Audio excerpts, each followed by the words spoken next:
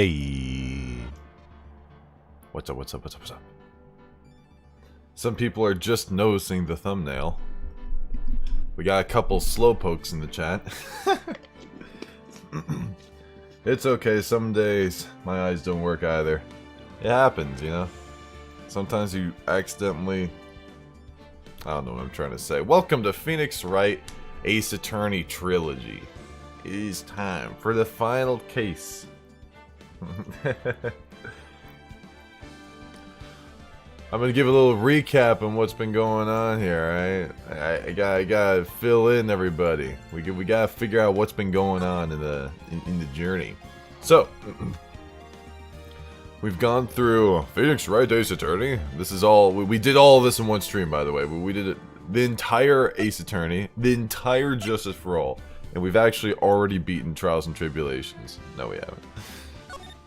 So, last stream, we did the second part of Recipe for Turnabout, right? And we did all of Turnabout Beginnings, because, you know, episode 4 here, or case 4 I like to say, is actually pretty quick. This one did not take that long. Like it was just a trial the whole way through. We didn't even have to do any investigation. So, it's pretty cool.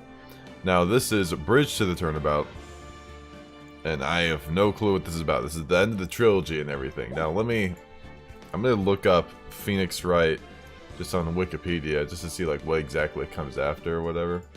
Like just as a series, you know? And I'll find when I do that. Oh wait, hold on a sec.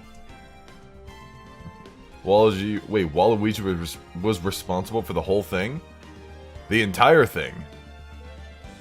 You're telling me he was responsible for everything? That's kind of terrifying.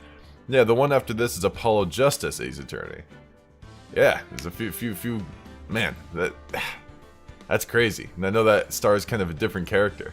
That's a little spooky, dude. Man.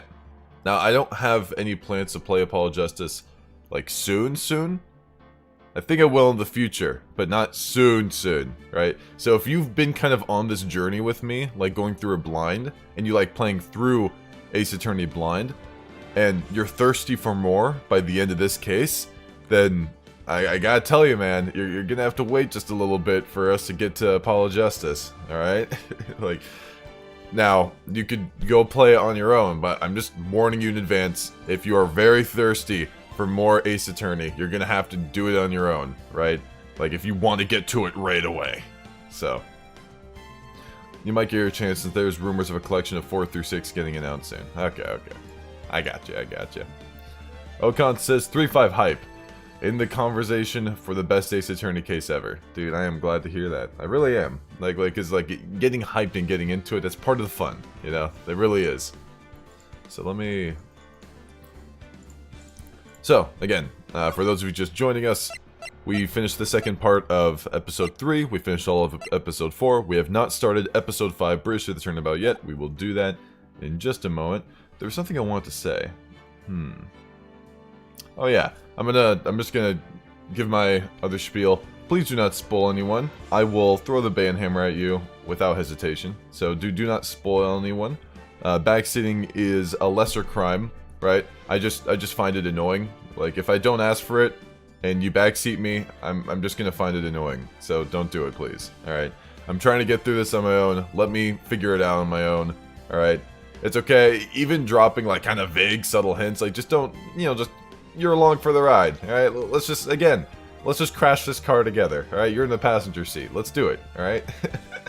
Let me struggle. Alright? Unless I ask for it. If I say, hey guys, alright, what's this?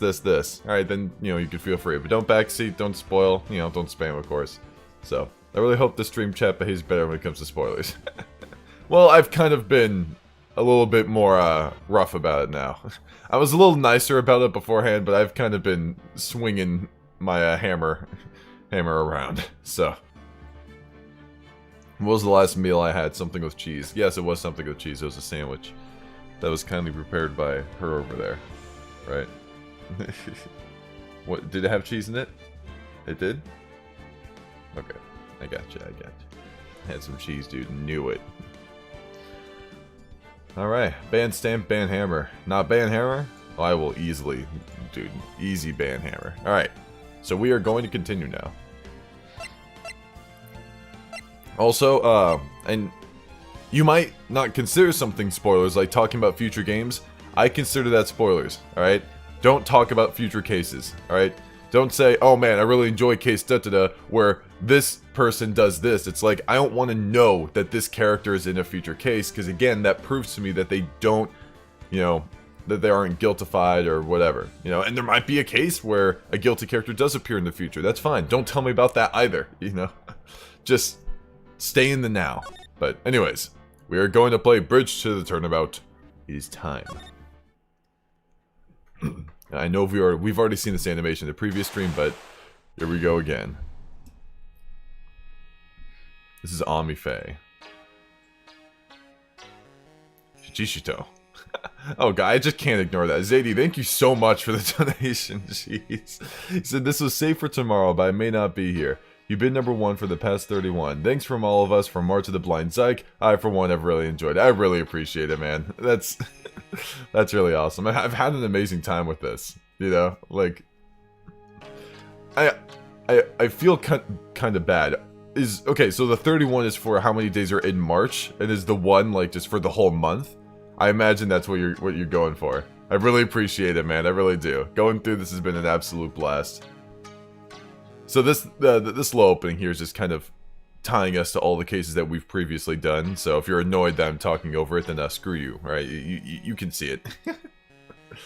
They're I really do.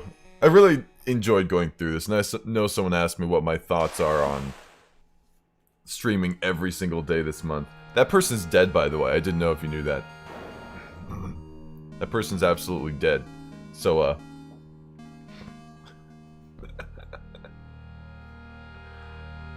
Screw this person. Can't believe Maya just died. Yeah, but for those of you that are new, again, I've been streaming every single day this month. Ever since, well, March the 2nd, but March 1st is when I announced it, right? But, yeah, I am a little tired, but we're getting through this, you know? This is my last wind. I'm going through the Case 5. This is going to be the first part of Case 5, because I was told it was pretty long. And then tomorrow, we're going to finish it up, and that's going to be it. I'm going to take like a week or so break. I'm going to play Persona 5 Royal, and there we go, you know?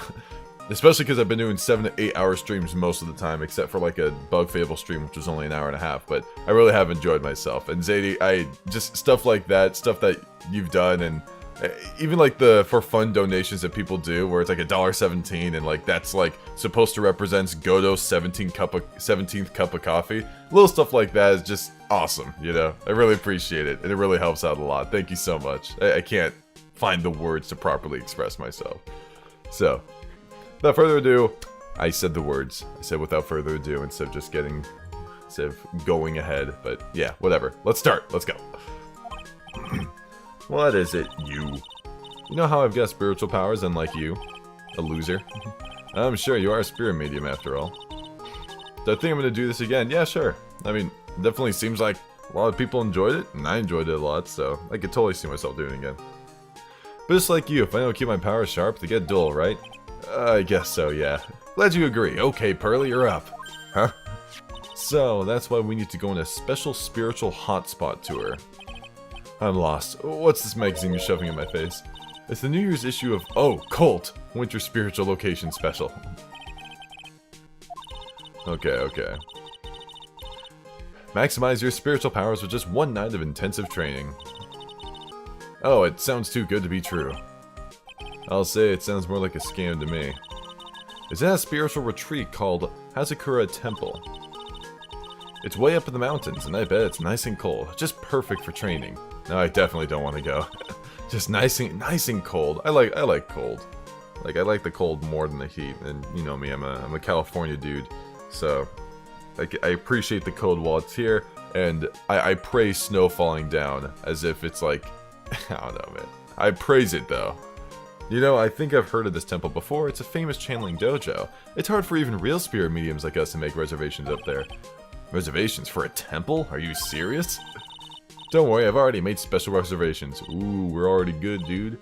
And I signed up for this special course. That's nice, and the timing couldn't be better, since we don't have a case right now. Oh boy. Top 10 words said, top 10 phrases said before disaster. Oh, come on, don't just stand there, start packing your stuff. Something tells me that we're not really going to care as much for the person that died here. Huh, me? Where do I have to go? Well, we have to be accompanied by someone over 20 years old. I don't have anything to do with the spirit power. The only thing I can channel is a TV. That was kind of good. Is there a heated pool at the Hausakura Temple? No, but you can stand under a freezing waterfall. Sorry, but I think I'll pass. I hate cold places. Really, Phoenix? Dang. How can you be so selfish? Come on, Mr. Nick. Look at this place. Doesn't it look beautiful? Nope, not going. I'm gonna be nice and toasty at home. What the? Oh, there's Dolly on there. Let me see that magazine. This nun. Is she a friend of yours or something? This girl.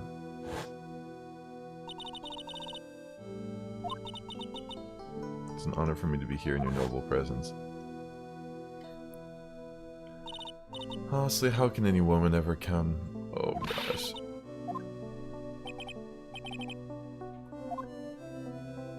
It's the devil itself. She should still be. I'll go. Ooh. Hausakura Temple. I said I'll go. Oh, jeez. Oh, thank you, Mr. Nick. Oh, gosh, you do anything for us. Okay, whatever. The Cult magazine. Oh, man. Melissa Foster. I knew there was no way she could possibly be at that temple. But I just had to be... Oh, I had... Oh, man.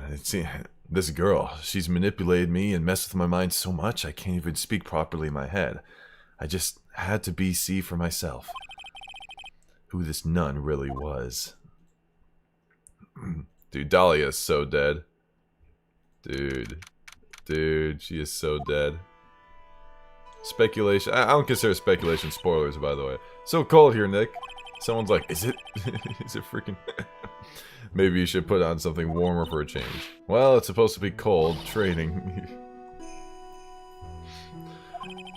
Her teeth are chattering so loudly, it's all I can do to make out what she's saying. Wow, Missing Maya, so this is the famous Hausakura Temple. Dang, it looks cold here. Well. Oh my gosh. How nice to see you here. Welcome to our temple. Thank you. Oh my gosh. She's shaped like a thumb. Thank you for coming all this way. Come now. You must have been cold. What's with the past tense? We're freezing. Oh, we are high up in the mountains after all. In any case, we shouldn't speak here. Please follow me inside. Thank you. I was started. Oh, yes. I almost forgot to introduce myself. I'm the head nun here. My name is Bikini. Why would your name be Bikini? Oh my gosh, dude. That's my temple name. That's my temple name. Who said she's shaped like a thumb? Dude, I said she's shaped like a thumb, man. Like, look, that's just what she is. I'm sorry. It's a tradition to have one, and I wanted something that had a nice image to it. Why not choose a bikini? Besides, it makes me seem younger. Oh, dear. It certainly does. Oh, I signed you up for your special course. Or signed up for your special course. Quite brave of you, considering how cold it is. Young people can be so reckless with their health. Don't blame me if you become one with those who channel. Oh gosh. Reckless. Wahaha. Maybe we should take it easy tonight, Mystic Maya. We can come back another day.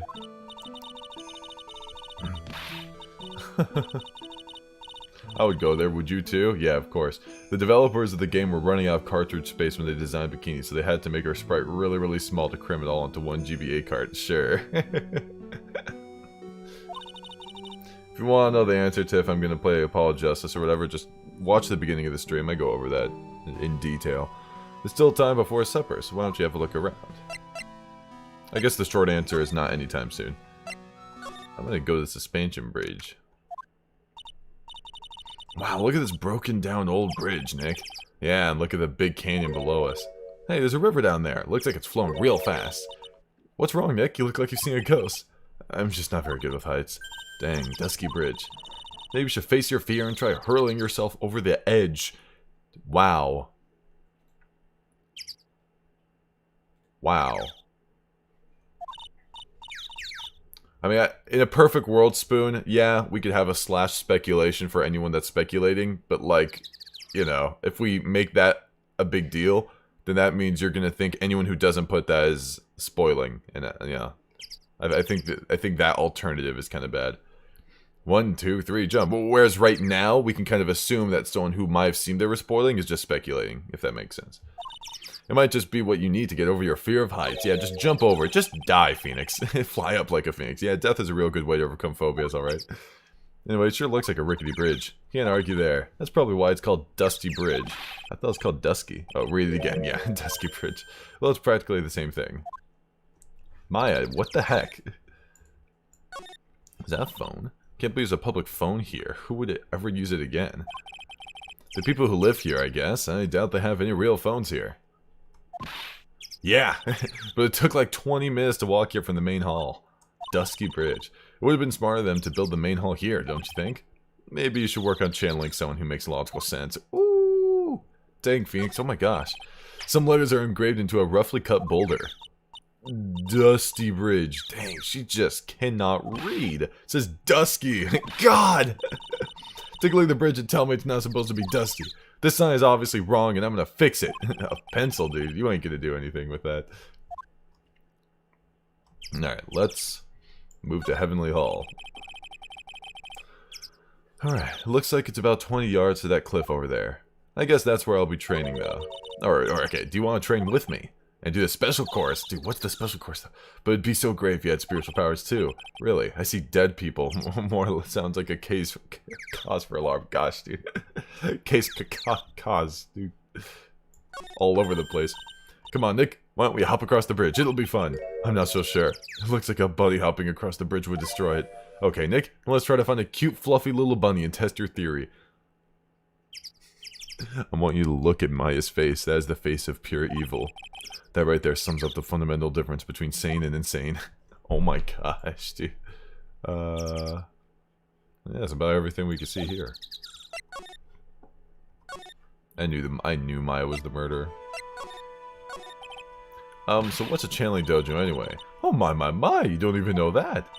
Forgive him, sister, he's stupid. well, just call me Bikini and forget that sister part. A channeling dojo is basically a spiritual powers training ground. We have special holy items prepared here to help people boost their spiritual power. Holy items. If you train an entire evening surrounded by these items, it's quite mysterious. The spiritual power of these items seem to envelop you. Waha ha ha. Waha ha! It's actually me, Wario! Whoa! Wario, what are you doing here? Wow, she must have just gotten off the trolley from the land of make-believe. So what exactly is a special... You must be incredibly devoted to be interested in that at such a young age. It's a training session where you sit on a block of spirit ice and chant a spell. Spirit ice? Whole while being showered in freezing cold spirit water. Huh? It's February now, right? You have to be careful this time of year. If you don't watch it, you'll catch pneumonia, or maybe even die of hypothermia. So be careful. How am I supposed to be careful? Oh no, I knew I shouldn't have signed Mystic Maya up for this. Dang, dude. Sacrifice Maya off the bridge. Sister, about this picture. Well, look at that. I must say, I look rather divine here, don't you think? Oh, yeah. Unforgettable in every way. You mean it? Oh, I knew it. The makeup was pretty tough, but Iris helped me out. Iris. Oh, did she change her name again? The cute little girl in the photo. She looks just like me, doesn't she? We're just a small temple here, so she and I run the entire place. Really? That kind of sounds... Sorry to cut in, but... This Iris, where is she right now? Oh, just listen to you. You haven't come all the way up here just to have... Oh, find a girlfriend. Oh my gosh, dude. No, that's not what I had in mind at all. Anyway, Iris is in the inner temple, preparing for this evening. Inner temple? Yes, that's right. Iris will be back this evening. Why don't you go have a look at the main hall for now? She's in the inner temple, huh? Yeah, dude, we're going right there. The main hall. I think it's even colder in here. Dang, colder in here? Are you serious? You smell that? It smells like meat and gravy. Yeah, you're right. I guess it's pot roast for tonight. Weird. I thought they would serve something a little more, you know, traditional. What are you talking about? Stupid! You think monks and nuns just sit around eating rice gruel all the time? Mystic Maya's right. Oh, I hope there's mashed potatoes. Dude, I love mashed potatoes. Mashed potatoes are good. What a cute little acolyte. Oh gosh, dude. Greetings to all of you. Oh, hello? Wow, this lady makes Maya look like a 6.8 out of 10 on the weirdness scale. Dude, she looks like a level 80 warlock. Did she come here? What? I mean, look at her. Warlock? I don't know about warlock. What, priest? You think like a shadow priest or something? Sure. The shadow priest. Unfortunately, no. Actually, I'm... Ah! You're Miss Elise. Alright guys, let's play the game. We're gonna play the game. How do you pronounce that? Her last name, guys. How do you pronounce her last name? You're right, the level cap is 60 again, my bad. So I'm just gonna look. I'm gonna show you guys why it's so difficult for me to take you guys seriously not you guys, but take pronunciation seriously. We've got Donim, Donim, Dunim, Godo.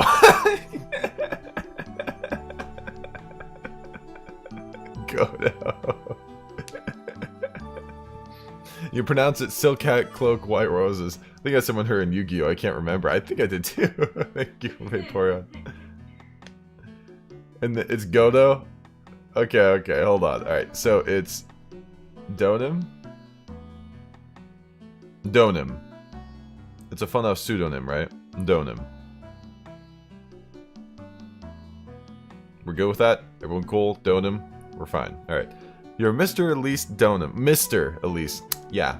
You're Miss Elise Donim. Alright, we're fine. We're good. Wow, are you trying to say females can't be wizards? What? Yes, I am.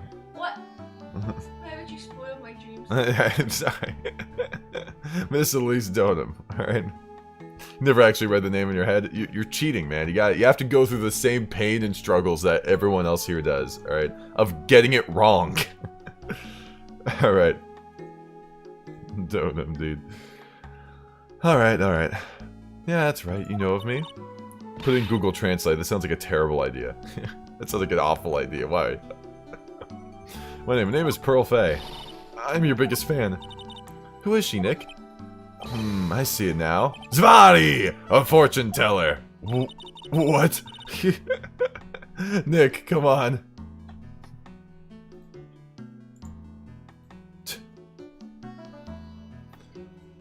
Doink. Zvadi! I'm so mad. It was... I didn't know that Phoenix Wright was the freaking... Oh my god. You pronounce it exactly how it looks when playing. You're crazy. Okon says, my level 35 crook, at least level 100 boss, medium city, dude.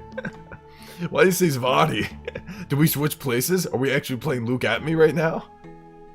What the heck? What a sweet thing to say, and please call me Elise. Okay, you've probably already made up your mind, but do is French for two, pronounced do, so I believe it's Dunim.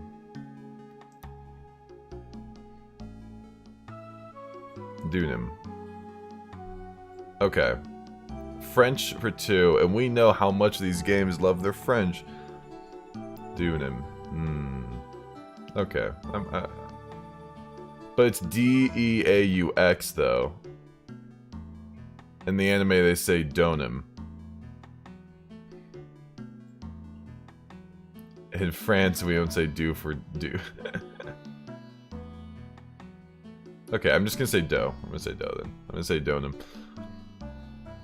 Look at me. Alright. What a sweet thing to say. And please call me Elise. Books? Mr. Nick, don't you know anything? Don't you even know who this is? Well, an author maybe? Yes, and an illustrator of picture books.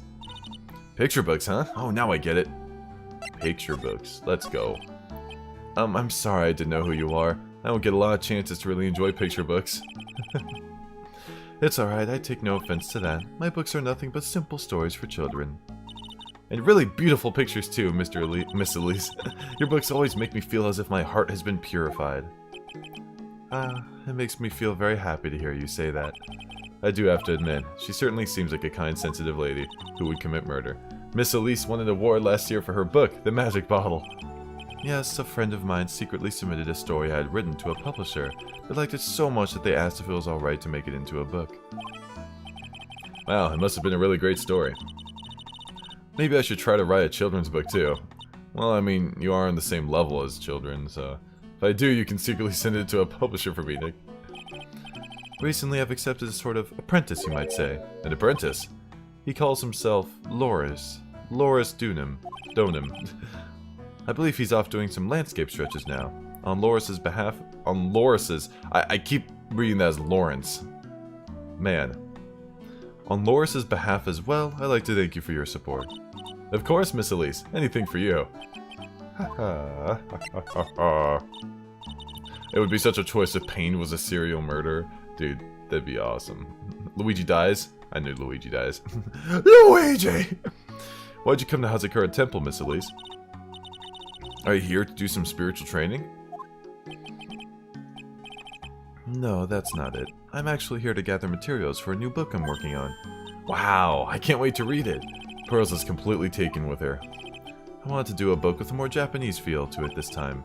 So is that why you're dressed like you are? The children have a certain image of me in their minds. I don't want to disappoint them. What can I say? She's a really sweet lady. Wow, Mr. Elise? What, Miss Elise? I'm just so not used to saying Miss. You're dressed up like a mountain nun. You're dressed up like a mountain nun. Okay. The good people here were kind enough to let me borrow this. I'm wearing training clothes underneath my robe as well. I want a staff like that. You like the crystal sphere? It's really it's real amethyst. Dang. Maybe we'll find one like that up here on this mountain. Good luck, Nick. I know you'll find me one. Well, you'll have to excuse me now. I have to go help with the dinner preparations. Ooh, dinner. Cooking dinner? That's right. Would you like to help me too? Yes, I want to help with whatever I can. Pearls looks like she just won the lottery. Yeah, dude. But last guy who won the lottery kind of died. I hope too. No, it's fine. Please don't worry about it. Feel free to relax and explore the area with your friend. Huh? But... Oh, yes. Please take this. I think it will be of help to you. Ooh. It's a map of the area. We wouldn't want you to get lost now, would we? And someone's going to die soon, by the way. I prophesize it. And you're going to need this map, alright? The Inner Temple. There it is, on the other side of the bridge. The Inner Temple. Oh, okay, but we went right into this place. Well, if you insist, I guess we'll take this chance to go check out the other temple. Interesting.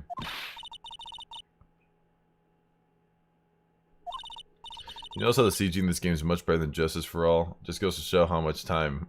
Yeah, how much more time this game had. Yeah, or maybe they got used to drawing the characters too. It's possible. Remember, you're not allowed to fight. Oh my gosh. Come on, Nick. Let's go. At least we'll stay warm if we keep moving. Yeah. I do want to look at this place a little bit, though. You know, just kind of enjoy the scenery. There are straw Zalbaton cushions arranged around a hibachi brazier. Brazier, whatever. I haven't seen a layout like this since I saw this really old Japanese movie on TV. If it wasn't for this hibachi, they'd probably freeze to death. Yeah. It's an altar. It looks a little old, but someone does a good job taking care of it. Speaking of altars, I remember seeing one of this. Okay, in Crane Village. Okay, hope you guys don't mind. We'll explore that a little later. I kind of want to see Dahlia right now. Huh, where did Sister Bikini go? I guess you went to the Inner Temple to go help the other nun out. Alright, I think her name is Iris? Yeah, that was it. I want to find out who Iris really is, but I'm scared of what I'll find. I'm scared of what we'll find too. A freaking corpse, dude. I'm actually going to be surprised if she isn't dead, because it looked like, I mean, that's the only girl we met who has like that kind of figure that feels like it could be her. That bridge was shaking like jello in an earthquake. And at least half of the wood in that rickety bridge was rotting, I bet. Not to mention the last part only had like one board left on it. What's wrong with you? Your face is all green. Can you not pick on me for a second? I'm still trying to get over the shock that we made it safely across that death trap. Yeah, I guess I'm a bit surprised too.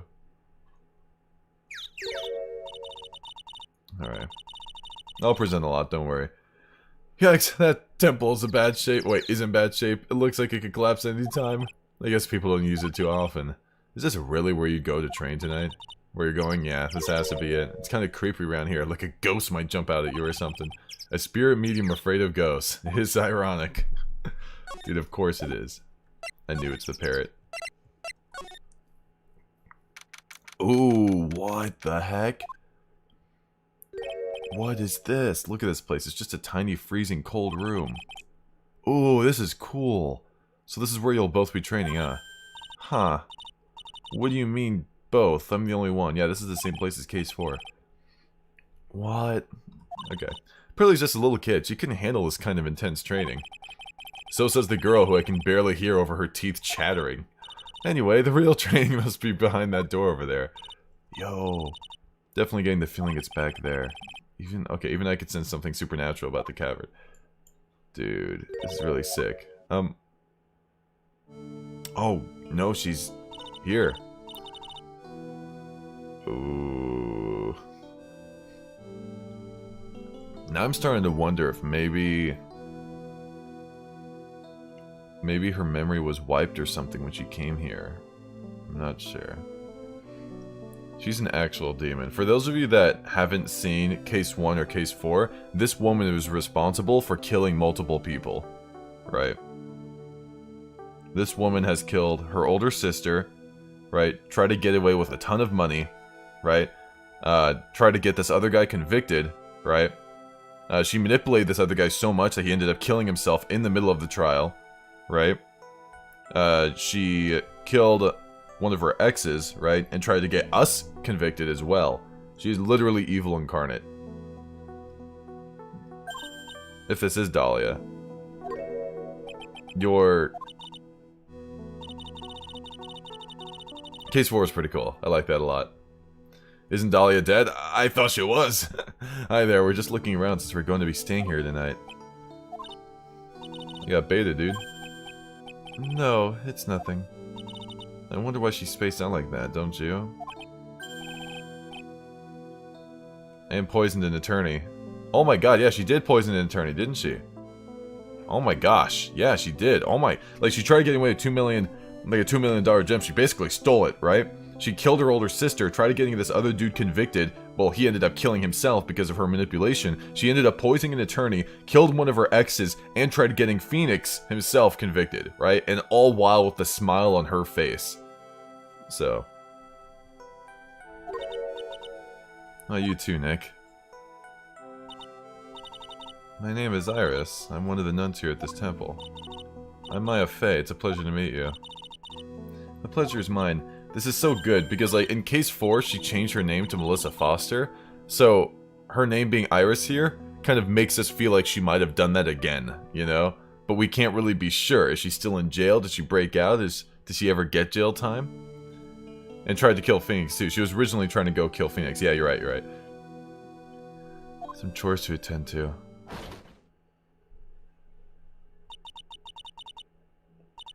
She sure is beautiful and a bit spacey, I guess. I guess she's just not used to talking with urban sophisticates like sophisticates. Nick, that girl, it can't be, but... Oh, God, I gotta go in. Wait, crap, there's no one...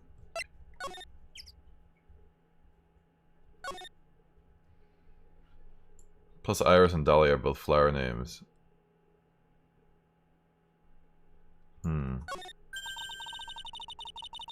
Guys, I'm not sure if it's okay to simp for Iris or not. You're gonna have to hold on that. The actual training area must... Okay, the actual training area must be on the other side of this door. I wonder what it's like. It's locked. Come on, Nick. You know you want to open it for me. I can't. You've been in kind of a bad mood lately, haven't you? Zamari! I know what it is. Iris. Iris and Nick. Oh my gosh.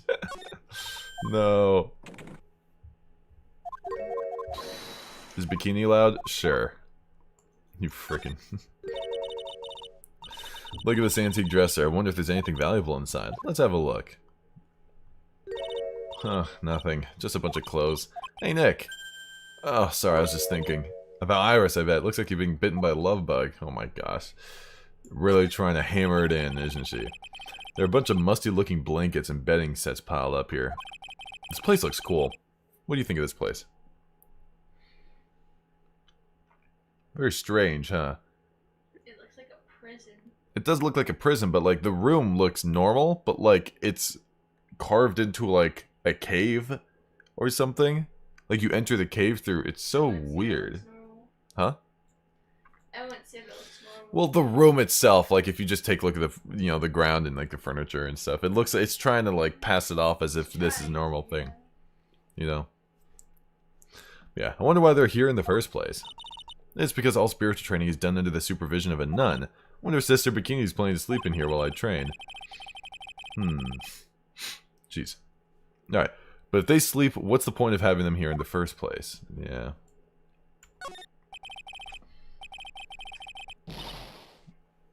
No, you're not allowed to simp for Pearl. You can protect, though.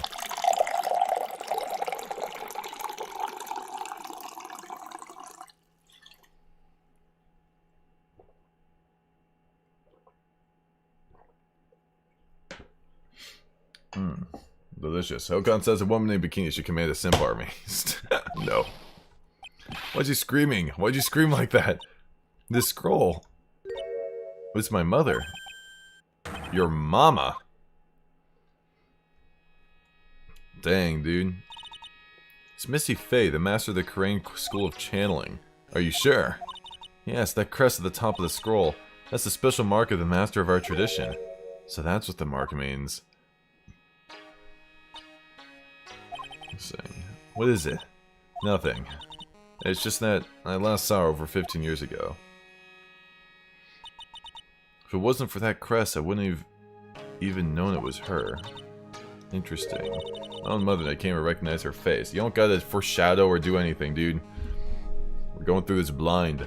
My own mother and I can't even recognize her face. That's kind of sad, honestly. Imagine seeing a name of, like, your parent or whatever, but the person there you can't even recognize.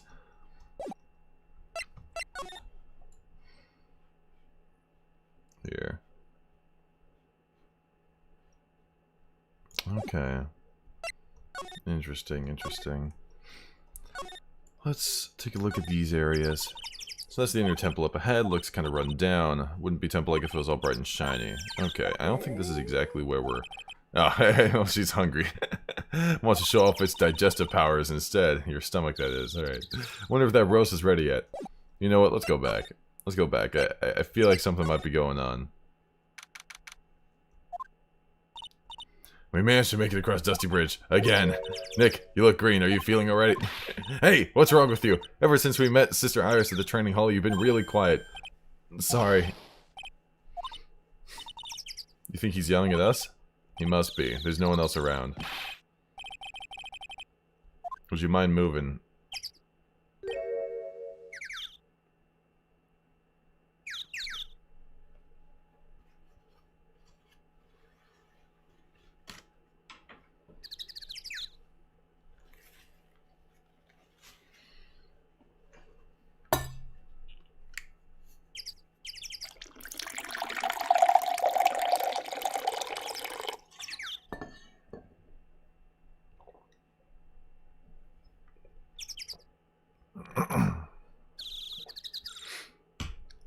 Man, this dude just cannot hold a job.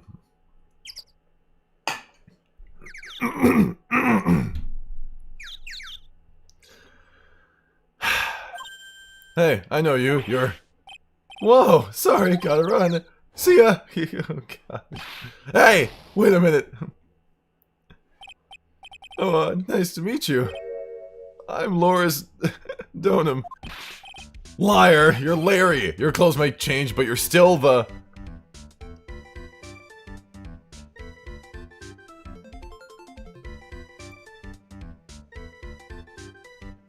But... Shut up. I'm Loris. I'm just here to do a sketch of Dusky Bridge. So it really is our Larry. Not that I get why he's pretending to be someone else. So what are you doing with the last name Donham? Well, I wanted to start over again with a clean slate. A clean slate? You remember, don't you? Last time. The Master Mask case. After that, I started to realize I didn't like this guy known as Larry.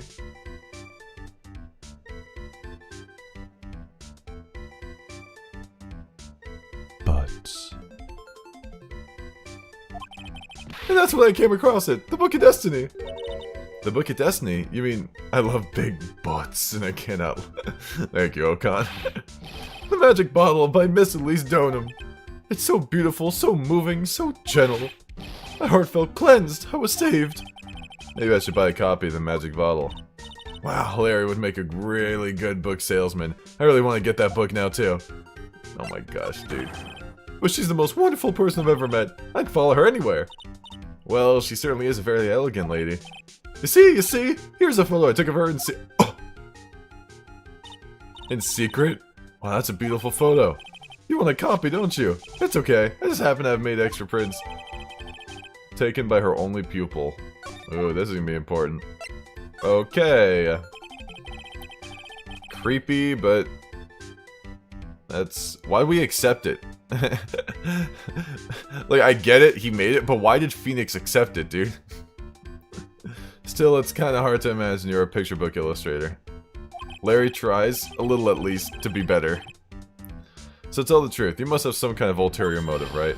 What is it? Oh my god. What are you talking about? I don't trust anyone anymore. Especially not women. Talk about a bad case of denial. Anyway, can you even draw well enough to make a picture book? Heart isn't only about technical skill, you know? It's also about having a pure heart. And that's why I'm asking, can you draw well enough to make a whole book? Now that you mention it, I wonder. Looks like you still have some doubt in your heart. It's true, I do, but when I first saw her, I felt it. Something inside me ended and something else began. Oh, Larry, sounds like you've fallen in love with Miss Elise Donham. No, I think it's Iris. No, you're wrong, Sarah, the other girl. Uh-oh. Oh, boy. Oh, boy. Oh, man, I know who she... Dude, he really fell for her? How could you fall for Bikini, man? No way. She really seems motherly, doesn't she? What do you mean it seems motherly? She is my mother. Well, no, not literally. Probably. I'm gonna go have to take a pass and answering that one. Wait a second. Why is he getting so off easy this time? Alright, alright. It's Godo. You like Godo, dude. I know it. Loris? Donham. Thank you, Swith. Yeah. Okay. Stupid little... She reminds me so much of her. Ooh yeah, her! My little Iris. She's really pretty. This girl, she's perfect. She's exactly my type. I wonder if she would model for me. I want to draw a portrait of her. Yeah, you always liked those model types, didn't you, Larry? Hey, wait a sec. Didn't you say you were swearing off women? Huh? Yeah, that's right. Of course I have. I have, basically, but... Iris is different. Feel like I still have one chance left at the dream. This guy will never change. Everyone. Someone died, I killed him. I did it. I did it, I freaking did it. Here's the corpse. We can throw it off the bridge right here. Hurry before the police arrive. The preparations are complete. Please come quickly to the main hall. Alright, jeez. Alright, I can't wait to dig in, Pearly. I'm gonna go to the inner temple and call Sister Iris. I also want to have a look at where Mystic Maya is going to be training. I freaking did it, you guys! I killed her!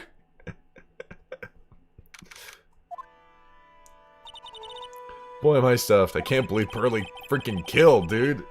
I wasn't expecting that. Are you sure it's alright to eat that much before your training? Can we just respect how pure and cute Pearl's animations are? They are great. Protect, dude. Well, this kind of training is a battle of endurance. Mystic Maya, please don't do anything that might put your health at risk. That goes for you guys, too. No pain, no gain, I guess. I'm still worried about you. Well, did she have jiggle physics in her cheek flaps? Let's not dilly-dally, shilly-shally. You must get ready for tonight. Good luck, Maya. Alright, here we go. I'll see you all tomorrow, I guess.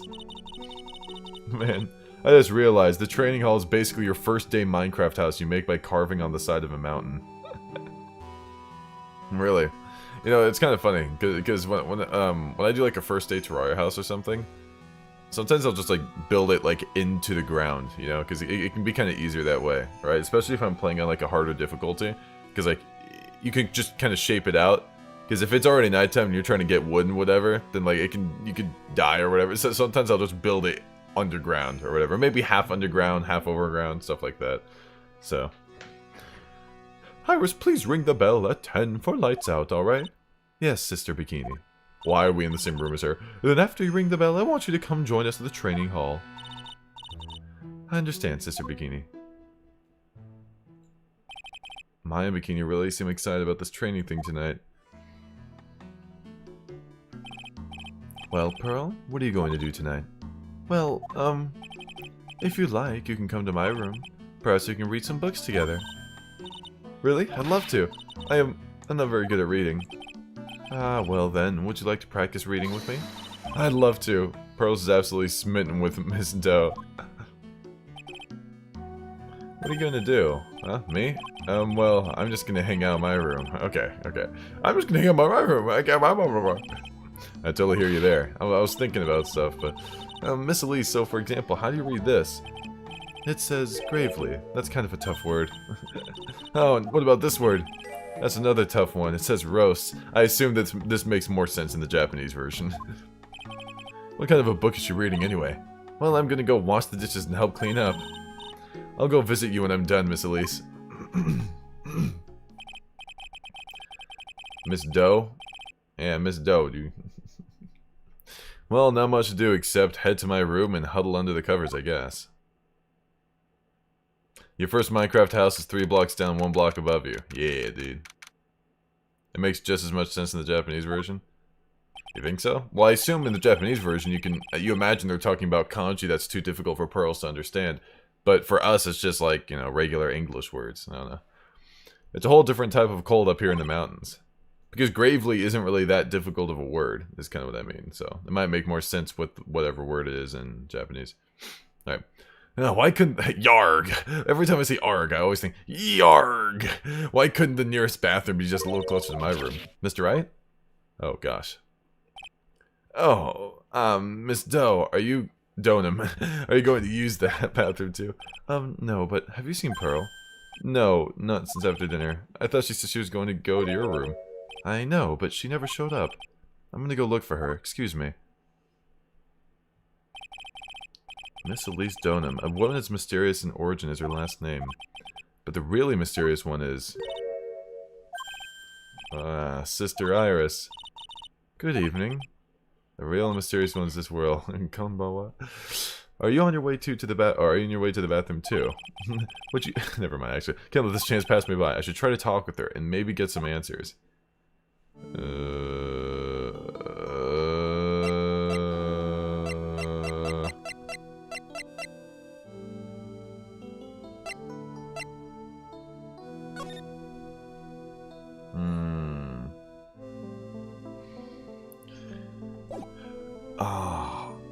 I can't tell if she's... I like the music. A nun at Hausakura Temple. She reminds me so much of her.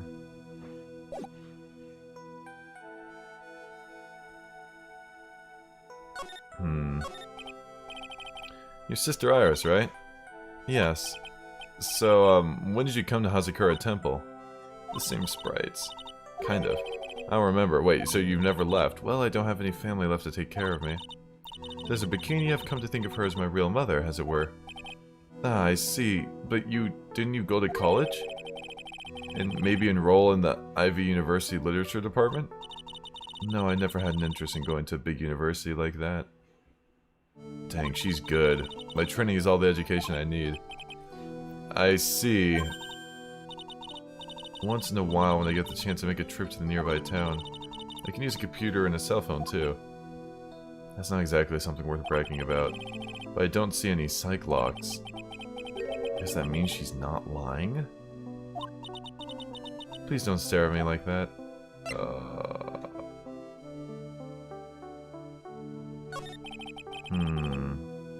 Wait, she works here and we just ate the food. Was that wise? No.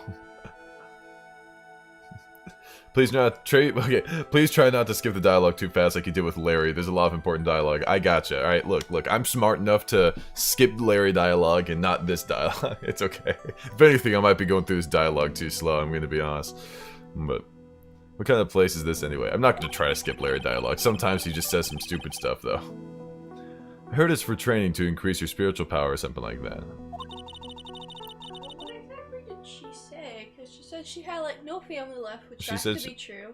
She said she never really had an interest in literature. Just because she went into it for a other reason doesn't mean she's into it. Did she say anything that could not technically be the truth? That's a good question, actually. Hold on. Actually, I'm gonna... I'm skipping because I'm gonna talk to her again. I'm gonna start. Or I guess not. I guess I won't be given the opportunity. Now I just feel bad. Now I just feel bad, dude. I thought I had the opportunity. Rip, dude. And then she leaves right afterwards, dude. See, that's what happens in real life, man.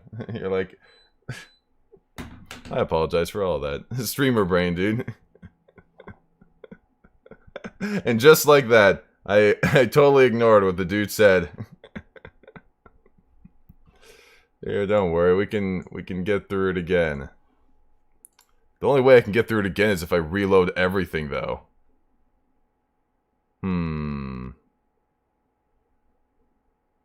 Did I set this stream to 2 times speed again? Well, hold on. Let's see if... Have we met before?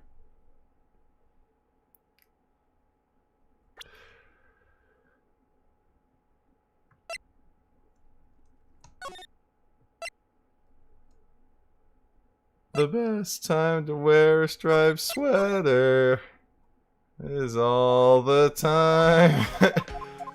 One with the collar, turtleneck. This is our 5-minute water break. Go get some water. Yeah.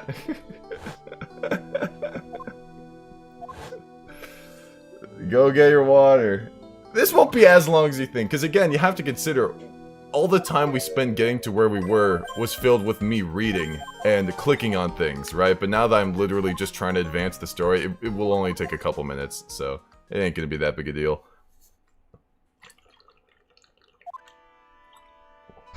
Yeah, this is good.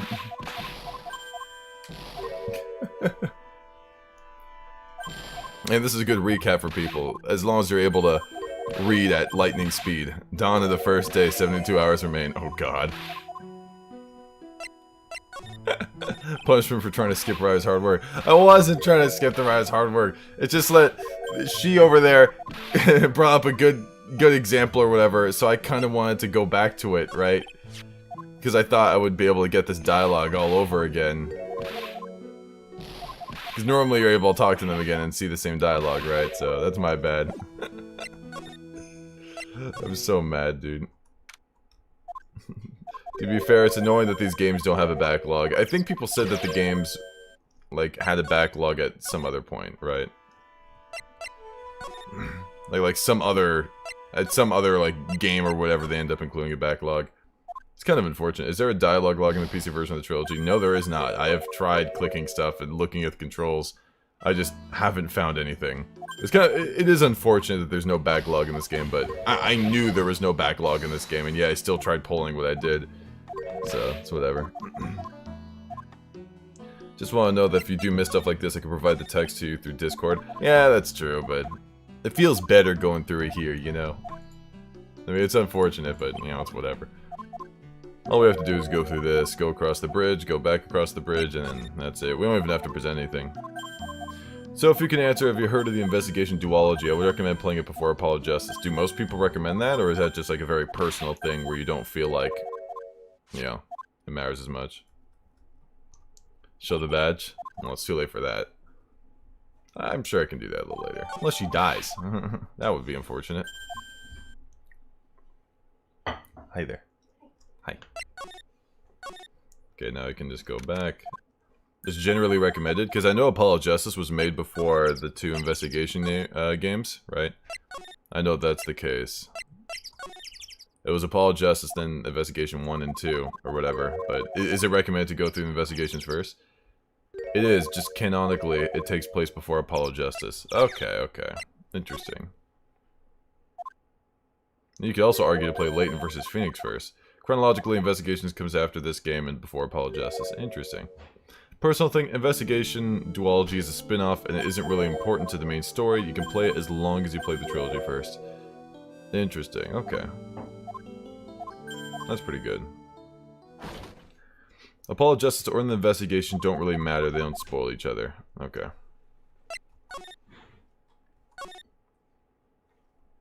Let's move to... Dude, I knew Godo was the dude. I knew freaking Godo was the culprit. Godo's our dude. Let's go to... Iris is right now Dahlia. Well, I mean, regardless if you're Joker or not, you're annoying, so I'm gonna get you out of there anyways. I'm glad how well everyone else here handled it. Go did it, let's go. Examine the scroll. Where do we go from here again? Because I thought there was supposed to be... Do I have to go back to the scroll? Oh, that's right, I do have to go back to the scroll.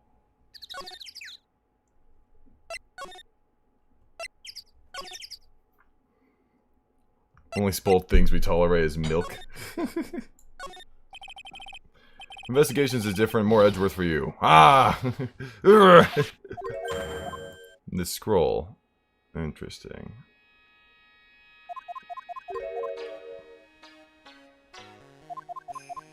Done. Bum, bum, bum. My favorite part of detective games is randomly accusing every single character of being a murderer. More Edgeworth for you. Yeah, that'd be so sick. Oh, okay, I'm gonna go back now. No, but yeah. Even if someone says a legit spoiler, try not to confirm it, you know? That's the main thing, you have to understand. And it might feel weird, alright? Like, you know, like... Because if someone says something or whatever, right? And then everyone's like, oh my god, why'd you spoil it? Then everyone literally just confirmed that's a spoiler for me, you know? It's much easier to just leave it alone, right? Everyone playing it cool kind of makes it way more difficult for me to know if it's an actual spoiler. So, if that makes sense.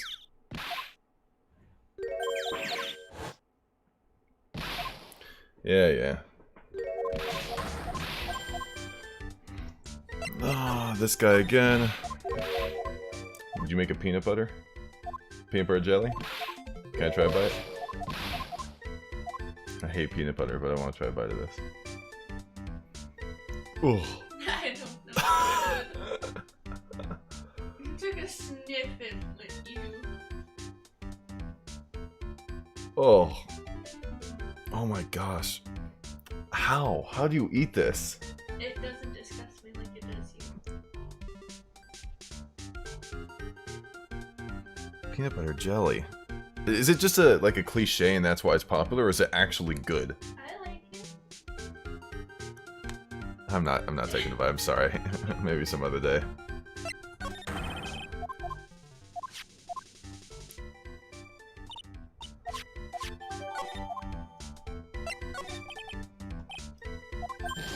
Phoenix decides he doesn't want to be a lawyer anymore and he quits. Game ends. Phoenix jumps off a bridge. No. Crap. Okay, I need to leave.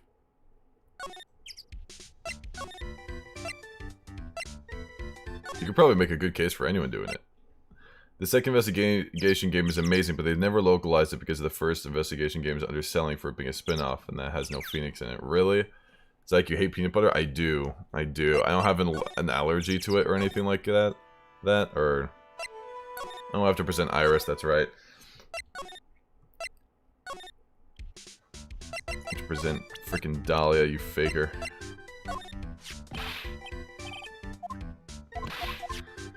Yeah, your type.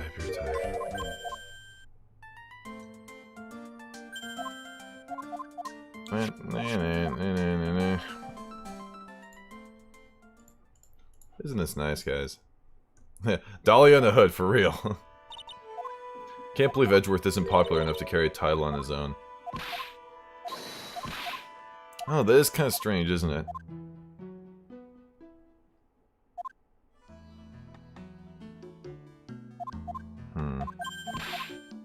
Oh, maybe it's just because it's a spin-off period that people don't... It wasn't as popular. Huh. Cool. Alright. We're finally gonna... Okay, we're officially caught up now, guys. So, if you guys were clicked off the stream or whatever, and stuff like that, we're back. So, here we go. Like in the nearest bathroom. Alright, now we're back here with, well, okay, so Pearls kind of ran off. We remember that. Okay. Yeah, yeah, I'll save here. Okay.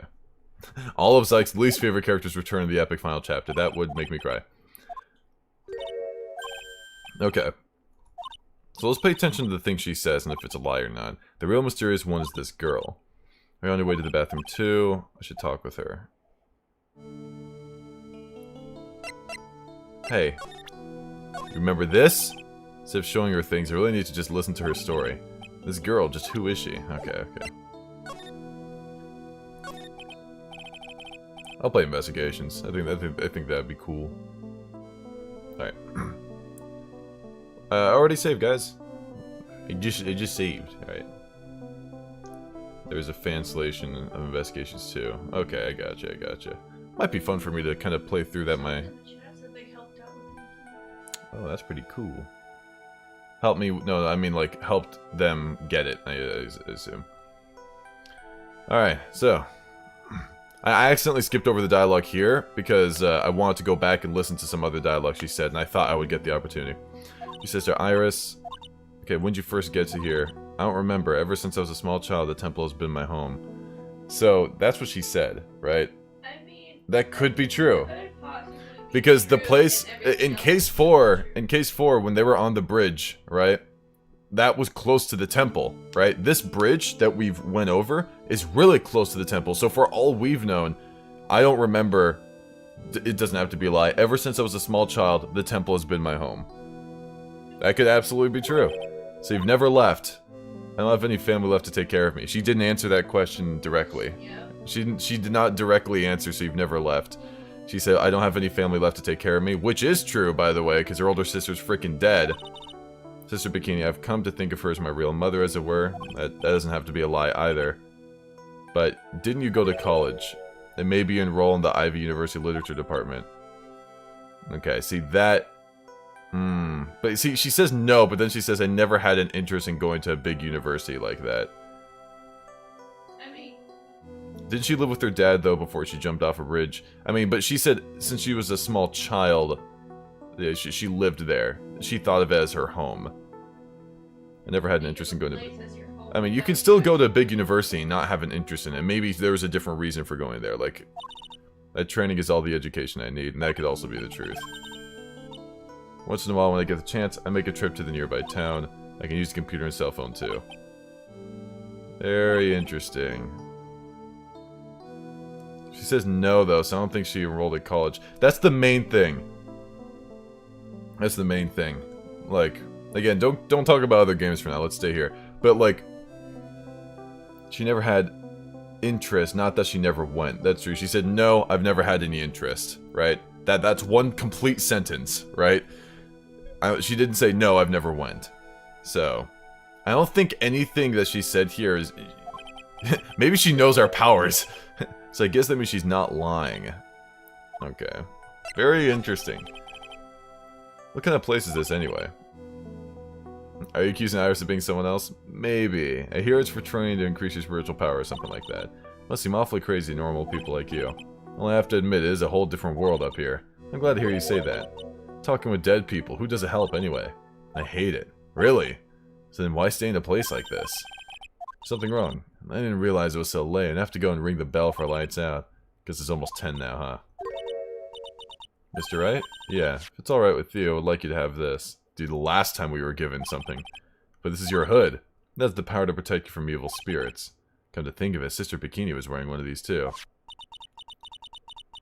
I love how you're trying to pick apart the possibilities since the On Guard incident. For sure, dude. Like, the last time we tried verifying someone that we thought was suspicious was this, man. It was...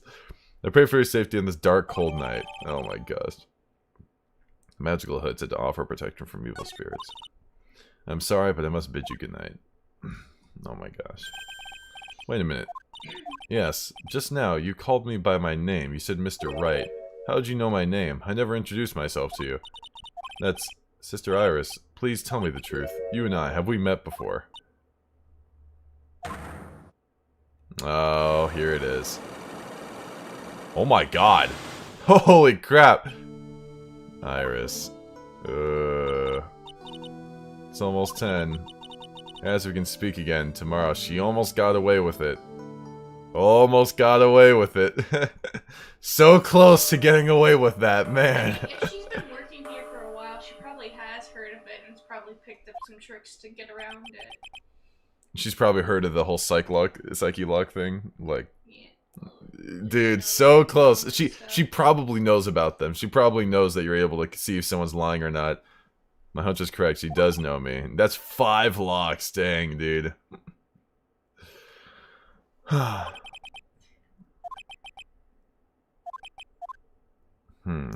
don't think this is the first time we've seen 5 Zyke locks. Dang. And someone's screaming. The blood-curdling scream. Oh, boy. Oh. Wait, is that the woman?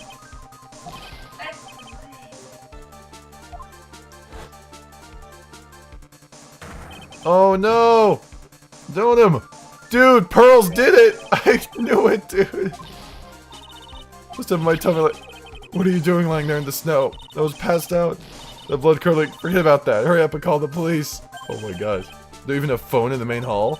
No, but we still get reception up here in the mountains. You must have a cell phone, right? I didn't bring it. Oh, you're useless. I mean, even Iris has a cell phone. Oh my gosh, dude. We don't have a cell phone?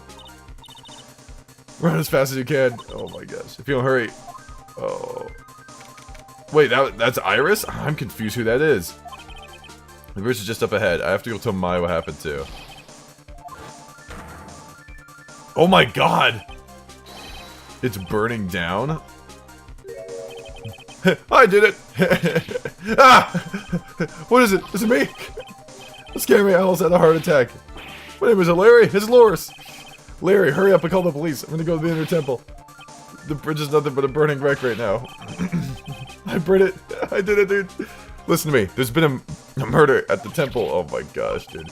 The murderer Maya fled across the bridge. I have to make sure Maya is safe. Please, call the police. Oh my god, is he going across the burning bridge? Jesus Christ. I must have been crazy. I knew how dangerous it was, but I still went for it. Holy crap, Phoenix! Oh my gosh!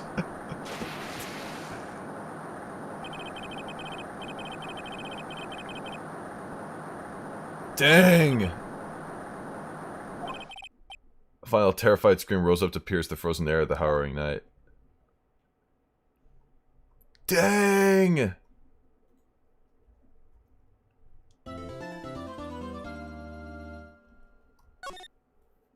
F. Dude, bad ending. Pearl, come on! Ring, ring. Who could that be at this time of night? Yes, Edgeworth speaking. Oh my god. Game over, thank you, Swift. Magic, get up! It's an emergency! Huh, Larry? Do you know what time it is? It's not Larry, it's Loris! Loris, don't him! This is nothing more than a terrible nightmare. I'll just roll over and... Wait, don't hang up! It's an emergency! It's Nick! He took a really nasty spill!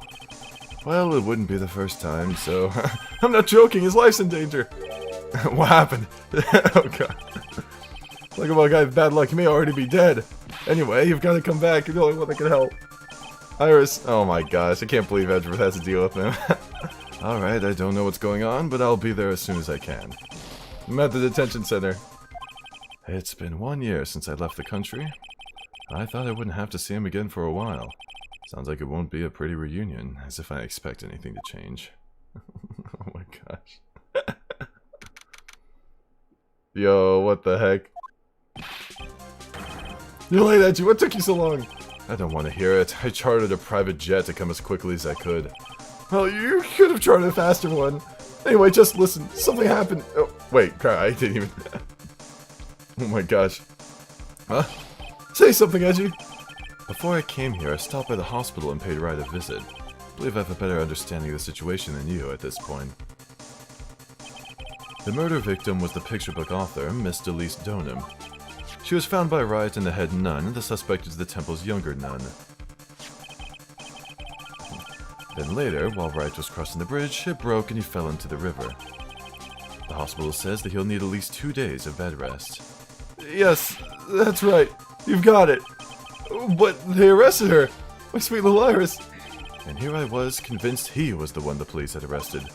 However, I still don't understand what these two items are for. What are you talking about? They're things Wright gave to me when I was leaving his room. This is the first. He said some nonsense about being able to see into people's hearts with this. And the other... He couldn't possibly be asking what I think it is. No way. I'm begging you, Iris's trial starts tomorrow. With Nick out of the picture, you're all I've got left. You're the only one that can represent her. Edgeworth is gonna defend. What did you just say? You know, represent, defend. Oh my god. What do you think it called you anyway? I'm a prosecutor, Larry. A prosecutor. Do you understand what I'm saying? A prosecutor is a lawyer who... Don't talk to me like I'm a kid that graduated from junior high. Don't worry about it. I promise I won't tell. But I mean, I heard a paper badge had no problem fooling an entire court before. How could this country's judicial system have fallen to such decay? Please, Edgy, at least listen to her. Listen to Iris' side of the story. So Wright wasn't joking when he gave me this badge after all. Oh my god. Prosecutor Miles Edgeworth, defense attorney. Oh god, dude. Oh gosh. Oh gosh. She's not Talia, she's Iris. Maybe, dude. I'm not sure. Thank you for coming. My name is Iris. Edgeworth. Miles Edgeworth. See, this actually isn't that bad either, because remember, he knows who this woman is too, right? He must... This woman is the person that Mia, his opponent, defense attorney, was trying to convict, right? In Edgeworth's first trial.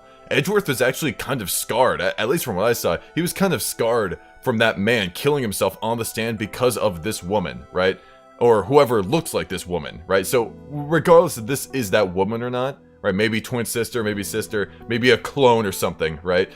He should have maybe some kind of resentment or something that maybe he has to go through. I'm not sure. I don't know if I can be of any help, but I will at least hear what you have to say about the murder. Maybe, we'll see. Mr. Wright, how is he? Mr. Laura said that he might even die. She has different sprites a little bit.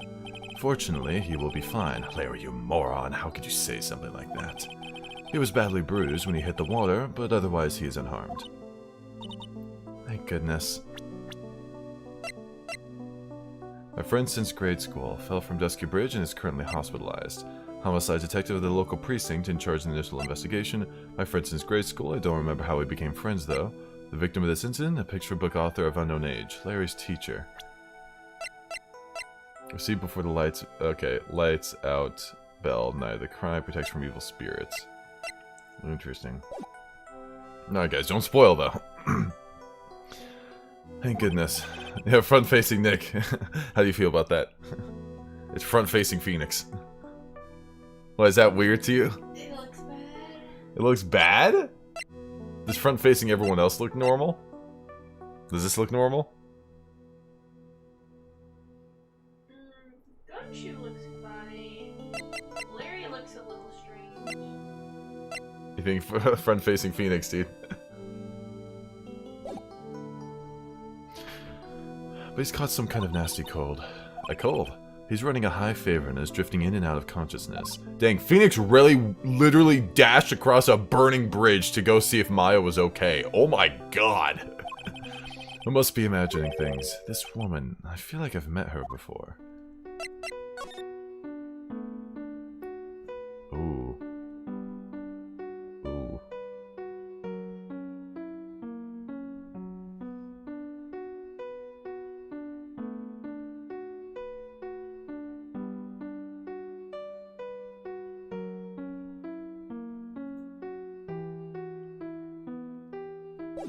Ooh, I like that.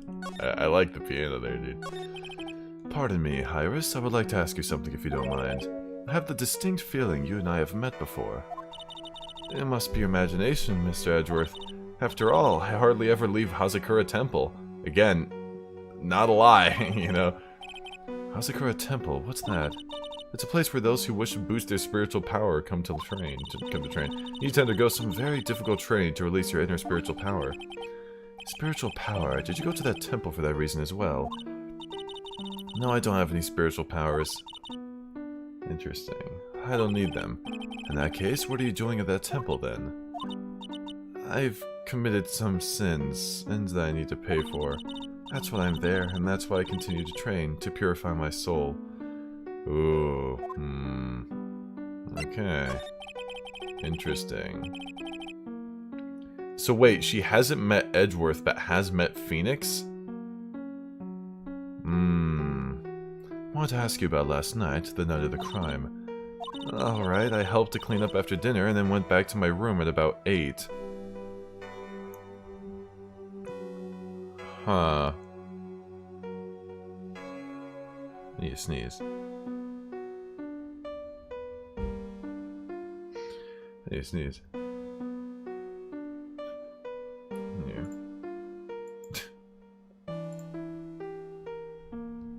Please don't talk about the game, dude.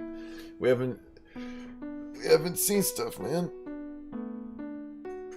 Make sure you look out for that. One time I look away to type something for 2 seconds. What? I've been watching the chat the past like 15 minutes and I look away to type something for 10 seconds. 10 seconds. Well, yeah. Speculation's okay, but, you know, if someone's typing in caps and, like, being like, oh, this happened, or if someone's talking about a future game or whatever. I just looked away to type something. I'm sure you're smart, you'll know. Alright. Yeah. Would it have killed you to warn me about the sneeze? I didn't even sneeze. Did I sneeze just now? Did I just sneeze? I don't know. I don't think I sneezed. What are you talking about?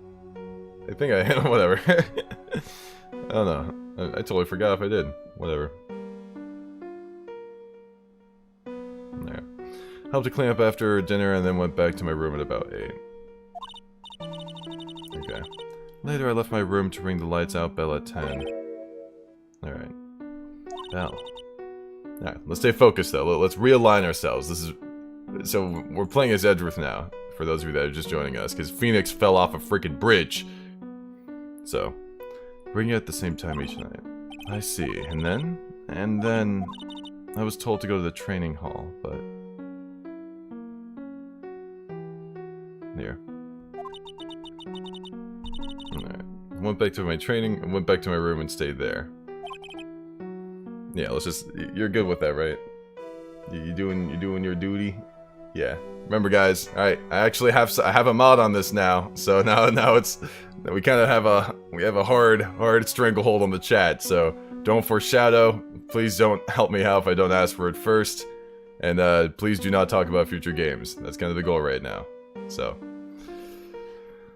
Alright. Here, say something in the chat so they know you're there.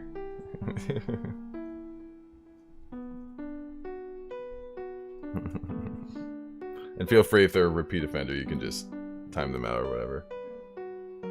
Okay. Alright, why didn't you go to the training hall like you were asked to? I was frightened. Frightened? So I just stayed in my room and meditated until the murder happened. There's more to her story, I just know there is. Maybe I should dig a little deeper. I mean, I've been mod, I'm just actually helping out today. You were asked to go to the training hall on the night of the murder. Yes, however, you didn't go, because you say you were frightened. What exactly were you so frightened of?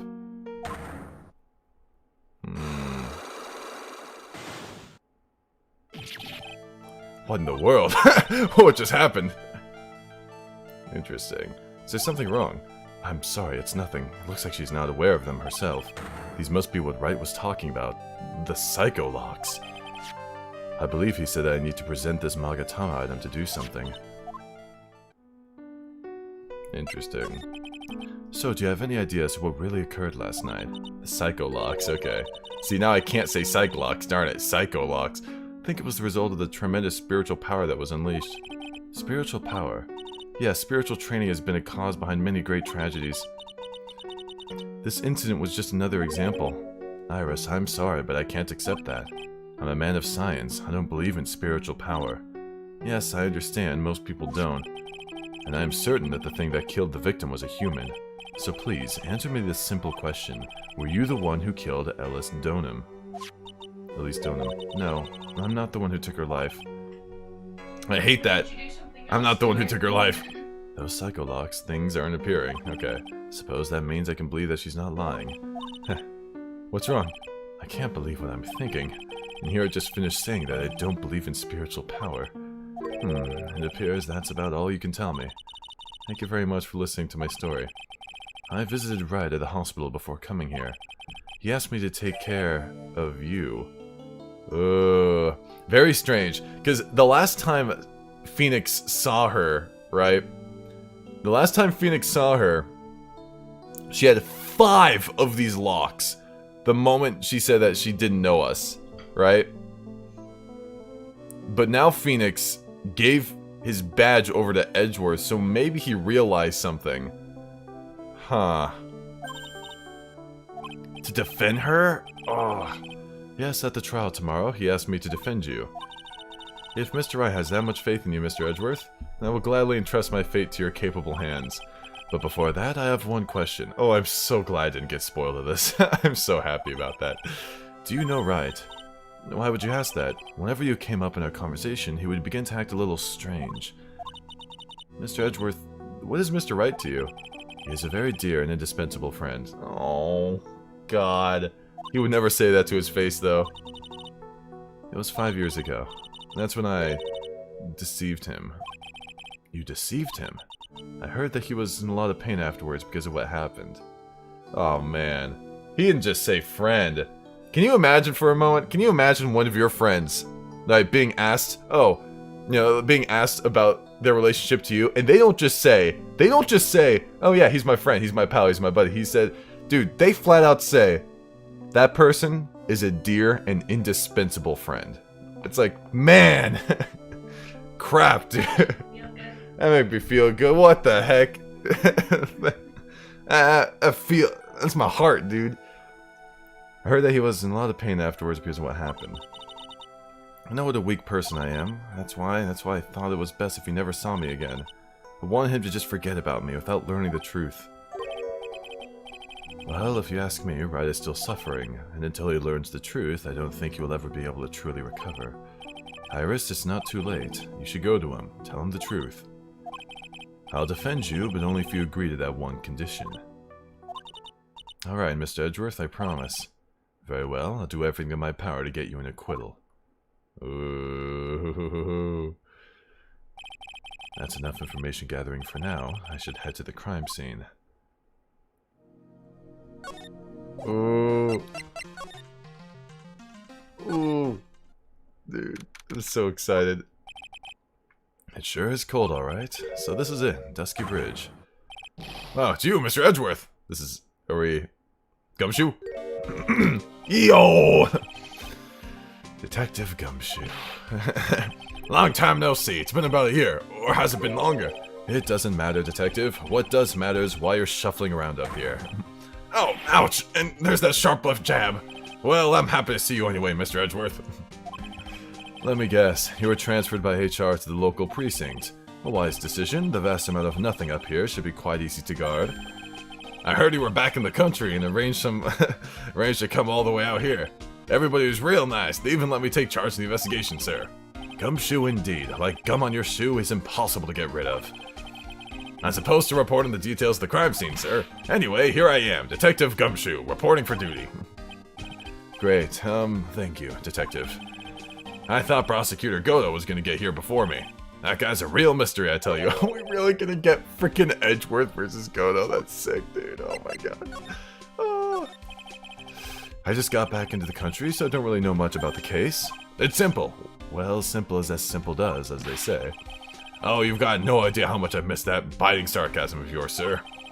But seriously, this one's a piece of cake. There's a witness that saw the whole thing. Man, if I had a nickel every time we've said, oh, this is a piece of cake, we've got a witness. It's like, no. A witness? Yeah, that bikini lady. Bikini lady? Here, on this freezing cold mountain. Well, you should talk to her yourself if you want the details, sir. I may have to talk to this bikini lady. I mean, decisive witness, myself. So, this is the bridge that Wright fell through. Oh, yep, I can't imagine being that reckless myself. Yeah, because Edgeworth knows about this bridge, dude. Interesting. Look, before you cross, is that how is how it goes, right? Or was that leap? Yeah. Okay. And is there something on the other side? Yeah, some old building they call the Inner Temple. We can't get over there without a bridge, sir. What? Prosecutor Lada. Nobody lives there, so it's usually not a problem. But someone was at the Inner Temple doing some training, and now they're stuck there. Yes, I heard that from Wright. It's Maya Fey.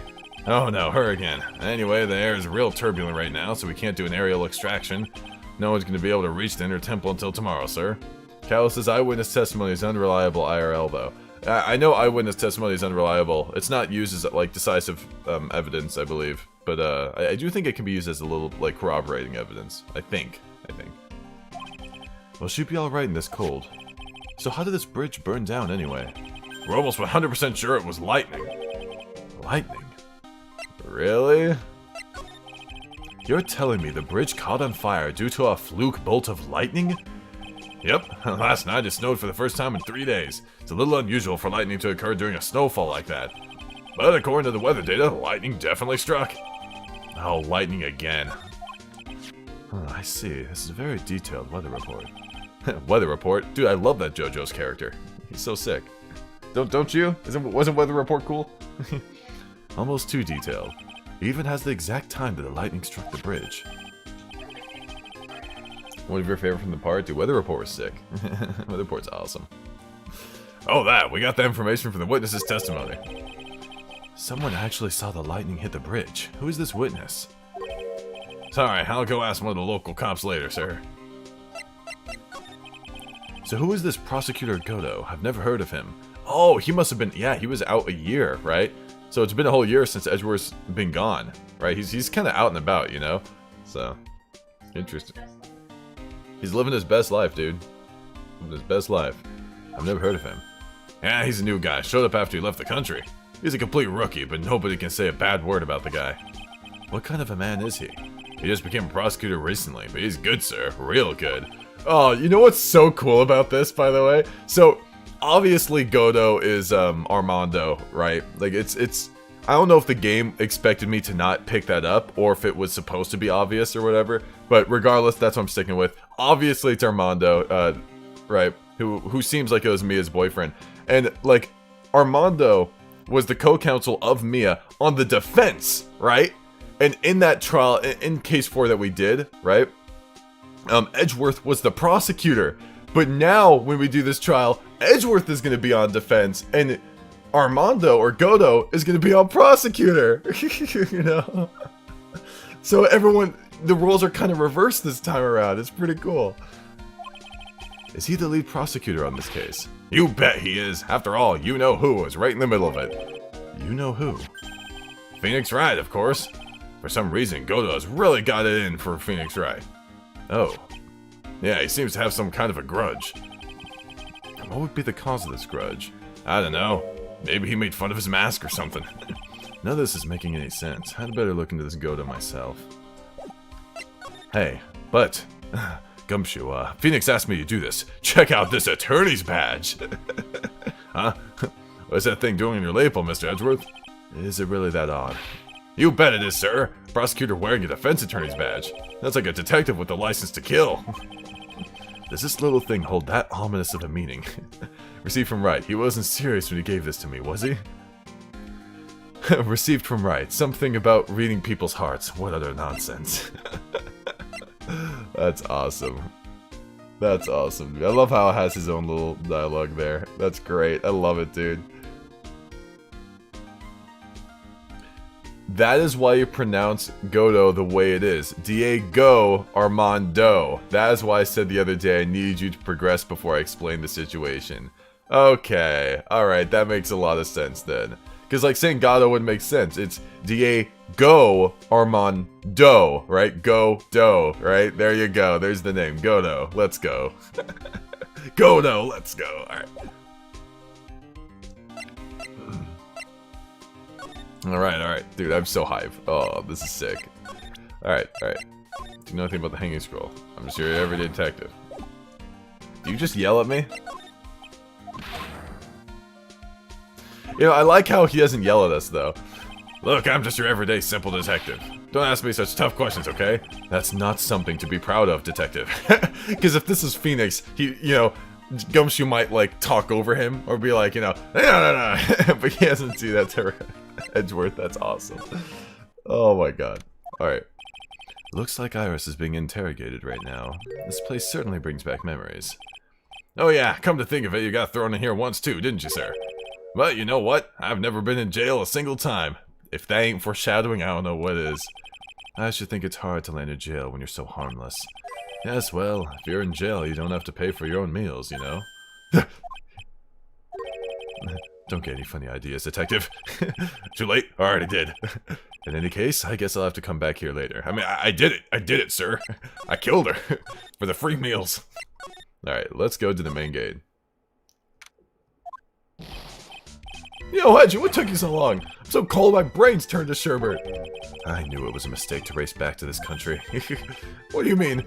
Wright is going to be fine. The case itself isn't anything unusual, and I find myself taking a request to defend a woman accused of murder. Hey, wait a sec. Hold it. Objection! What's going on here? Mr. Edgeworth? It's hard to explain, but one thing led to another, and... What kind of lame excuse is that? You call yourself a defense attorney. Prosecutor Edgeworth is a prosecutor. That's why he's Prosecutor Edgeworth. Prosecutor Edgeworth, defense attorney, just sounds plain old weird, pal. Prosecutor Edgeworth, ace attorney. What the heck? Right, Prosecutor Edgeworth. I'm not sure what role I'm supposed to be playing anymore. Dude, Edgy, I don't see you for a couple of years and your heart turns to sherbet. Oh god. I'd say more like sorbet. It is rather cold here. Iris didn't murder her, someone else did it. I just know it, okay? So trust me on this one. Ever the romantic, aren't you, Larry? Nevertheless, I'll do whatever I can to prove her innocence. Even forge some evidence. I have not. Can we do the updated autopsy report? I would love to. At least until I pass the baton on to Wright, that is. Yeah, at least we could do that. But he says but supposedly he needs 2 days of rest. Interesting. Dude, let's go. Man, I'm telling you, Iris is so cute. Right, Edgy? You think so too, don't you? What's wrong? Why are you so quiet? To put it simply, your comment has me highly concerned. Could it be that the reason you think she's innocent? Come on, a girl that cute can't possibly be a murderer.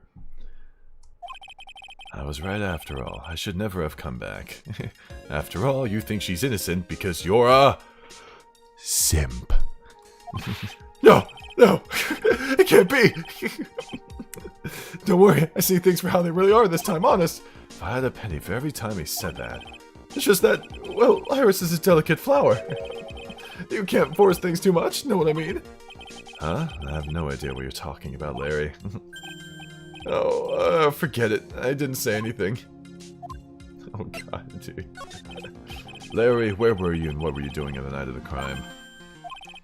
Larry? What? Don't tell me. You think I might have done it? What? Get lost! Go back on your own chartered jet and get out of my sight, you creep. I hope your plane crashes and you die. Dude, screw this guy. I'll ask just one more time. On the night of the murder, where were you and what were you doing?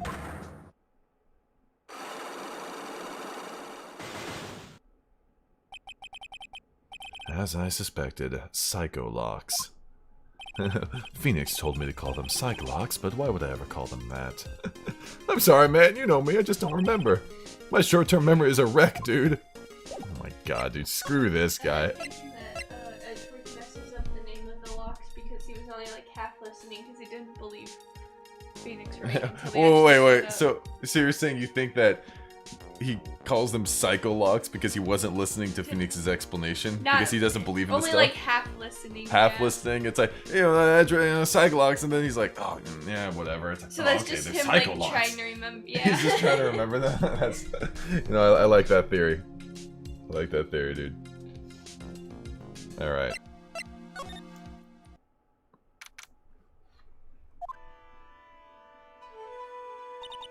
Oh. Hey, hello there. Dude, is Gumshoe gonna be like our Maya? That's so freaking funny. How are you feeling? Alright, I suppose. Who is this? My name is Miles Edgeworth. My, a handsome boy such as yourself is always welcome. If circumstances weren't called Phoenix handsome, tragic, I might just Please don't call me boy. I'm sorry to trouble you. But I'm looking for a woman in a bikini. Oh my god. I'm so mad. Well, you have found her. Now, what can I do for you? I'm sorry, but I don't see any bikinis. If you ask nicely, I might give you a peek, big boy. I hate that phrase so much. If you ask nicely, I might give you a peek, big boy. Oh god, dude. Mr. Edgeworth. This is the head nun, Sister Bikini. Her name is literally Bikini. Dude, Edgeworth is gonna have so much respect for Phoenix by the end of this, man. Why didn't you tell me that earlier? This is exactly why your salary keeps on getting cut. God! God! You're gonna be paying me! You're gonna be paying me by the end of this, gumshoe! Detective! God. My stomach is already growling in protest. He just slams the floor. God! What's the latest about my beloved Iris? Well, first I want to hear what you know. Gosh, dude. She looks so serious. Because her freaking head nun died! I just don't like this lady. What? Why are like half of the people in this game look so freaking bad? You know, what I think is cool about this game, though, is that they managed to make the characters look very different from one another. I'm pretty proud of that, honestly. Because, and again, I hate to make the comparison, but Danganronpa has a very bad case of same-face-itis. Like, you look at, like, tons of Danganronpa characters, and you could just tell that they had some kind of program that they did a character designer for, you know? Everyone before Bikini, right? They all look different, but they all don't look bad, and then there's Bikini. You know? Or like that old man, or like... But like Phoenix Wright is really good at having like contours in the face that kind of give them a distinct face shape. Yeah, like look at the first three guys, their eyes are all different shapes. Yeah, like their eyes are all different shapes, and stuff, like different colors. The eyebrows are very different. Like Gumshoe, you can see his face is like more built, right, to kind of represent his age. But you see that Phoenix is a little bit more smoothed out, right? Even then, you can tell he's in his 20s because of all the lines. It's pretty cool, you know? Yeah, everyone kind of looks different in that way. Even like the stubble. It's not like a perfect goatee here, but you can see kind of some stray hairs. I really like that. I like how the character designs are pretty cool. So, but, and look, I love Danganronpa, by the way. I'm not trying to diss it. Like, I've gone through everything. It's just, that's one of my gripes with the game, where sometimes it feels like the characters look a bit similar. You say that, but Iris and Dahlia look exactly alike. See, you're right. And then meanwhile, we've got Thumb. The Thumb Nun.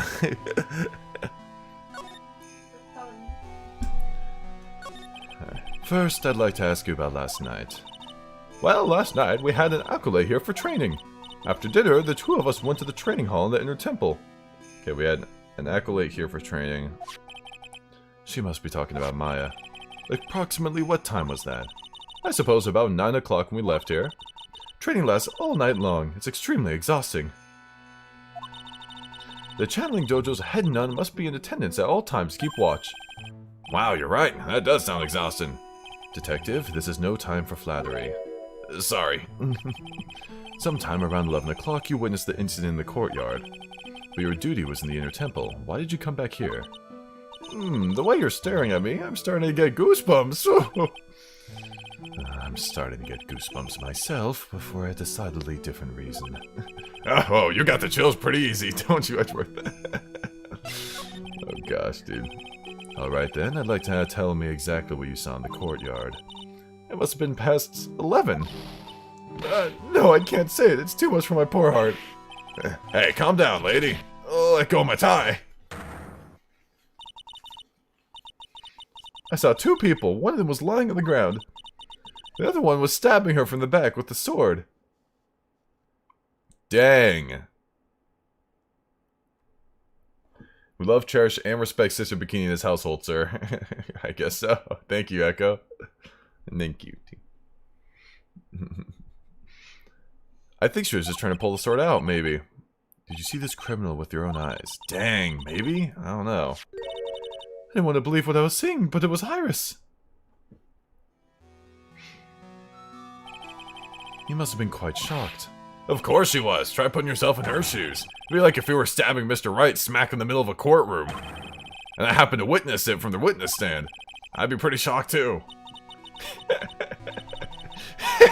Objection! That's it, I've had enough of this. Jumps over the ah!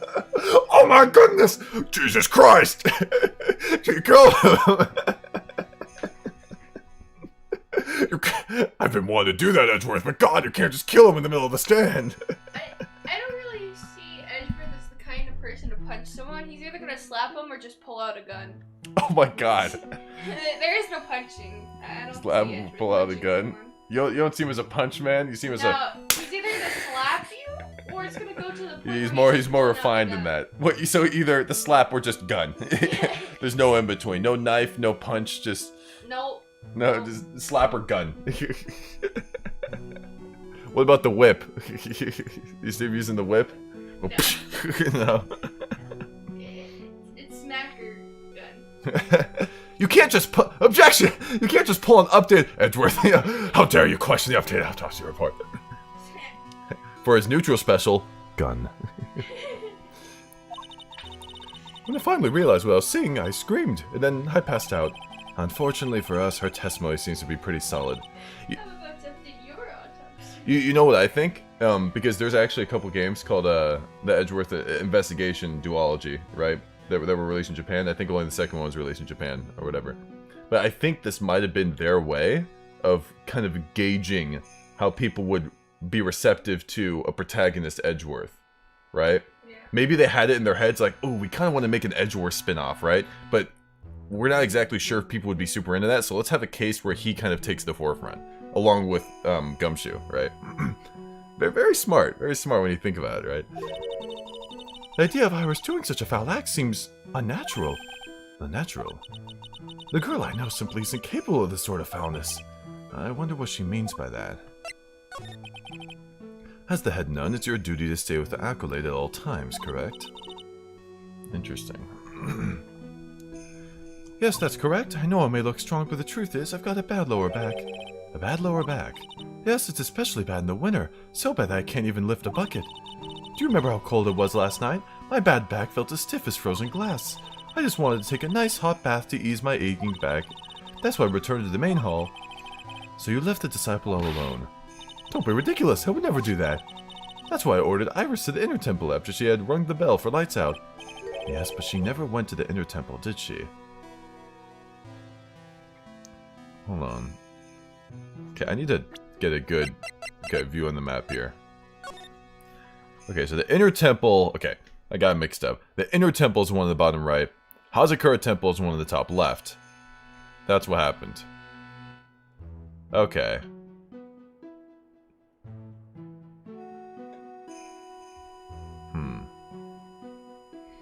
Okay. So this head nun actually see Iris there. Okay. I think I'd better try to get some more details. Okay, hold on. Let's try this. Okay. Ace Attorney 1 wanted Emma Sky as protag, Edgy more popular. Or Ace Attorney Investigations wanted Emma Sky, but Edgy was more popular? Is that what you're saying? Okay. Interesting. Thank you, Okan. Okay, I asked you about last night. Interesting. Acolyte here. After dinner, they went to the other temple. Approximately what time was that? Suppose it was 9 when we left here. We don't have an autopsy report, dude.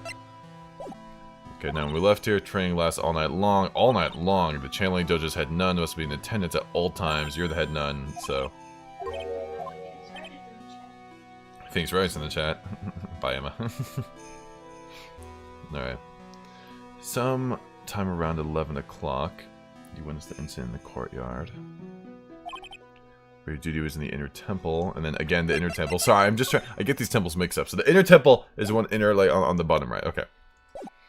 Inner temple. Why'd you come back here? The way you're staring at me is starting to get goosebumps. Yeah. Where's Pearl?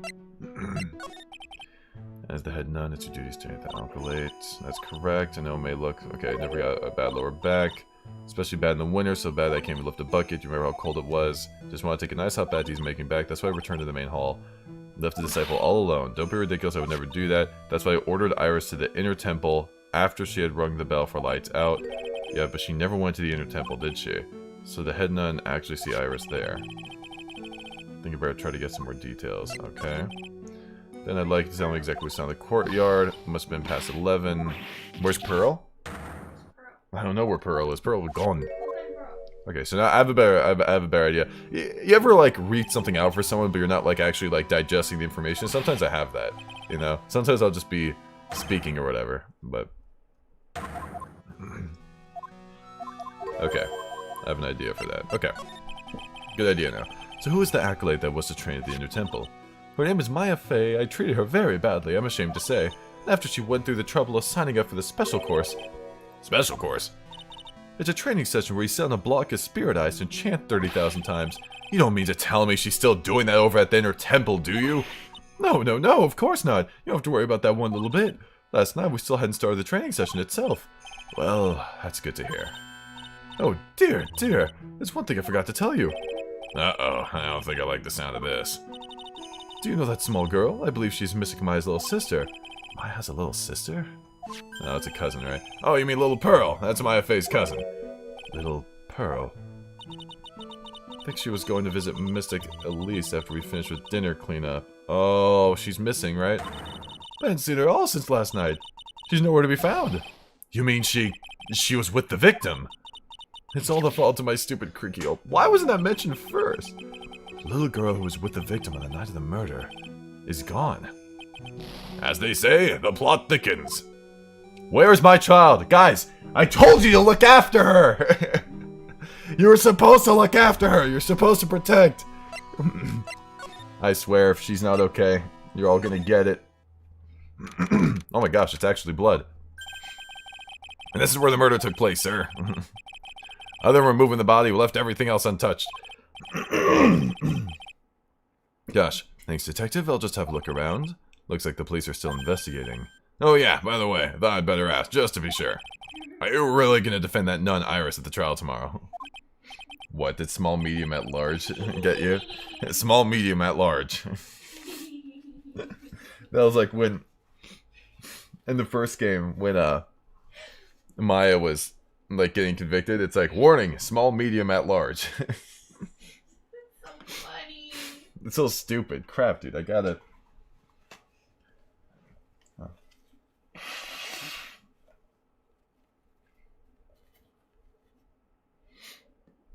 Alright. Second game. No, but first game too. Yes, I will. I gave her my word, and now I must follow through with my commitment. Well, in that case, I gotta be careful. Gotta make sure I don't leak the prosecution's whole investigation. Don't worry about it, detective. Just keep your mouth closed, and I think most of it will flow out on its own. You got it, sir. I'll make sure it flows out like water from a tap. Yes, you do that, detective. Just how much has your runny spout leaked over the years? Interesting. Oh, it's kind of sad, though, isn't it? Because now, Gumshoe's always working for the prosecution, but now we're a defense attorney as Edgeworth, so it's kind of... Makes me kind of sad. Is this a different Is this a different investigation theme?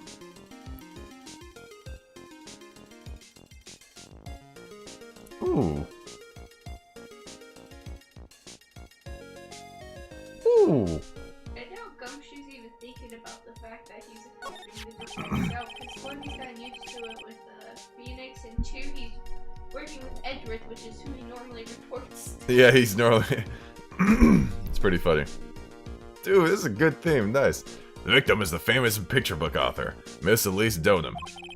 Her entire past up until she won that writing award last year is a total mystery.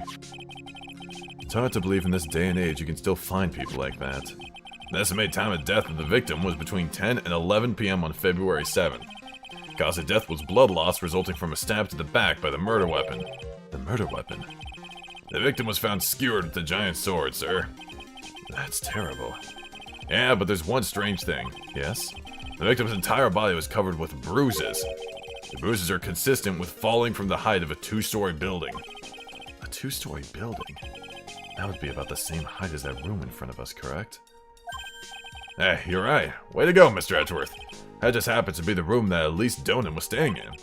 Maybe she was pushed out of the window after she was stabbed by the sword. Very interesting. Huh? Is Elise also a fake Elise, and very well might be, right? Because the bikini girl gave her own name. Larry gave himself a new name, right? I don't know if he has anything to do with nothing, though. Iris, you know, very well could be. I was thinking because Larry used her last name, so I was like, what if her name is a thing too? Oh, okay. Interesting. She committed Sudoku. No. Interesting, interesting. Alright. Odd thing is, this is the generic investigation music. It still sounds good, though, dude. It sounds good. Alright. I'll push out the window after she was stabbed with a sword. Very interesting. It's interesting, too, because normally, when Edgeworth was on these trials, he kind of took them at face value. But over time, Edgeworth has gotten really good at knowing who it might be. Like, in the earlier trials, when he was just trying to get his verdict, he didn't really care. You know, he didn't really care about anything the defense had to offer. But as we were given an example in the second game on Turnabout Big Top, right? He ordered a surprise investigation of a certain person's house, Acro, right? Because he was suspicious of that guy and his alibi, right? And that's what let us win in the end, right? The fact that that surprise investigation forced Acro into a very dangerous position, you know? So Edgeworth has gotten a lot better at thinking outside the box, you know? It's very interesting. So, now then, detective, let's see if we can summarize what we've learned so far.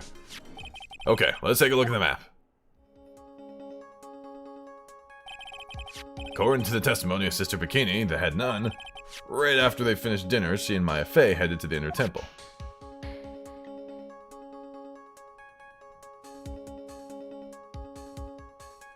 Dude, I could feel the circle struggling to make those curves. At 10 p.m., after ringing the bell for lights out, Iris went to the inner temple.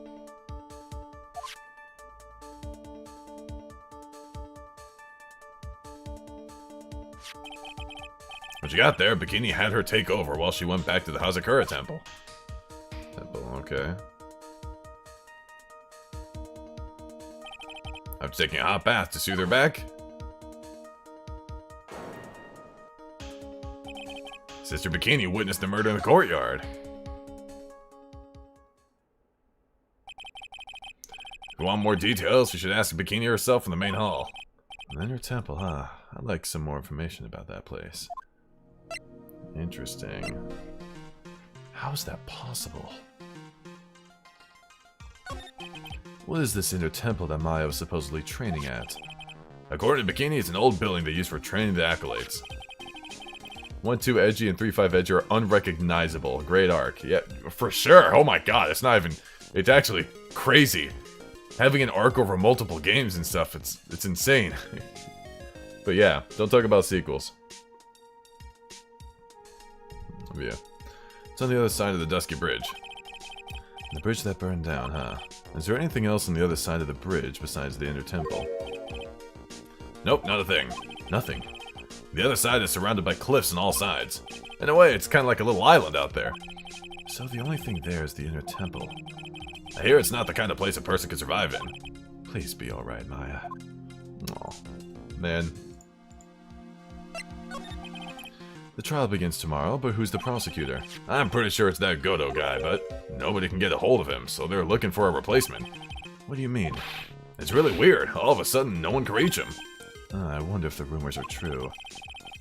Maybe since Mr. Wright caught a gold and won't be defended, he just lost interest. Huh. Let's see. Okay, Amiro, I got you. Obviously, don't put any music if you think it might be spoilers. Sometimes themes can be like that, you know? Have you ever... Is there a music track that can spoil stuff? Why am I asking that question on stream right now where someone could just answer me with one? There probably are. There probably are some music tracks that...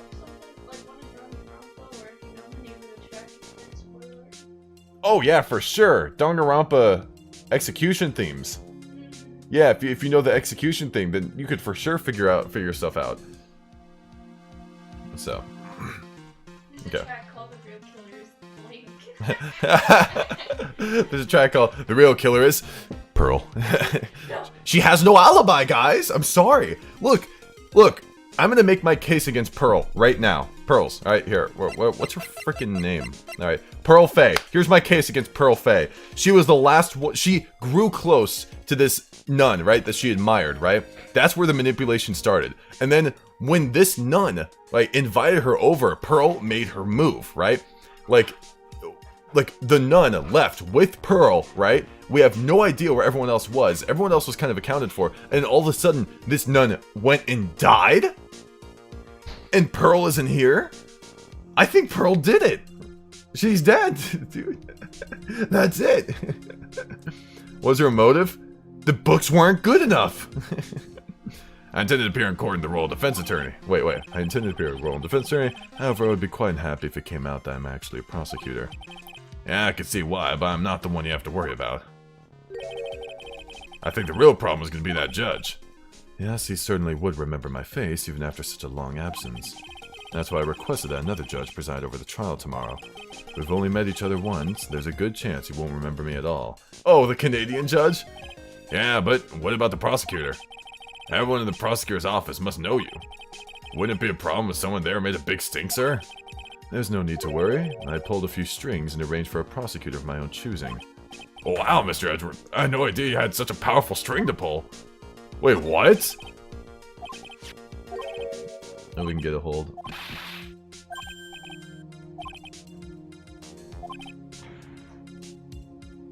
Didn't appear in court in the role of defense attorney, however, I would be quite happy if it came out that I'm actually a prosecutor. The judge. Interesting.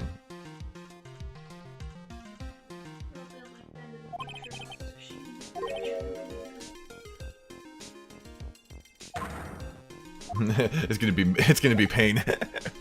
I got pain on it. Can you imagine?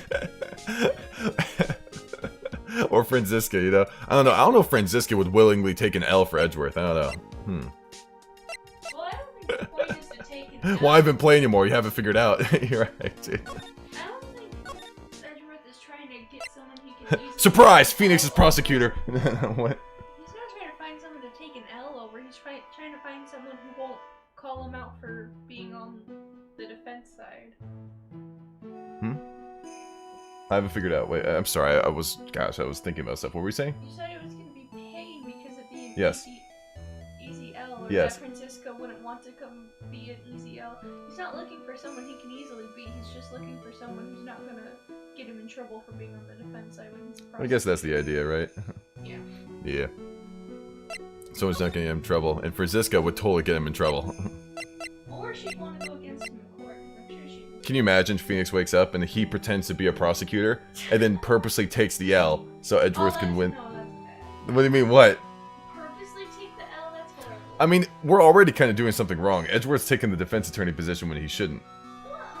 Well, This- good job, Prof. I think that's a lot less of a no-no than, like, purposely trying to... Well, because that's a fixed trial, right? Yeah, that's bad. Yeah. The culprit. Prosecutor Oldbag. Prosecutor Oldbag, I knew it. What if the prosecutor is Edgeworth? Yeah, the prosecutor is Edgeworth, the defense is Edgeworth, the judge is Edgeworth. Prosecutor Edgeworth, would you please like to make your opening statement? Are you ready? Yes, I am ready, Edgeworth. What about you, defense attorney Edgeworth? Yes, I am also ready, Edgeworth. You're looking very dashing today, Judge Edgeworth. Oh, you shouldn't have said that, Edgeworth. Alright, I call to the stand. Edgeworth. Witness Edgeworth. Yes, I saw him. Edgeworth did it. No, it wasn't Edgeworth. Objection! It was Edgeworth. It couldn't have been Edgeworth. What do you think, co-counsel Edgeworth? I think you're right on the money, Edgeworth. It's all Edgeworth. He rigs the whole trial. Everyone's Edgeworth. Maybe one Phoenix Wright in the crowd. In the crowd, one Phoenix Wright. I don't really think this is right. Everyone in unison, shut up! Now, question, is it a bunch of clothes with Edgeworth, or is he just running around the... He's just, I like to think courtroom? I like to think he's running around the courtroom. I think that would make it funnier. Oh my gosh, He's just Edgeworth's gone insane. changing outfits. Oops, all Edgeworth. Puts on a beard every time it goes to Judge Edgeworth. Puts on a different hat for each position. Puts on a different hat for each position. Alright. Crap, where do I go? Okay, I need to investigate the scene. That's right. That's kind of important. I need to investigate the freaking blood. I thought this thing wasn't strong enough to kill in that one other case, but I guess this one is. I don't know.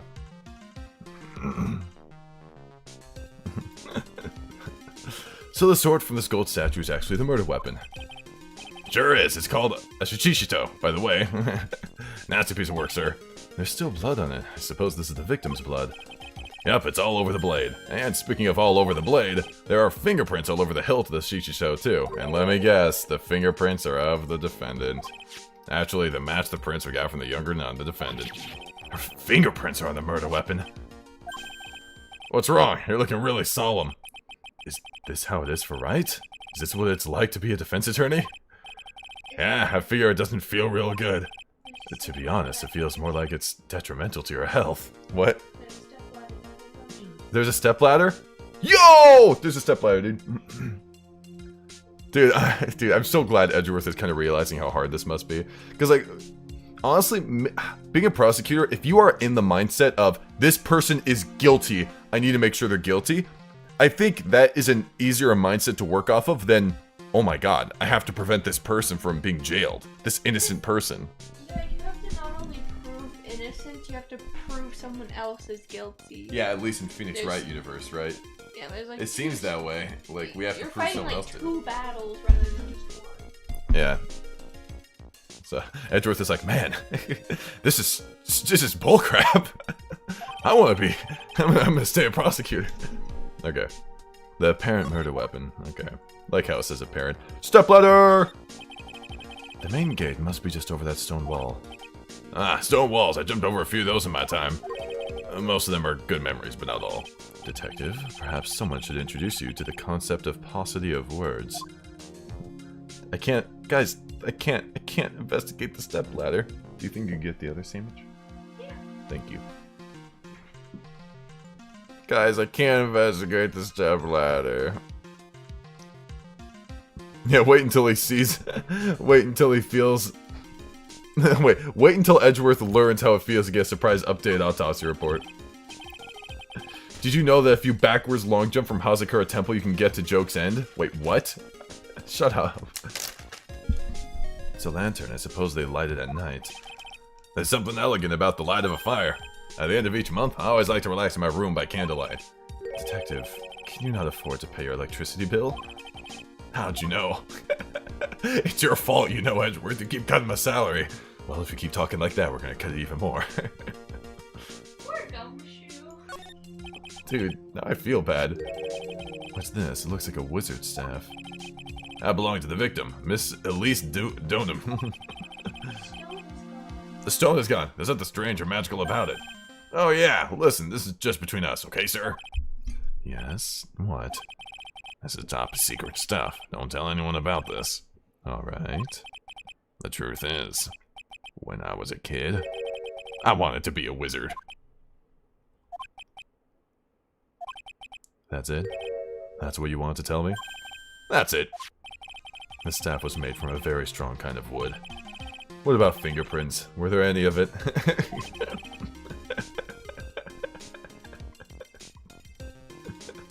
You're a wizard, Gumshoe. Dude, I love this. This is awesome. This is awesome. This is the victims. She's alive. Had her fingerprints on it. There's something so wholesome about just taking out like a packed sandwich, you know? I think a sandwich can honestly be in the argument for like the best food, you know? I said this before, but I want you guys to hear me out, alright? I feel like when you argue what the best food is, you shouldn't just keep in mind the best taste it could possibly have. I think you should keep in mind how cost effective it is, how long it takes to prepare, and how easy it is to prepare, right? Because if your favorite food is like something super complicated and it's not very easy to prepare and it's really expensive and it takes a super long time, I feel like that brings it down a few points. But a sandwich, for example, most sandwiches are really tasty. You can customize them super well. They're extremely cost effective, right? They're really easy to make.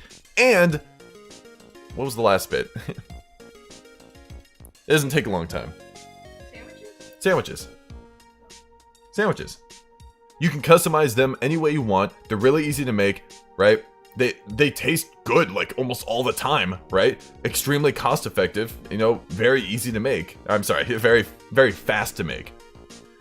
But Zyke, is a hot dog a sandwich? We're not having this conversation. It's not a sandwich. Shut up. All right. I think the best thing is that even if they get a bit warm, they don't really go bad that much.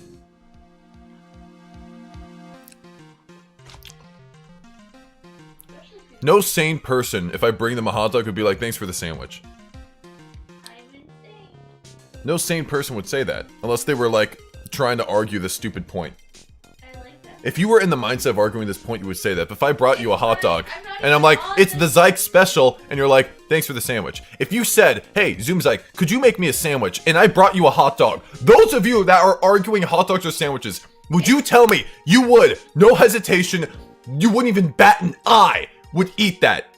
Would you do that? Would you tell me? Would you tell me that that is totally legit? No, hold on. I need to make this argument. I need to make this argument. I'm sorry. Someone says, Zoom's could you make me a sandwich? Right, please. And I bring you a hot dog in a bun, right? That will satisfy you. And I know you might say, oh, that might satisfy me because it's a hot dog. I mean, you're in the mood for a sandwich, and I bring you a hot dog in a bun. Are you telling me you will, no hesitation, straight face, be like that's just totally cool? No, you wouldn't, because it's a freaking hot dog, alright? They're tacos according to the cute rule of bread. Card.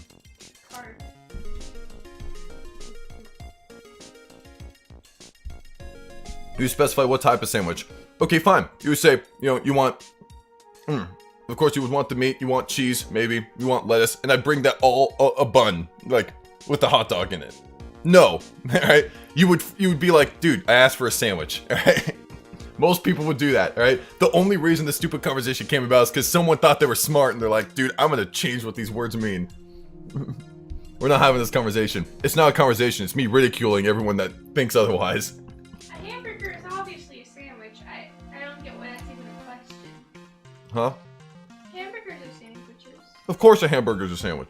Yeah, I don't get why people are questioning that. You would think it was weird if I brought you a hot dog in a bun. You would, alright? I guarantee you would. Because there is no way that you were in the mindset where you genuinely believe a hot dog is actually a sandwich. I refuse to believe there's a single person in the chat that would react. Taco. No, stop it. The cute I refuse to bread believe there's a single person in this chat that wouldn't bat an eye. Like, without trying to, by the way. Like, they would just genuinely believe that that's a sandwich, so they would just eat it. No, that's not how it works. I'm sorry. You'd be okay with it, but you would notice the difference because it's not a sandwich. Taco.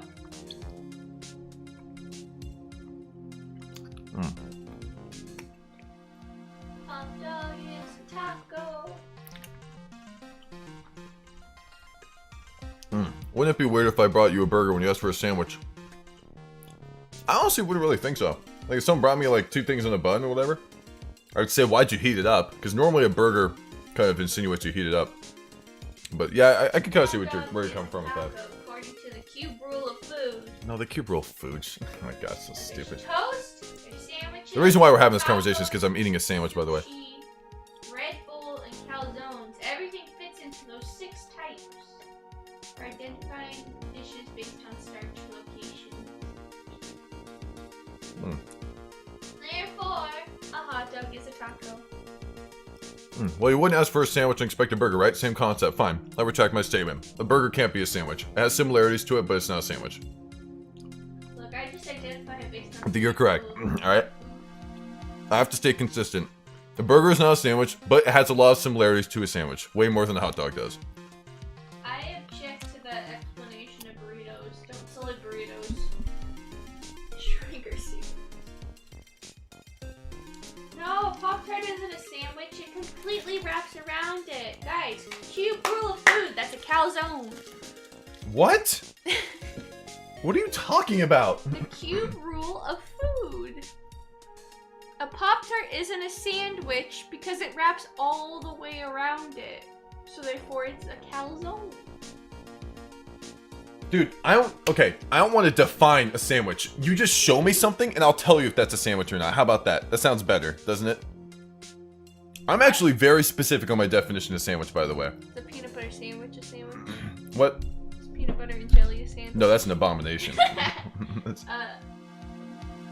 Because I think trying to define a sandwich is so stupid, because the moment you define it, everyone starts poking at it, literally, and stuff, and then all of a sudden now a hot dog's a sandwich, and of course that doesn't make sense, so the definition doesn't even work. Like, no, a calzone isn't a sandwich. Honestly, I think Game Theory has a good video on it. Game Theory made a video, Food Theory, on if a hot dog's a sandwich or not. I think all of you should go watch it. And I know some of you are like, man, I've fallen out of Game Theory and whatever. I genuinely think it's a good video because it has vindicated. It has been very cathartic watching that video.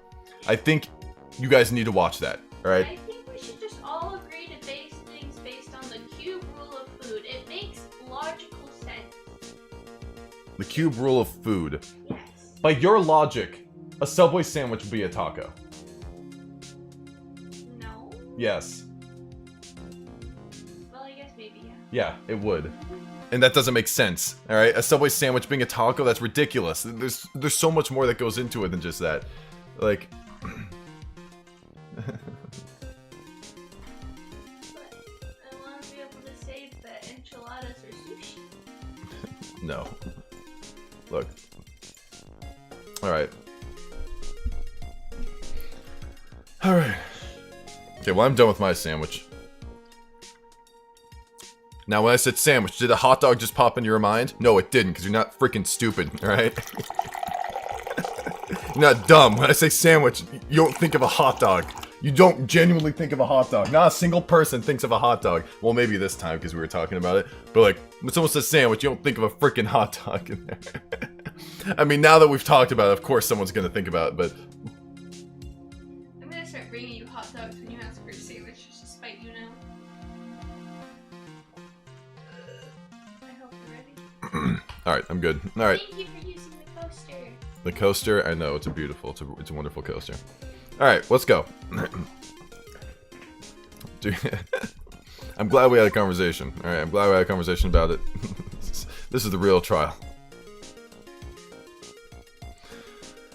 I think of a bull when one says cow. No? What are you asking? I'm so confused. I mean, now I do, because you said bull. You can get to the inner temple using frame-perfect wall jumps. Okay. This was not a trial, but it certainly was a tribulation. Let's see here. Ah, I just love skiing. Really? You don't, seem like the type. Well, what about sleds? Sleds? Nah, they're a little too kiddie, you know? Messes with my hard-boiled image. What's with the silence, Mr. Edgeworth? Is the world starting to go mad? Hard-boiled image. What is the wool color you first think of when you hear sheep? White. Especially because there's so much white snow in front of me. All this looks like wool. I think you're right, but you're making faulty arguments. My point was that bulls are just male cows, and yet that's not what people think of when told cow.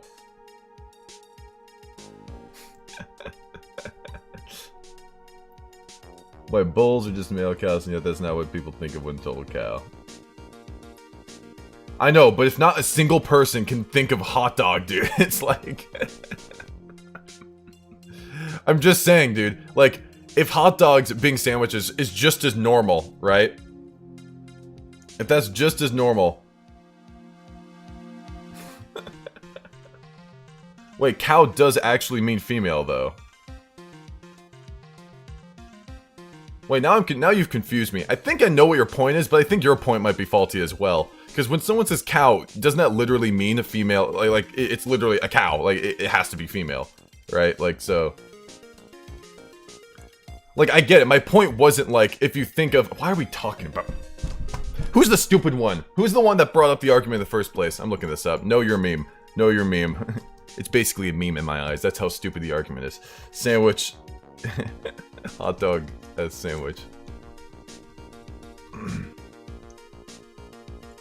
Yeah, know your meme.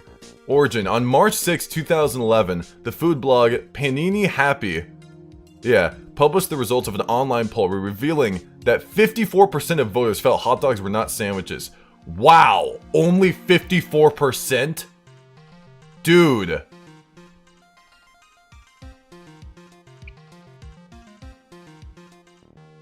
That's stupid. Wow. That's back then, though. We're smarter now.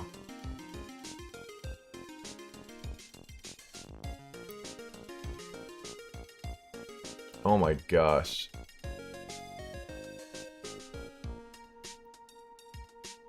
So dumb, dude. I hate this. I hate this. I'm done.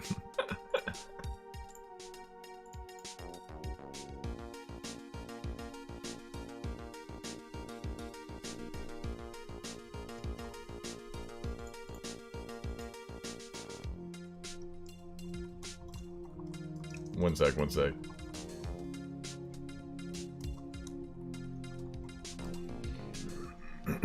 Okay. Alright. What else do we have here? What else do we have to investigate here? Oh, there's something up here. So next controversy. One of every Pokemon versus a billion lions. Dude. I don't know if people like my answer to this one. I think a billion lions wins. Easy. Easy win. Billion lions. Easy win. You wouldn't even need 1% of the lions to beat everybody. And you know why? You know why that is? Here's my argument, alright? What is the most canon you can get for Pokemon? Do you want to answer that? What's the most canon you can get? The games, right? The games, right? Now, I want everyone to answer me this. So the god of Pokemon, Arceus, what can he be hurt by? What can he be injured by? Anything. A rat. A rat. A rat with base speed 1 can hurt him. Alright? Anything. Anything can injure it, right? A scratch. A scratch. Ugh. Alright? I think that if we were talking about the game canon, right? I think we were talking about game canon, right? And I'm not even talking about all the Pokemon that would fight each other, because the Pokemon are gonna kill themselves, right? I think that one lion could kill like 50 Pokemon. If I were allowed to pick the Pokemon. No, not even 50. 100 Pokemon. One lion could kill 100 Pokemon. All the insect Pokemon dead, by the way. All of them are dead. One lion. A single lion. Alright? Do you guys realize how many lions, a billion lions are? And people are saying, oh, the lions wouldn't be able to hurt Arceus or Ghost-type Pokemon. You guys don't think lions would have Crunch, a Dark-type move? Right? Right? I mean, come on. If you're gonna argue game logic against me in reference to lions, I get to argue that back, don't I?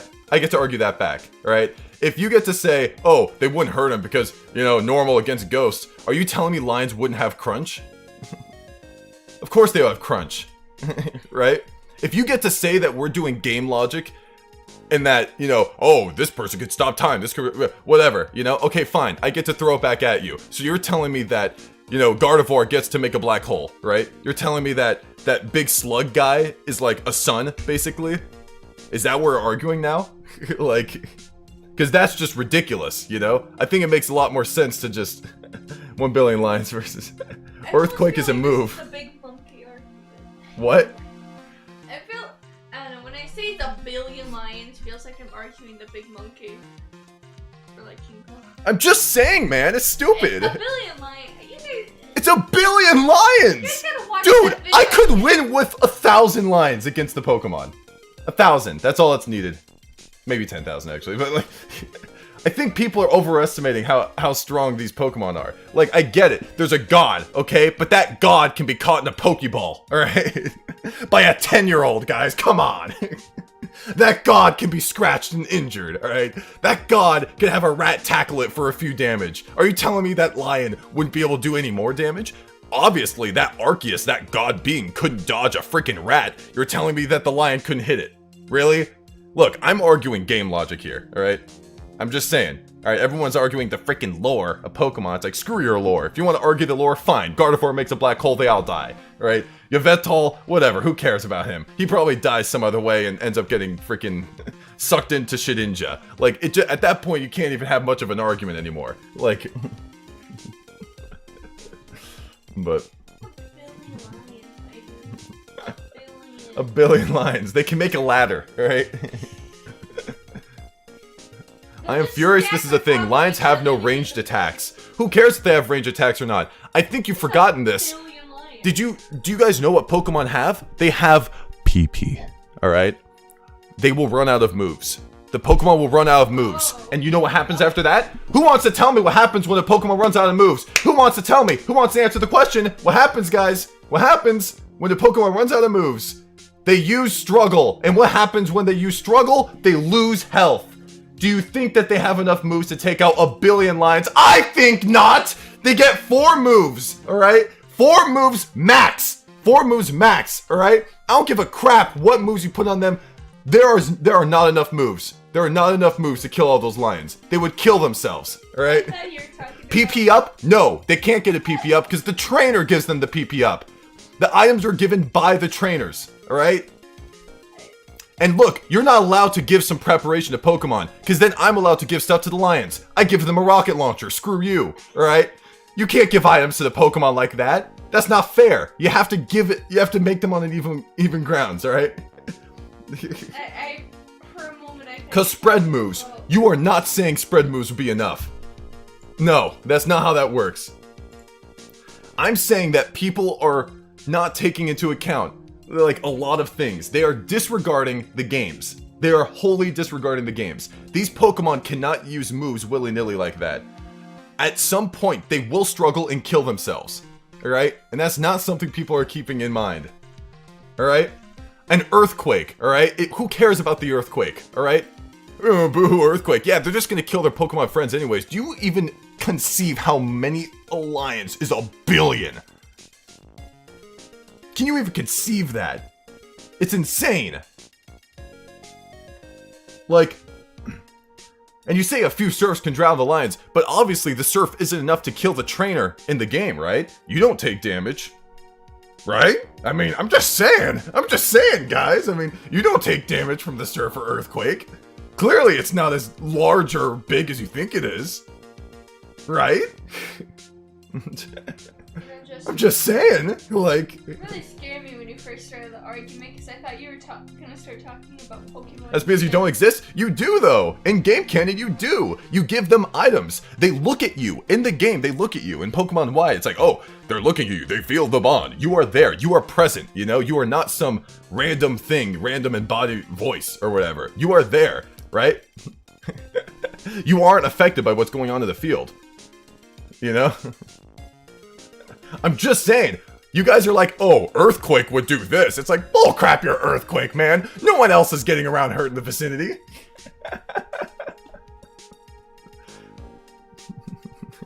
Your viewer count has dropped quite a bit since this whole discourse happened. I don't care about who left then, dude. If they can't have fun with the stupid argument, then they don't deserve to be here and enjoy the rest. Nothing about Mons working together. One Kyogre with max special attack, wire stab, can use a lot more moves than they can using Helping Hand. And Life Orb too. So you're putting items on them now.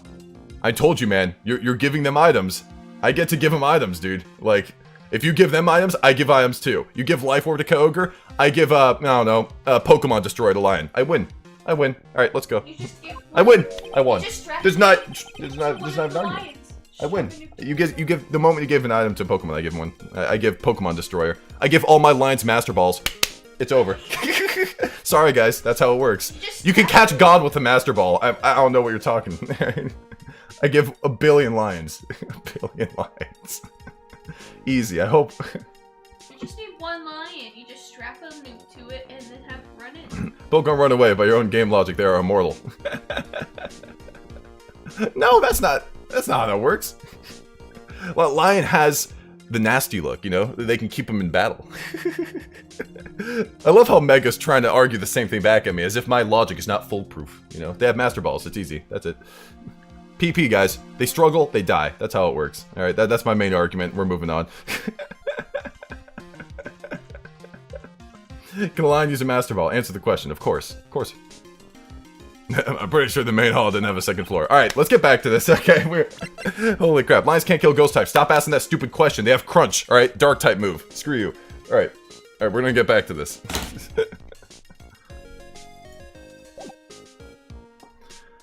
Oh my god, dude. Whatever. Deoxys doesn't do that in the game, though. Screw you.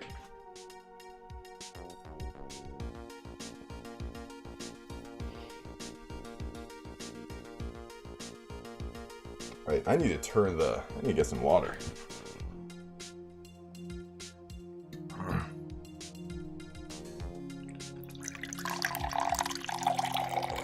Should downplay their strength, but pretty sure Pokemon are more durable and smarter than lions. But there's a billion lions. It's a billion I don't lions, think you guys are understanding what a billion lions is. The difference between a billion and a million is about a billion. Yeah. That's how big it is. And like that's hard for people. People just think that a billion is like maybe like 3 times more than a million. Maybe 3 times more. Try a billion times more. That's how big a billion is. You know? It's whatever. Okay, I've hydrated. The Yveltal dying in game when you're playing with them doesn't do anything. I don't care about the Pokédexes, by the way. I don't give a crap about it. Screw the Pokédex. They're too ridiculous for me. I almost think they're false, honestly. Like with a lot of them, I think almost a lot of them are false. But whatever. Alright. Thank you regardless. No, Jaws. Because like the things that happen in game, like they just don't reflect it at all. But whatever. There's too many contradictions for me to take care. Oh my god, play the game? Screw you, dude. Just leave. Just leave, dude. There's other playthroughs you can watch. You don't get to dictate the way that we go through this, man. If we want to have a long conversation about lions versus Pokemon, heck, that's what we're gonna do. If you don't like that, you can leave. I'm sorry, that's just how it is. Hausakura Temple was built in a steep part of the mountain. The front and back of the main hall are on different levels. Oh, that makes sense. Here, let's bring this back to where we are here. The main hall of Hausakura Temple is above us here. Hey, you're right, but I'm pretty sure the main hall didn't have a second floor. Okay. So, it was built on the steep part of the mountain, the front and back of the hall. So I think the idea here is that the woman, because she suffered from some bruises, right? As if she fell from a higher place. This is the only place that she could have fallen from, right? Dude, can you imagine if the stepladder actually gets involved here? Like, I can't... See, what I'm really disappointed about is I can't investigate the stepladder. People told me earlier, hey, you know, you should investigate the stepladder, and I can't. You know, everyone was screaming, stepladder, you know? And that's it. It's just whatever.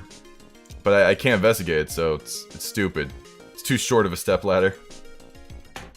Dumb, dude. Alright.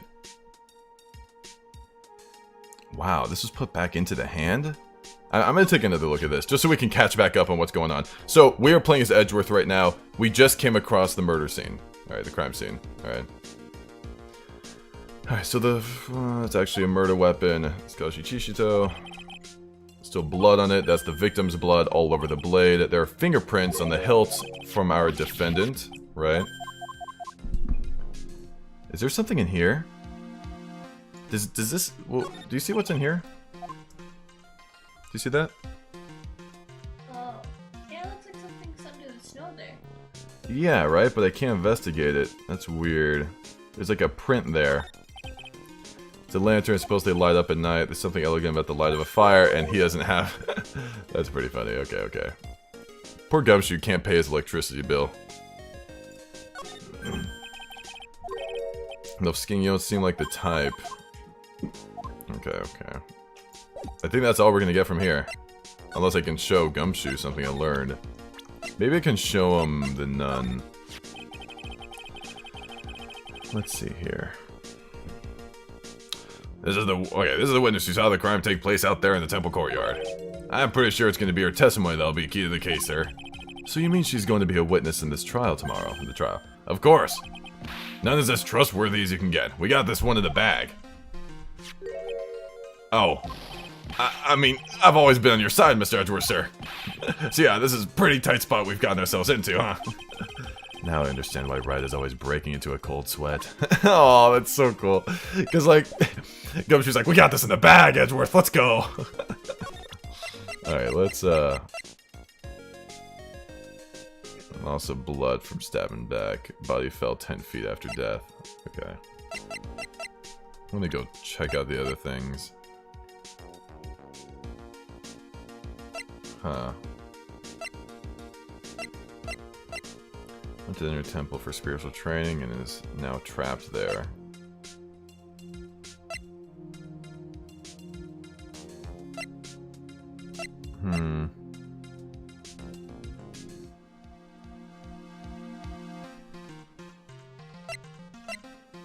Interesting.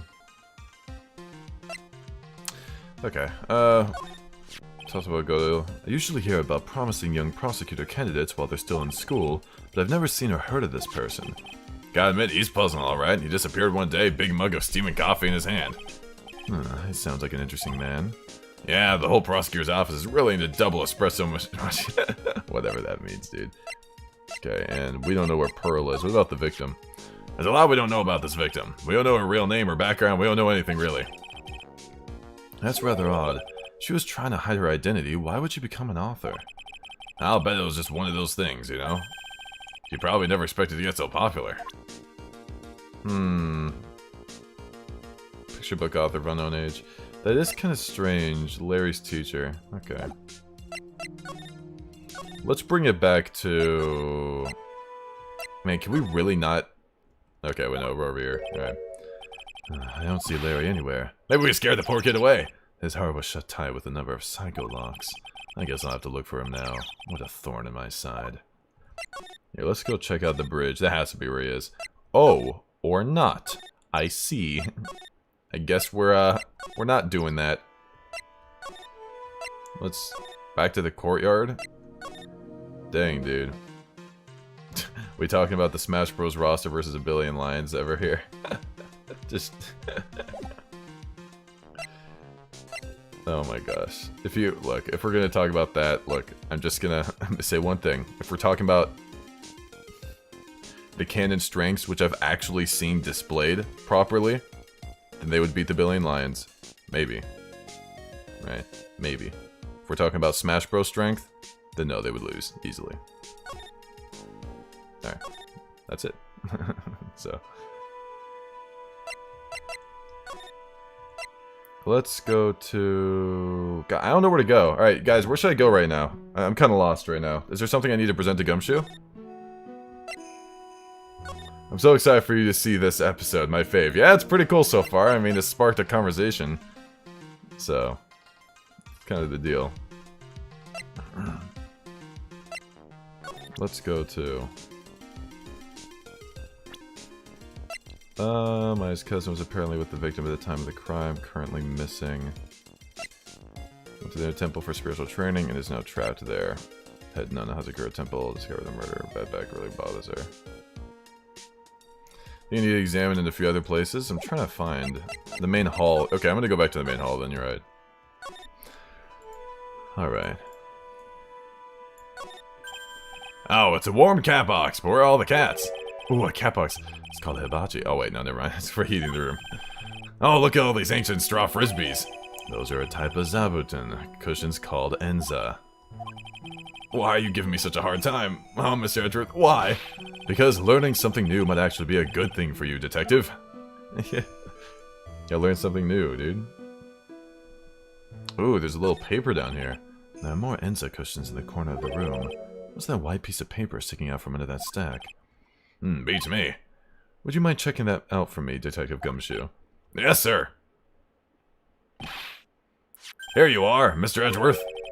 It looks like an old manila envelope, whatever. Hey! What is it, Detective? This could be it. An ultra-important clue. A super special clue. I suppose I should read it myself, then. Looks like a letter addressed to Sister Iris. Tonight at 10 at Heavenly Hall, unless you want your secret to be exposed. This sounds like a blackmail letter. Ooh, found in the main hall. Maybe she dropped it. But she was found doing a stabbing at 11. Interesting. Nice going there, Mr. Edgeworth. Well, I can never find clues like that. Manila, pronounced vanilla. Okay. Manila, I got you. You're an ultra-important prosecutor. A super-duper prosecutor. Well, I suppose it takes a super-duper kind of dumb to miss a clue like this. A super-duper kind of dumb.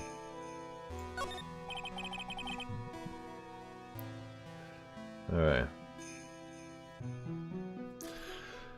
It's an altar with a giant Magatama enshrined on it. Maybe we can find out someone's super lying. There are lots of candles lined up on it too. You know, I haven't had a birthday party for myself in a while. Aww.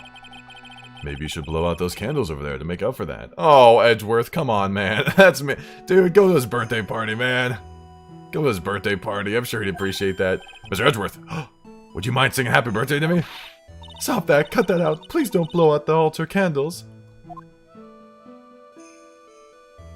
Okay. Interesting. Yeah. Altar candles. Altar candles. There's flowing script written everywhere on the walls. Man, I'd bet you'd have awful nightmares if you try to sleep in there. After this, would you consider Avery Attorney? It's a sort of parody of Phoenix Wright with similar gameplay and multiple endings. I have never heard of it. I'd have to check that out. I don't know what you're... I do not know what you were referring to. So... I don't know. But I do appreciate the donation, though. Alright, let's bring it to this. Man, alright. I bet you have awful nightmares if you try to sleep in here. This is our main hall, so it's protected by a variety of magic spells and charms. They're all designed to prevent evil forces from entering. So if I slept here, the Oogie Woogie Boogeyman wouldn't hunt me down for eternity? Alright! Does this guy think about anything other than eating and sleeping? He really doesn't, though. He really doesn't. That's the truth. Let me just...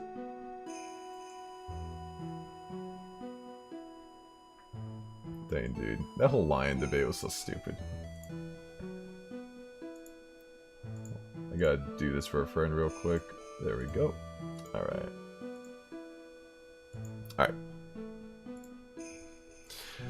Okay.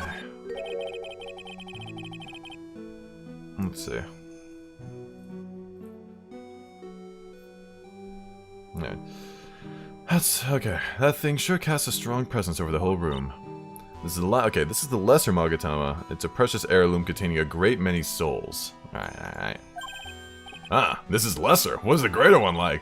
The greater Magatama is displayed in the main room of Fame Manor. It was supposed to be shown at the Treasures of Korean exhibit, but it was so large that they couldn't bring it through the doors. It might have gotten stolen. Let's see. 1 horse versus 100 Pikmin. Horse would easy clap. It wouldn't even be close. It would not even be close. It would... You could give me 1,000 Pikmin. It wouldn't even be close. Like, you're gonna have to up the amount of Pikmin on there. Your chat is such a dark place sometimes. Dark place and full of peril. But yeah, anyways, let's... Is there anything else that I haven't talked about here?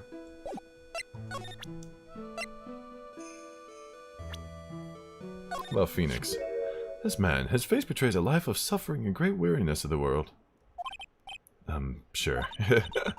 But even so, I can't believe this guy actually jumped into the river. Think of all the fun things he might have enjoyed if he had just lived. Relentless spiritual training alone is no way to lead a complete life, huh? It sounds like she's got some major regrets she's dealing with. Perhaps I should let Gumshoe explain Wright's situation to her for me. Hey, don't look at me like that! Do your own dirty work, sir!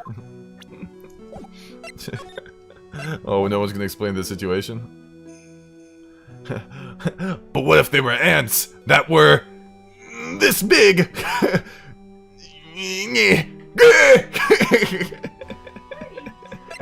Someone made that stupid Dragon Ball Z parody joke.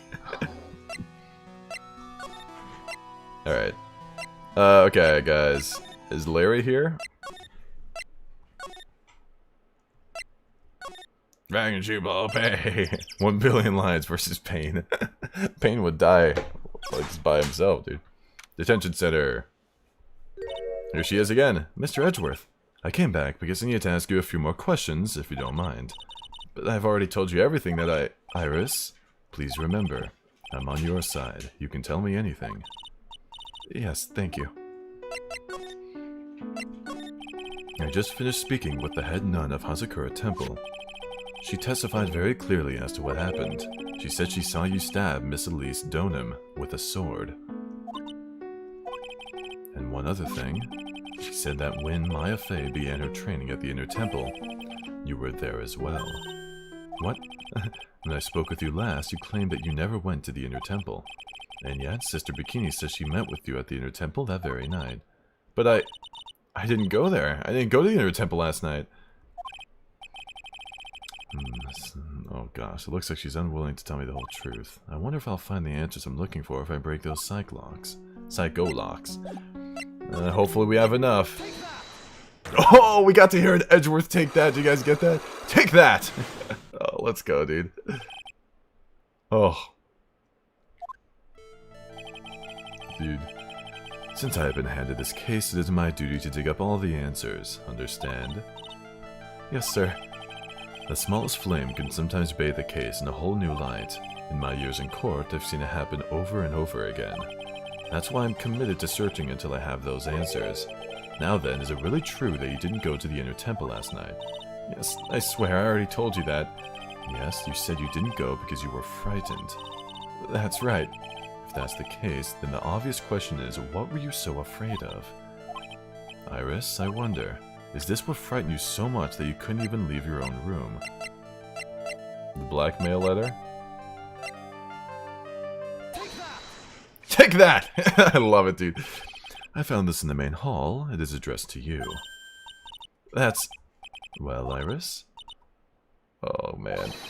You were Oh, man. You were scared of the blackmailer who wrote this to you. Isn't that correct? Oh, she has the wind thing, too. Was it the evidence or the power of my glare that broke that lock?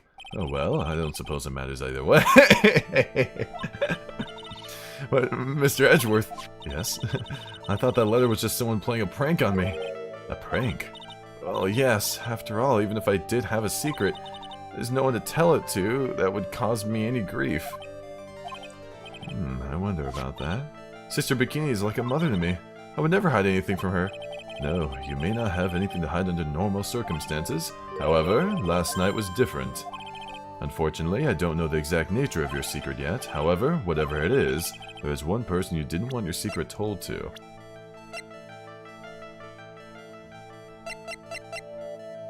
I'm just gonna make a guess.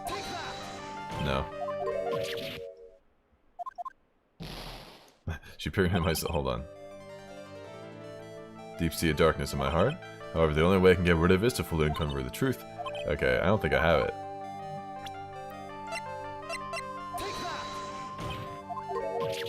I think it was Phoenix then, right? Because, like, Phoenix, there was, like, 5 locks, right? It's one person you don't want your secret told to. Because the idea here... Found in the main hall. So you want your secret to be exposed. Okay.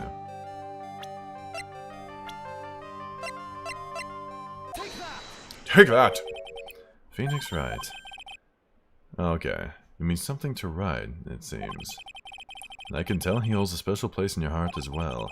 That's why you didn't want him, of all people, to know your deep, dark secret. Well, what do you have to say?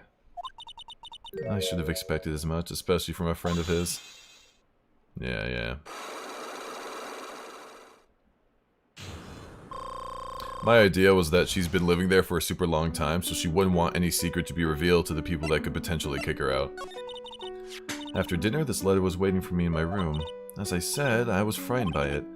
What is this heavenly hall this letter mentions? It's a small mountain shack at the base of Dusky Bridge. A small shack, huh? It's more like a broken down shack that no one would ever want to go near. Where is it on this map? Oh, okay, well that just appeared. It's around here. To get there, you must follow a small path down from Dusky Bridge. The reality is, to get to the Inner Temple, I had no choice but to cross that bridge. Interesting. Very interesting. But the thought that such a terrible criminal could be lurking at Heavenly Hall. I was so scared by the whole affair that I didn't even want to think about it. So this is the secret that you locked away in your heart. Yes. Looks as though I may have to visit this heavenly hall now. Maybe I'll find some sign of our mystery blackmailer. In any case, you still claim to have never left your room last night. Yes, that's exactly right. Ring lights out. Okay, rang lights out. Okay, rang lights out bell at 10 p.m. and was then in a room until the murder was discovered. The trial starts tomorrow. I promise you, I will win. I'm going to win so that you and Phoenix Wright can see each other again. But when I do, you must promise me that you will tell him your secret. But it's pointless. Why would you say that? Because I may know who Phoenix Wright is, but he has no idea who I am. Ooh.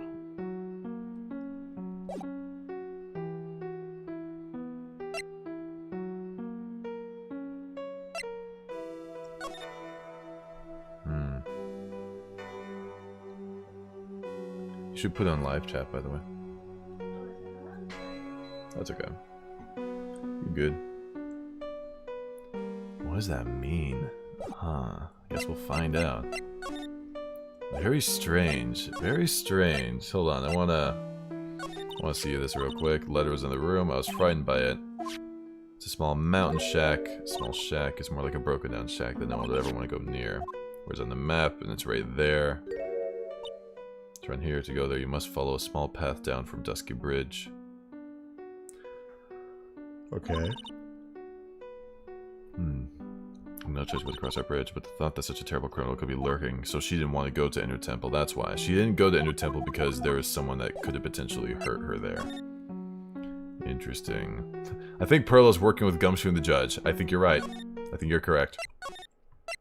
I think you're super right about it. Heavenly Hall. What is this? Whoa, not much of a view down here, huh? It's still better than the view from my apartment, though. Someone's here. Hide yourself, detective. Oh, why? Why does this always happen? I knew it was him. Whenever I find a girl I like, they always run away. I even chased one of them to Japan. Next is going to be prison, I guess. I'll steal that detective's wallet. That'll get me locked up for sure. Nah, I can't do that to someone who looks like he's down on his luck. He's just talking to himself. Shh. Be quiet and listen. I knew it. I shouldn't have done that. I blew it again. Done that? What did he do, I wonder? Hey, you! About what you just said. I got an objection. What the? Edgy, you dirty rat. Gumshoe, you oaf. I'm sorry, sir. Before I knew it, I was shouting out, objection! And in a loud, commanding voice, too. I even pointed with my pointer finger. You've watched too many trials. I'm sorry. Okay, Larry, the jig is up. What have you got to say for yourself? Dang, he's sweating, dude. What's this little shack, anyway? Well, I just discovered it myself yesterday. Dang, why were you down here in the first place? Come on, I'm an artist. I was looking for a good place to sketch. This is a great little place. It's artistic. It's quiet, it's cold, it's got no power, and it looks like it's about to collapse. Sounds a lot like my apartment there, pal. One thing's for sure, no one is likely to show up and disturb you here. So can I get you something to drink? Some hot water, maybe? He's getting all buddy-buddy on us, sir. Oh, man. Listen to me, Edgy. You've got to do this. You've got to save Iris. Why are you so sure she's innocent? Because she's cute? Watch your mouth. Anyway, I've made up my mind about it. I'm going to marry that girl. Mr. Edgeworth is pretending he didn't hear you, so I'm gonna ask for him. Have you already asked this girl to marry you? No, not yet, but I can tell how she feels by the look in her eyes. She got this. I really want this man to carry me over the threshold. Look. I'm sure Nick would be surprised. He never imagined I could marry such a beautiful girl like that. Something tells me he would be shocked indeed. That's why I didn't want her to do anything dangerous. I mean, what am I gonna do if she gets hurt? What is this guy trying to say? He lost me about a mile back. If we really want to know the answer to that, we're gonna have to drag him onto the witness stand. Man, can we throw Larry into the river? Of course. Our plan's doing that tomorrow. Come to think of it, you still haven't answered my question. Where were you and what were you doing last night? Oh man, don't you have anything else to talk about? With that kind of attitude, you'll never be a ladies' man like me. Okay, chill out with those scary eyes, I got it. If you really want to know, last night, I saw something incredible. Something incredible. Wow. Yeah, but let's not talk about that now. Let's talk about the good old days. What do you say? Come on, I'll pour you a nice cup of hot water. Well, hasn't he realized that I absolutely despise talking about the good old days, especially with him? Man. Whatever, dude. Screw it, dude. Whatever. Let's go for it. How is something incredible so secretive? Why would you say, oh, I saw something incredible, and you're like, never mind. I'm not doing that. Alright, now you're going to tell me what you really saw last night. Whoa, you're really upset, aren't you, Edgy? Okay, I'll talk. Huh, that was a bit too easy. Yeah, anyway, it was awesome. Never seen anything like it. Around 10 o'clock last night, it started thundering. I'd been sleeping, I'm not sure for how long. Suddenly, zing! The world in front of me went white! Like I'd just been slapped in the face by my old girlfriend, Naomi. And then it was on fire. The bridge was on fire. Dusky Bridge caught on fire. Are you saying you saw it with your own eyes? What are you trying to give me the evil eye? I'm telling the truth. There are still 3 psycho locks remaining. That means he's still trying to hide something. By the way, Larry, where were you when you saw that happen? Where you say? What do you mean? What do you mean? What do I mean? Just answer the question. I was in my own room by the main hall. Where else would I be? As usual, you're as transparent as an empty jelly jar. The problem, I suspect, lies there. There? What do you mean there? It's impossible for you to have seen lightning strike Dusky Bridge. Also for you to have seen lightning strike Dusky Bridge from your room. I don't think hold on. Looks like I still have enough information. I need to investigate further and gather some more evidence. Let's go in there. We can't go in. Okay. Let's check this out then. That's a horrible graffiti problem you got there, pal. You don't know anything, detective. This is art. It's an expression of my bittersweet love for Iris. Larry, do you know what the difference between graffiti and true art is? It's how the artist himself defines it, right? I should have seen that one coming. Well, if that's the case, then all our lunchboxes are masterpieces too, pal. Yeah, dude, let's go. Okay. Nice.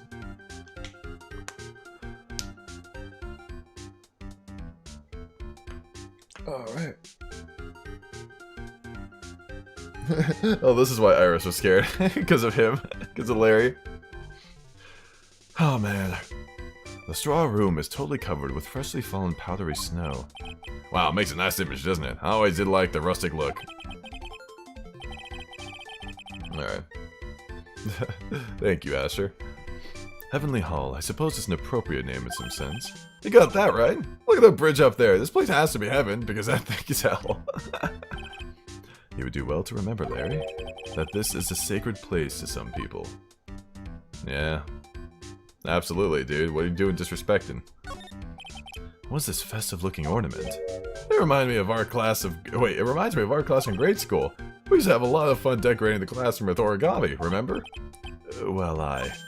Oh yeah, you were never good at it. Oh my gosh. Really? Yeah, this guy was so bad he couldn't even fold $1, let alone a grade. Everyone tried to comfort him, but he would just sit there sobbing. Really? I never would have expected that. Be quiet already. I'll never forget the shame of that day. You want a crane? I can now make a perfect 1/4-inch crane without a single flaw. You know, Edgy, nothing for nothing, but a 1/4-inch crane without a single flaw is not easy. Yeah, that's quite a feat, Prosecutor Edgeworth. This is exactly why I hate childhood friends.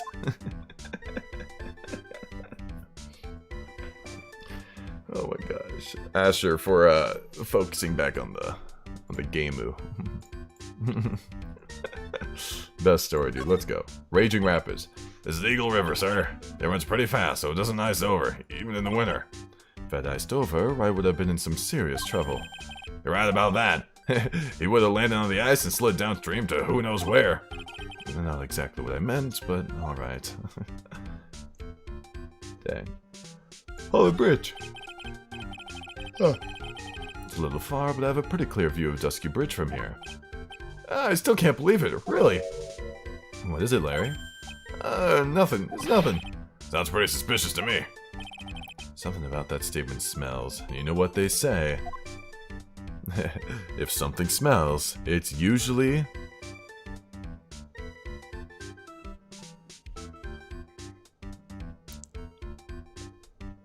the butts.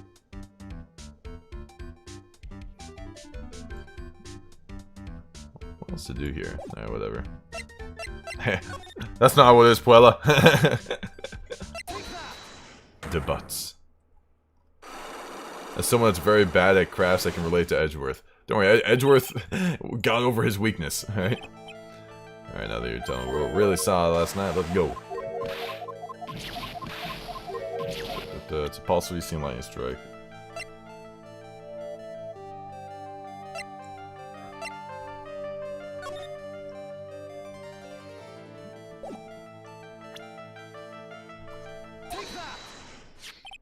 This is a map of the area. Take a look around the vicinity of Hausakura Temple. Bell says, hey, seems like I just discovered this Let's Play yesterday. How are you enjoying the installment compared to the first two? I actually like it a bit more. I enjoy it a lot. Like, Trials and Tribulations is definitely my favorite so far. This case would have to be utterly awful, right, in order for me to even consider it to be lower than the other two. And that's only to consider it, so it's my favorite one. By the end of it, assured. That's what it's going to be. What am I looking for? I think that should be fairly obvious. The main hall is surrounded by trees, and it's impossible to see that bridge from here, or see the bridge from here. What? Why'd you tell me that before? Maybe you should have been honest before. Well, how about it? How about what? Do you feel like talking now? About what? Looks like it won't be that easy after all. You leave me no choice, I'll have to move on to the next step. You weren't in your room with the temple, so then where were you? You don't know I wasn't in my room? So where was Larry, and why wasn't he there? Or why was he there? If I've read the situation up to this point correctly, the answer is fairly obvious. Well, let's test my theory. The place you witnessed a lightning strike was here.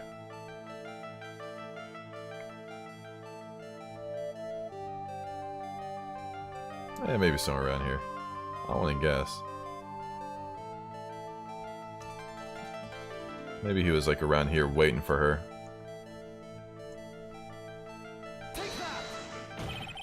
This is where you were. What do you think? Oh, that's a guess. Dang. I'm mad.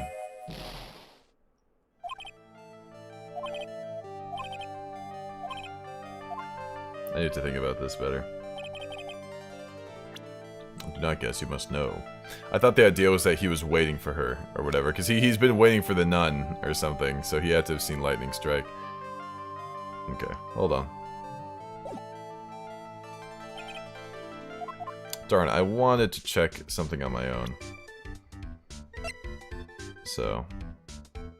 he was at Heavenly Hall, but we already said that he wasn't in the room of Heavenly Hall. That doesn't make any sense. But my idea was he was waiting near the bridge for the nun to pass by, because he was waiting for Iris, because he seems obsessed with her. I thought he was waiting on the main route, because he knows that they have to go to the inner temple.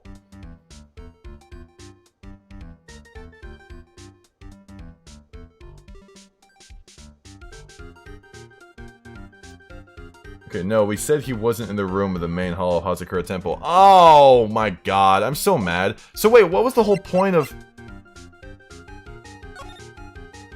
oh my god. Okay, so, hold on a second. So this here, when Butts goes, I still can't believe it really, and then he goes, nothing, it's nothing, right? So when he said nothing, it's nothing, I thought that was him realizing that he couldn't have seen the bridge from inside this room. I thought the whole point of meeting him here was like, this was the room he was in, or whatever. This is where he... oh, whatever. I must have... man, that sucks. Whatever. Crap, dude.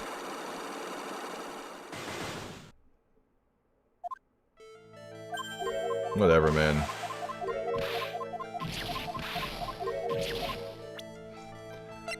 Yeah.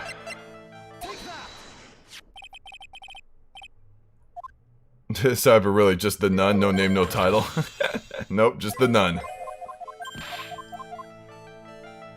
Kind of a plot hole with the art. I personally don't feel like he would have been able to see the bridge or whatever, but at least he saw the lightning strike first from, yeah, naturally Heavenly Hall, whatever. It doesn't look like you can see it from the house there. There's a whole freaking tree, whatever. Alright, why would I be hanging out in this old shack? It's freezing cold, there's no electricity, it could fall apart at any moment. Larry, how do you know that anyway? How do you know there's no electricity? After all, it's not that dark yet. In other words, you have just provided evidence to prove my theory that you've at least once in your life visited Heavenly Hall after sunset. That's true. I have to admit I'm impressed, Edgy. You're in a totally different league from Nick. That's nice. Now tell me, what were you doing at this cold little shack last night? That's what you would call a fair decor. What? I think you mean a fair decor. Whatever. Could it be you were waiting for someone? Oh, so he was waiting for someone. I'm so mad. I'm so mad, dude. You really are one scary guy. Yeah. So you're waiting for this person to come meet you? I'm so mad. Gosh. There's only one person you'd wait for in a horrible place like this. I told you before, don't call me Larry. That person you were waiting for was Iris. Suddenly I feel cold all over. No doubt because of my chilly glare. So you think I got the hots for Sister Iris, huh? You have some kind of evidence? You have something that proves I was waiting for her? You're just guessing. This is where I draw the lines and end this ridiculous little game. Crap.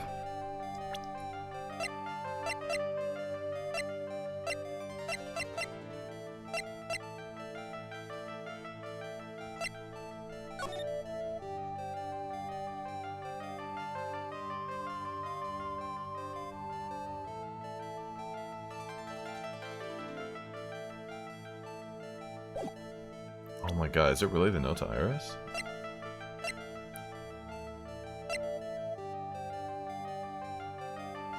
Oh my god. Really? Are we about to argue that? Huh. Let's go for it. Here's your evidence. You called her to this spot with a pathetic blackmail letter. Hey, give that back. Wow, yeah. Oh my gosh. That's not important. I misjudged you, Larry. What do you mean? Taking advantage of a woman's frailty like that. You should be ashamed of yourself. Oh. First of all, what's this at the top of the letter? It says salutation here. Well, that's what it said in the book. Letter writing for dummies. You're not supposed to actually write that. That's where you're supposed to write, Dear Iris. What? I'm sorry. Oh my gosh.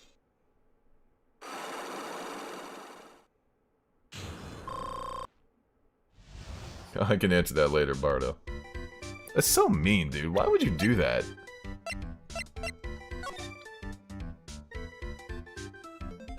There's something I must talk to you about. I'll be waiting for you tonight at 10 at Heavenly Hall. Make sure you come unless you want your secret to be exposed. I thought this is supposed to be like, salutations here, or some cute little thing, but no, it's literally salutation here. Okay.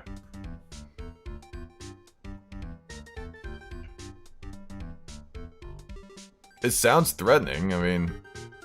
Dude, what a bad person. That's... So you were here in Heavenly Hall last night, weren't you, Larry?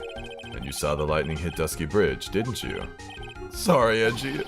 Sorry doesn't cut it, you scumbag! Threatening a young lady like that, dude, you get him. Wait, hold up. What now, pal? What are you talking about? What threatening stuff? I'll tell you what, you're trying to scare Iris by threatening to expose her secret. What do you mean threaten? What did I threaten her? Unless you want your secret to be exposed. That sure sounds like a threat to me, pal. Blackmail, in fact. Give me a break, it's a love letter. Haven't you ever been in love? What did you just say? My love for her burns so hotly it can melt all the snow in this mountain. Oh my gosh. Oh, then what is your secret you mentioned? How many points does Larry gain or lose for simping? Dude, anytime Larry simps, period, it's minus 1,000. Come on, Edgy. Don't you get it? I'm talking about the secret love between her and me.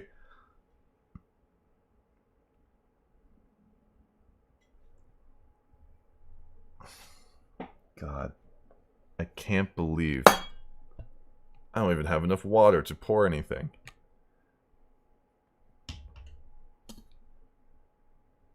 Is it possible for someone to be that stupid?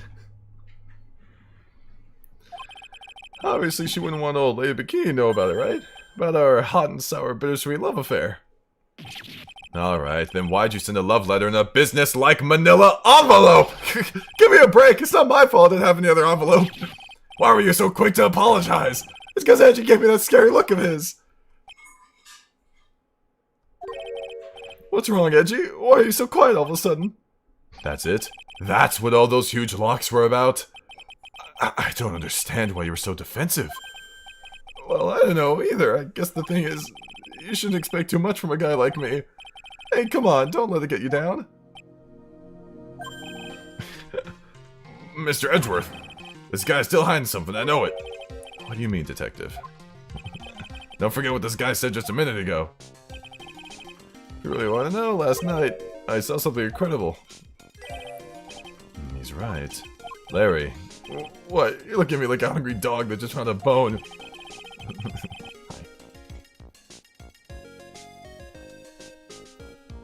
Hi. What is this something incredible you saw last night? You're going to tell me, Larry, one way or another. Brings out Francisca's whip. I already told you, didn't I? I saw lightning strike Dusky Bridge. Yes, and I believe it was the incredible sight you saw, but now that I think about it, something doesn't quite ring true. What doesn't? That's all there is to your story. Your heart wouldn't have had all those locks. Therefore, Larry, I do believe you saw something last night. Something more incredible than lightning. Where? How? Hey, what do you think you're doing? If you had anything for Mr. Edgeworth, I'll arrest you on the spot, pal. Oh my gosh, that's not right. Oh god, again? Oh my gosh! Oh my gosh! No! What's wrong, sir? Does this mean I have to do it all over again? This man, I have to deal with him again? I can't take this, Gumshoe. I'm getting Phoenix. Why are you glaring at me like I'm next about to be hit by a bolt of lightning? I've just about had it with this Harlequin. If I really want to drag the truth out of him, I'll just have to drag him to the witness stand.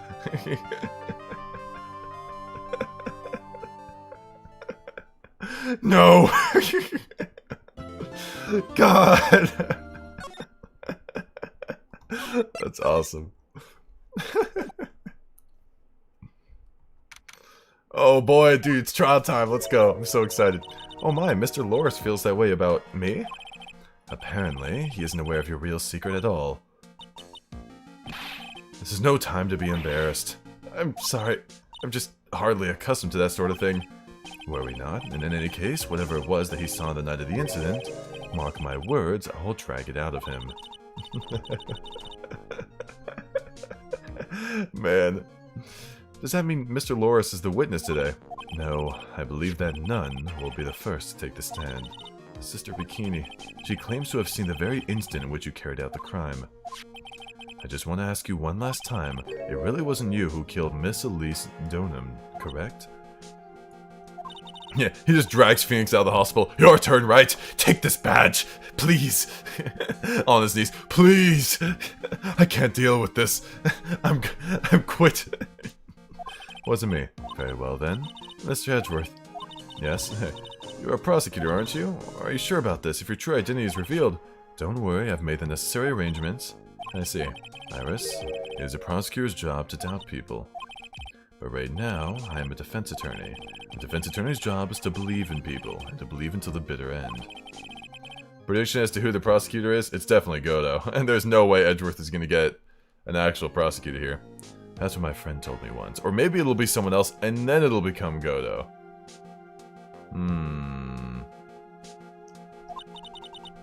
Miss Edgeworth, I simply ask that you watch and decide for yourself, whether or not I am fit to do the task I have been entrusted. Very well, sir. I leave my defense in your capable hands.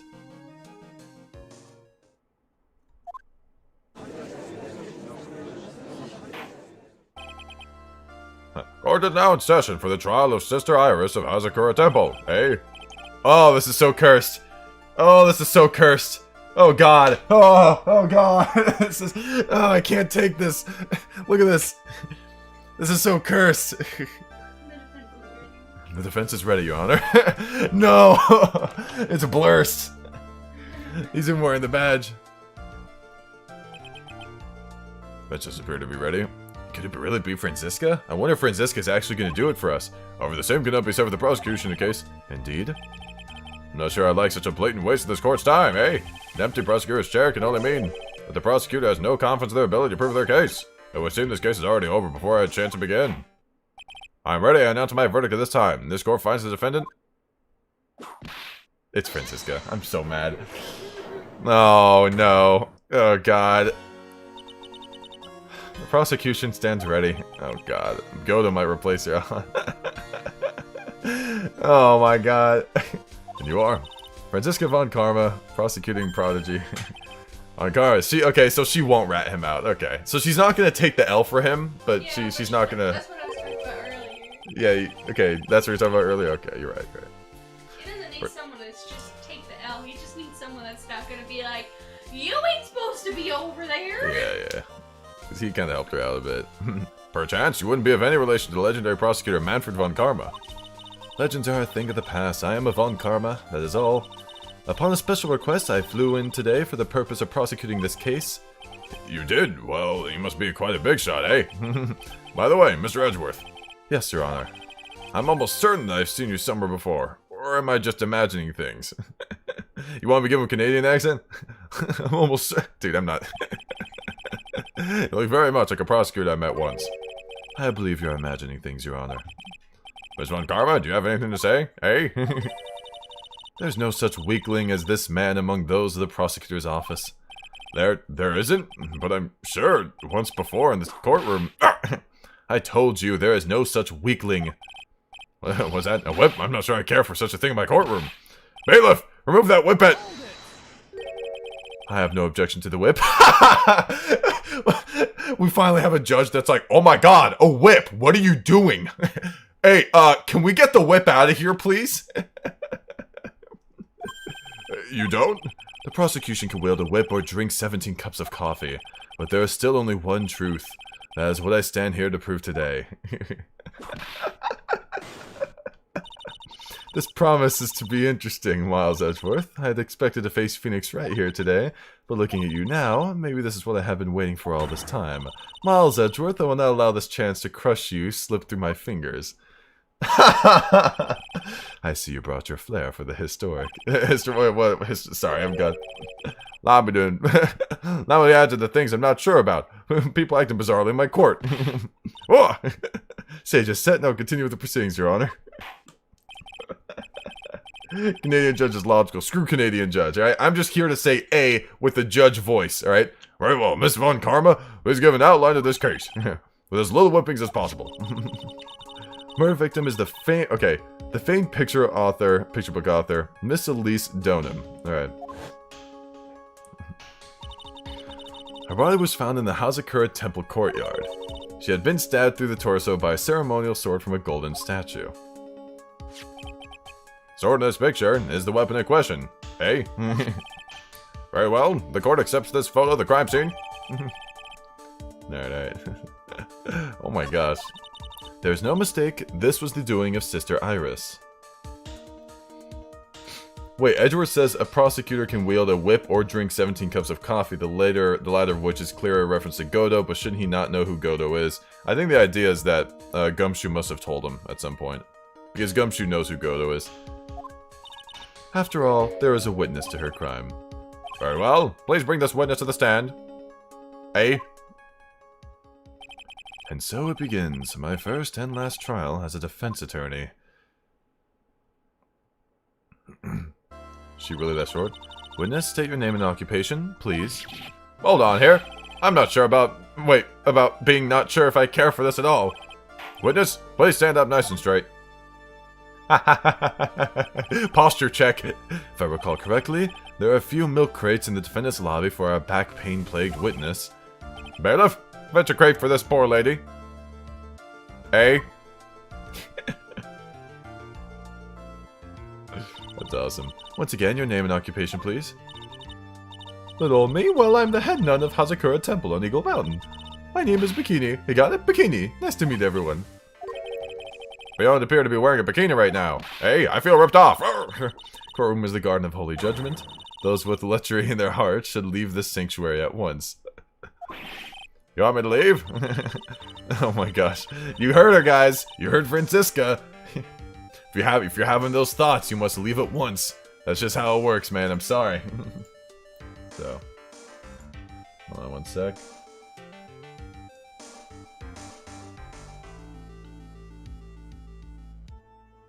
Hey. Could you take care of this real quick?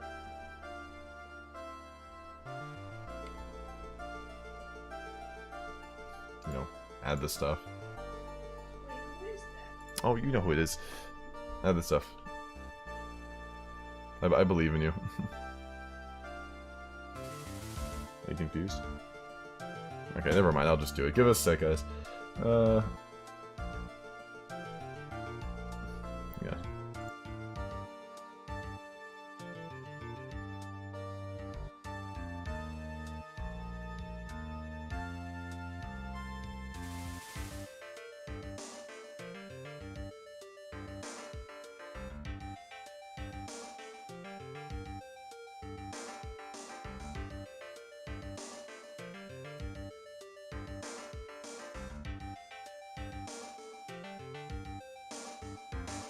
Sorry about that, guys. Alright. Alright. Let me give your bikinis a twist. Let me tell you, I'm a sight to behold in summer. Oh, God. Wahaha! In any case, witness, I hear that you saw the crime take place on the night in question. That's right. I can still hardly believe it myself, to be honest. There's no way dear little Iris could do anything like that. Let's hear what you have to say, then. Hey, first tell us about First tell us about your own movements that night, hey? You lost 13 viewers when you told people to leave? Good! Now Nana was helping an acolyte with her training in the inner temple, but, well, as you can see, my back likes to act up, violently. So I left Iris to help the acolyte, and returned to Hausakura Temple. There's no bath at the inner temple, you see, and I needed a long, hot soak. It was after I had finished, just as I was heading back. That's when I saw it! It was simply a coincidence that you found yourself returning to the Hausakura Temple. Yes, you could say that. If my back hadn't been in so much pain, I would have stayed at the new temple. That sounds like a pretty important statement she just made. There's only one problem with the testimony that I can see. And you're not about to fall at the first hurdle now, are you? Well, are you, Miss Miles Edgeworth? Yeah. Mr. Edgeworth, please begin your cross-examination.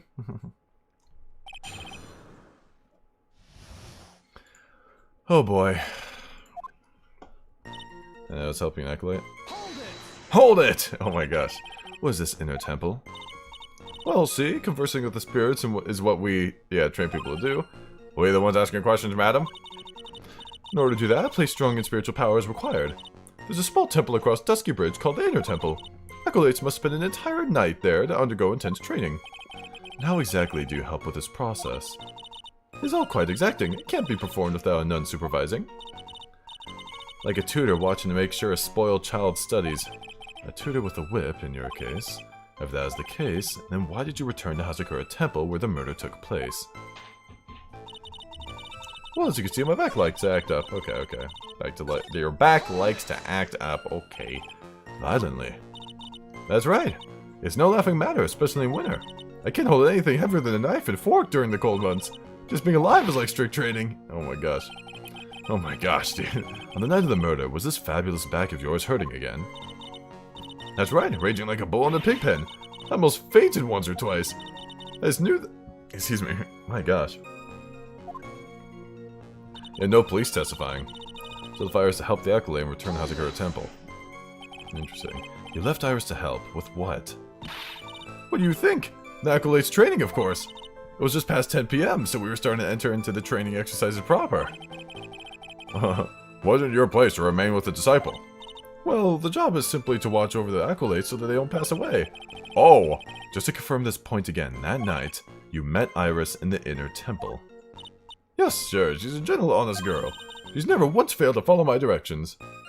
So just kill someone. Oh! Wah! Especially that.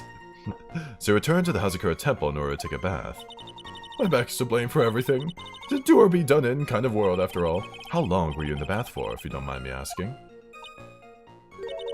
My, what a filthy little rogue you are. I know what's on your mind. I bet your next question is going to be, where exactly did you wash? Ah, this is why you have to watch the young ones. What are you going on about? I was... Ah! Pathetic, Miles Edgeworth. The lowest of the low. Is there some sort of kick-me sign stuck to the defense's bench? Anyway, I couldn't afford to be away from my post for so long, too long, you understand? Why do you get whipped, dude? No. That's awesome, dude. Alright. Couldn't afford to be away from the post long. It was after I'd finished as I was heading back. That's when I saw it. The crime took place in the courtyard, correct? Then you go from my hall to the main room. You have to take a winding hallway from... winding hallway from which you could see the courtyard. That's right. In other words, it was pure coincidence that the witness saw the crime taking place before her eyes. There was no complicated setup in this case. That certainly seems to be the truth. There is indeed only one problem with this testimony. If I can clearly point out what it is, then I can begin to quantify just how good this witness's memory and observation skills are. I'm sorry, Edgeworth, what'd you say? What are we doing, dude? Only one problem with this witness testimony. If I can clearly point out what it is, then I could begin to quantify. Okay. Alright, let's see here. Interesting, interesting. Please don't talk about what goes on in this trial, alright? I don't want to know. I'm telling you. I'm warning you. There you go. My back likes to act up, so I left Iris to help the acolyte and returned to Hausakura Temple. There's no bath at the inner temple, you see, and I needed a long hot soak. So after I finished, just as I was heading back, that's when I saw it. Do we even have an autopsy report? Man, oh my gosh. Okay. Think about our only pupil. Okay, rang lights out at 10 p.m. and it was in her room until the murder was discovered. 10 to... okay, 11, there it is. Alright. Caused loss of blood from stabbing back. Body fell 10 feet after death. 10 to 11. Okay. Left Iris to help the acolyte and return to... okay, left Iris to help the acolyte and return to Hausakura Temple. Okay, I'm gonna press that again. Left Iris to help. I think the acolyte's training. It was just past 10 p.m., so we were starting to enter into the training exercise proper. Was your place remain desirable? All the job is simply watch over the acolytes so they don't pass away. Just to confirm this point again, that night, we met Iris in the inner temple. Yes, she's a gentle, honest girl. She's never once failed to follow my directions. Turn to Hausakura Temple, but she testifies that she was in her room that night. Witnesses have to undergo their own trials, I'm afraid. The defendant's fate rests on the powers of the observation and memory, after all. Well, don't worry, I'm more than up to the task. I'm a woman of faith, after all, the head honcho of Hausakura Temple. In that case, Miss Honcho, I'd like to explain something for me. You explain something for me. Gosh, I hate defense attorneys.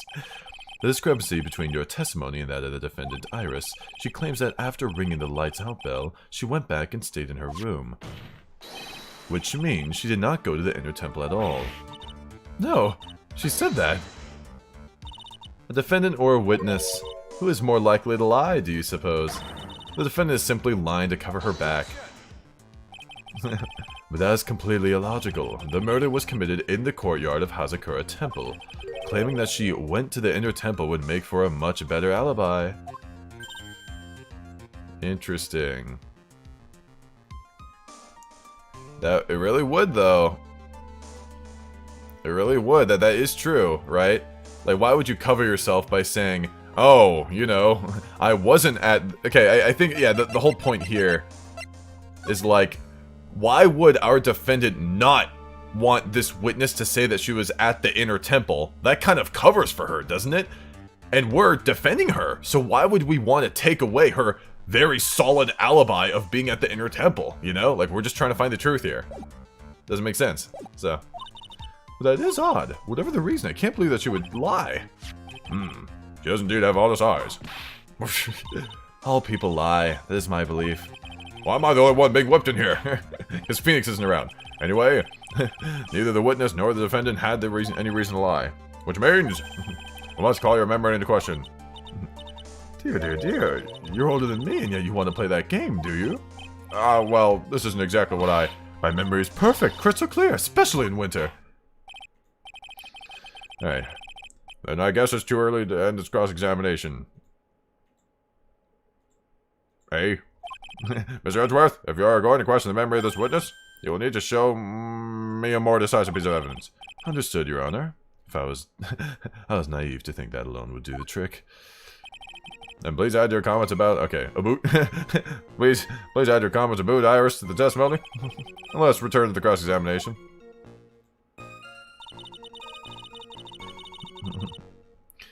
And I was helping Eckler through training, and then as you can see, my back lights act up. She's dressed exactly... Iris, okay. Iris came to the inner temple. She was dressed exactly as she had been at dinner. Are you sure that you're not making a mistake? You young men need to get your estimation of me up front the floor. Nah. Iris always wears the same clothes. The smallest thing out of place would have stood out like a sore thumb to me. You're making a mistake. Thinking I made a mistake. An excellent finish there, witness. Still, I have to wonder. There's no bath at the inner temple. You see, I need a long hall. Okay.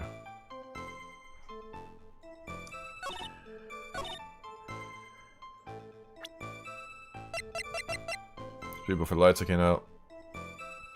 Received before the lights out bell. The night of the crime protects from evil spirits, but we were given the hood. We were given the hood. Boots aren't relevant to the case, Your Honor. Witness, let's get one thing straight. The defendant whom you claim to have met, she was wearing this demon-warding hood, correct? Of course. That's a very important piece of clothing, I'll have you know. Wait a minute. Hold it right there. Why do you have that? That's the question of the day now, isn't it, Miss Von Karma? I love being on the same side as Edgeworth. I'll have you note that this hood was given to someone as a gift that night, before the lights out bell was rung. What? You know where I'm going with this, don't you? If the witness had seen the defendant as she claims, then the Iris she saw should have been missing this very hood. Well, well, well! Oh my gosh, those are a lot of... It's not a bad feeling at all, exposing contradictions like this. Now I understand that happy look on Wright's face every time he does it. Let's go, let's go, let's go. Order of the court, wait, Sister, this hood, you have spare ones around the temple, don't you? Spares? Well, I do tend to make too many of them. I see. Stockpile, surplus of hoods, eh? Ishina is only given one hood. This should be the only hood that Iris owned. Then this is quite strange. Ah! There's a surplus of hoods, and she could have worn one of those. There's no contradiction here. I'm sorry to break this to you, Miss Von Karma, but you won't get away that easily. Discrepancies such as this will sow seeds in any human heart. The seeds of doubt. Witness, I don't wish to call your testimony into doubt. You must give every detail with precision. Not sure I'm comfortable going along with this. Sister, you shall continue with your testimony. Tell us what you saw after finishing your bath on your way back to the temple. Those seeds of doubt are sprouting in the judge's heart. They just need a little more stimulation to bear fruit. Contradictory stimulation. Contradictory stimulation. White hood, silk cloak, amethyst staff. Let's go. I finished my bath around 11, and I thought I should return to the inner temple. And as I was walking back, I heard a noise from the courtyard. I took a look, and Iris was... Oh, Mystic Elise! And with that sword of all things! Mystic Elise was staying in the corner room, which faces out onto the courtyard. The stabbing I saw must have occurred after she was pushed out of her window. You just came to the stream. Who died? The person that died was this woman, right? We are currently playing as Edgeworth because Phoenix is in the hospital. And we are going up against Franziska, right? And we are currently defending this woman. So, who supposedly had been seen by Bikini, you know, stabbing her, or whatever. So that's kind of the deal here. I was in your place. It would be much like Miss Von Karma whipping Mr. Edgeworth in court. I may sing it off from this very chair. Or, well, something like that. This judge, his imagination is about as vivid and creative as Detective Gumshoe. How would look the fool if I commented on such foolishness? Anyway, this case is mine, Miles Edgeworth. Calling everyone by their full name. Can't you do something about that habit of yours?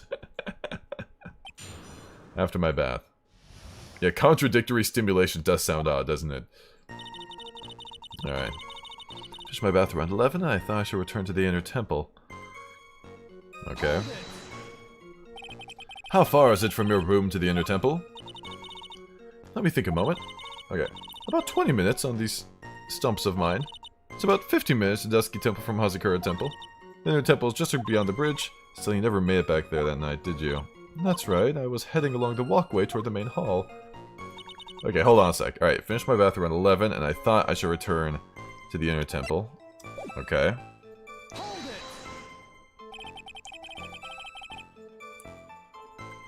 Let's see. How far? Think for a moment. About 20 minutes on these stumps of mine.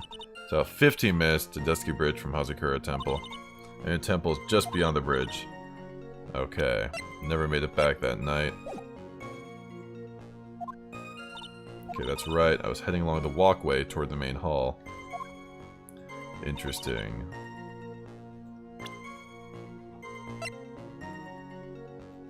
Okay.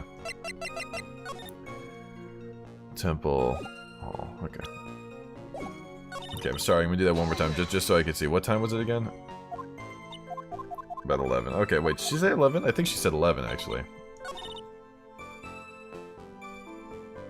Finished my bath at around 11, but the autopsy report was 10 to 11.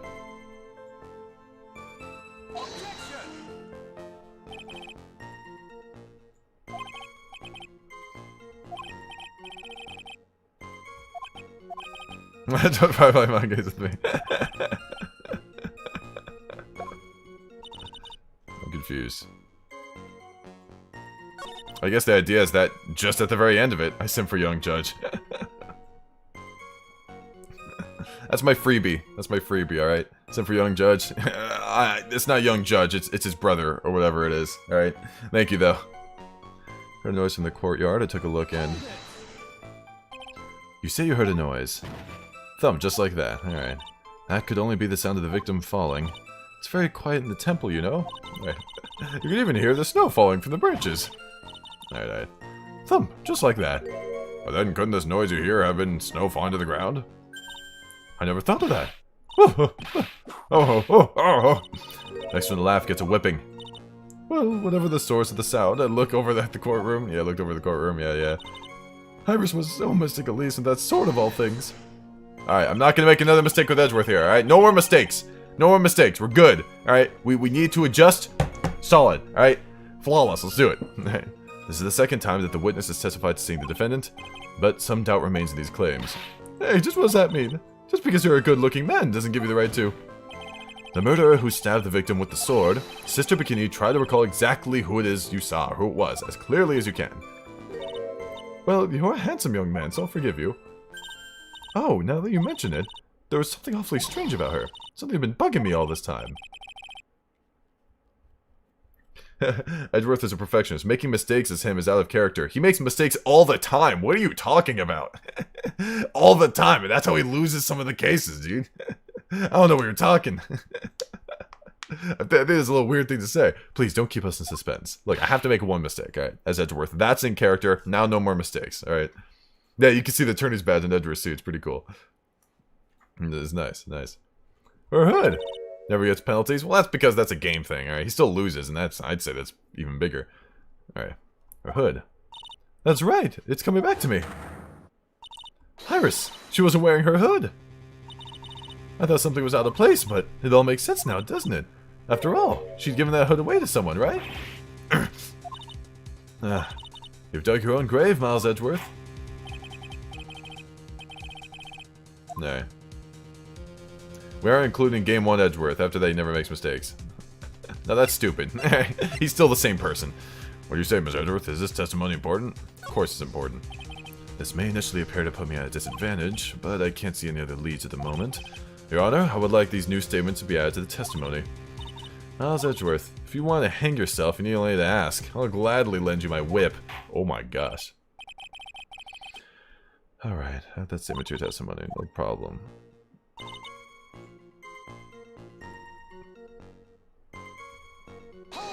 Okay. Are you okay? You are sure about that? Yes, after all, we always wear the same clothes. I don't mean because we're poor, you understand. It's our style. Yes, that's it. There's absolutely no need to explain yourself. Gosh, I don't even want to know. Anyway, she looked different from normal, so that really stuck out. Yeah, man, of course it did. Alright, like me holding a whippet puppy instead of my whip. At least then it might bite you and not someone else. Iris didn't have her hood on, I'm sure of it. Let's see. Very well, alright. Don't be stupid. Come on, Levin. Alright, stop being dumb, alright? He's made mistakes. Stop using penalties as the only way to quantify whether a character has made mistakes or not. Edgeworth has made mistakes. I made a mistake as Edgeworth. We're good. Stop overcomplicating it, alright? Now please tell us about the victim, eh? Mystic Elise was staying in the corner room, which faces out onto the courtyard. Whatever. Let's see more about this. I love a smug face. The room the victim was staying in overlooked the courtyard, correct? This really shows me how young they made him. Like in that other case, isn't it? Alright. Let's see. A boot. Yeah, whatever, a boot. The room the victim was staying in overlooked the courtyard. Let's see. Which means the victim's room is on the second floor. Okay. No, Hausakura Temple is a single-story building, but the mountain itself slopes downwards. Alright. Which elevates the main temple side of the gate. Okay. Of the temple and the guest rooms in the back. To about the height of a two-story building. I see.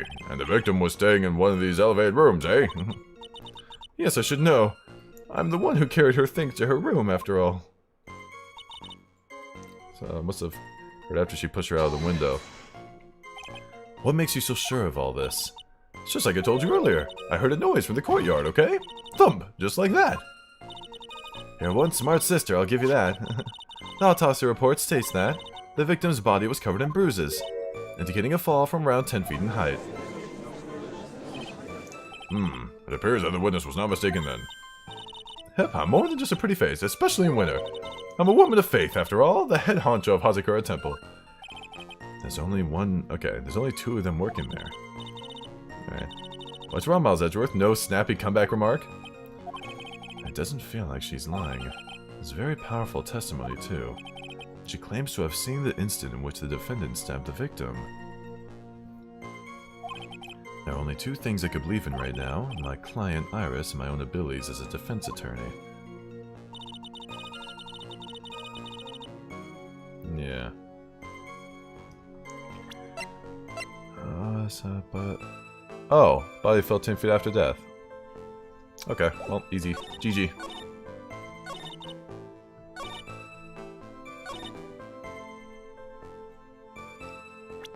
GG. Impressive logic, and that's what I'd like to say, anyway.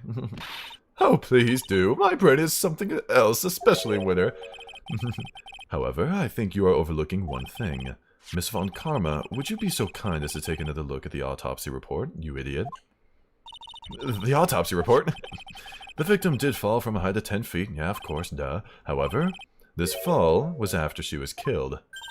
But I have an updated autopsy report, Edgeworth. No, it can't be! That's right, it says after death right here. The scene the witness claims to have seen is contradictory.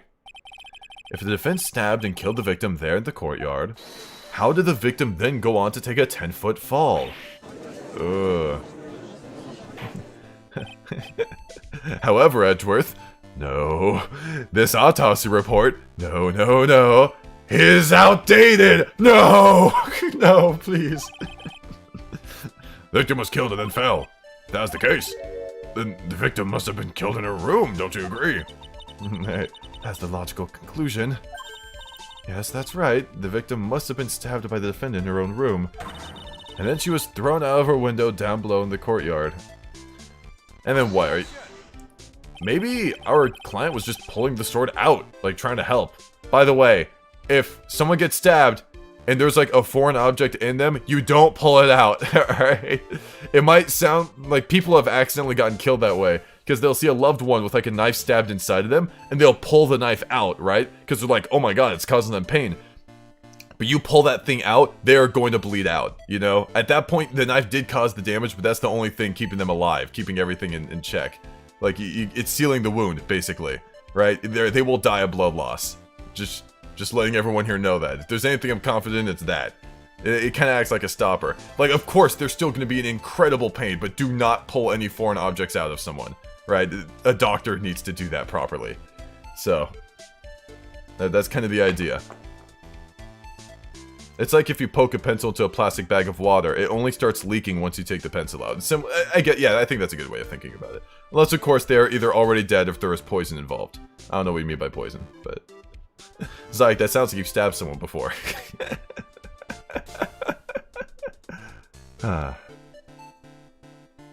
Were there any signs of a struggle in Miss Donham's room? She was stabbed with a sword. That would leave a blood stain, wouldn't you agree? Well, Miss Von Carver, was there any blood? No traces of blood were found in the victim's room. Your whip has just caused traces of blood to be found on my glorious playoff beard. However, there was no blood. I'm sure that poison needs to get out of the bloodstream. It's better to bleed more than the blood. Okay. Well, at that point, I would do some research on it.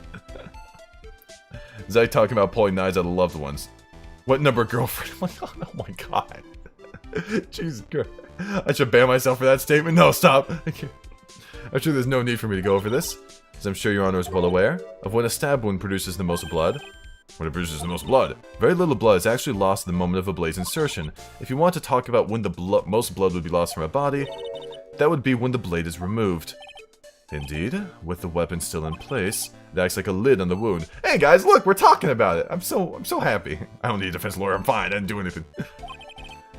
That's true. With the weapon still in the body, there wouldn't be much bleeding. A perfectly reasonable line of thinking. They're actually talking about, wow. We have come to a conclusion then. The victim was thrown out of the window with the sword still in place. This removes all of the contradictions. Okay. Yeah, we foreshadowed it, guys. You're right. We're ahead of the game. Darn it. I foreshadowed it. I need to ban myself. Oh no. I must admit that this is a probable version of events. I expect no less from Franziska von Karma. She locates and takes control of every vital point. It seems. We need a clear testimony from the witness. Remove all supposition on your part and tell us only the facts, please. Wait, what happened? Witness, please, remain standing on the crate. Don't go selling me short now. The weight of winter snow has bent me out of shape, especially with my back and my mood. Sister, please give us your testimony. I will give you a vigorous massage once we are finished here. With the whip? Oh boy. Alright. Alright. They made her short to save on space, I'm sure they did. I looked across at the scene, the sword was already in place. Thinking about it now, I didn't actually see her stab Mystic Elise. I've never seen so much blood before. That's when I fainted. You can't blame me, can you? When I awoke, Mr. Ame was stabbing Mystic Elise through the back. Dang, dude. This all converges Miss Von Karma's theory. Von Karma strive for nothing but perfection. Putting together such facts is nothing for me. You should know that, Miles Edgeworth. Perfection is an impossibility, Franziska Von Karma, and I'm here to teach you just that. Interesting. You didn't even see her stab her. I don't get it. When I looked across at the scene, the sword was already in place. Thinking about it now, I didn't actually see her stab Mystic Elise. I've never seen so much blood before. That's when I fainted. You can't blame me. When I awoke, Mystic Ame was stabbing Mystic Elise through the back.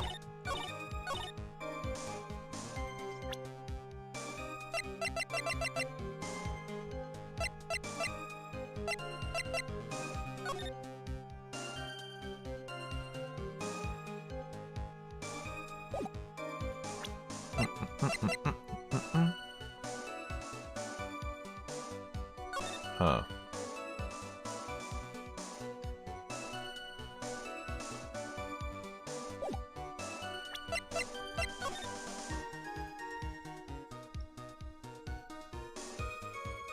Interesting.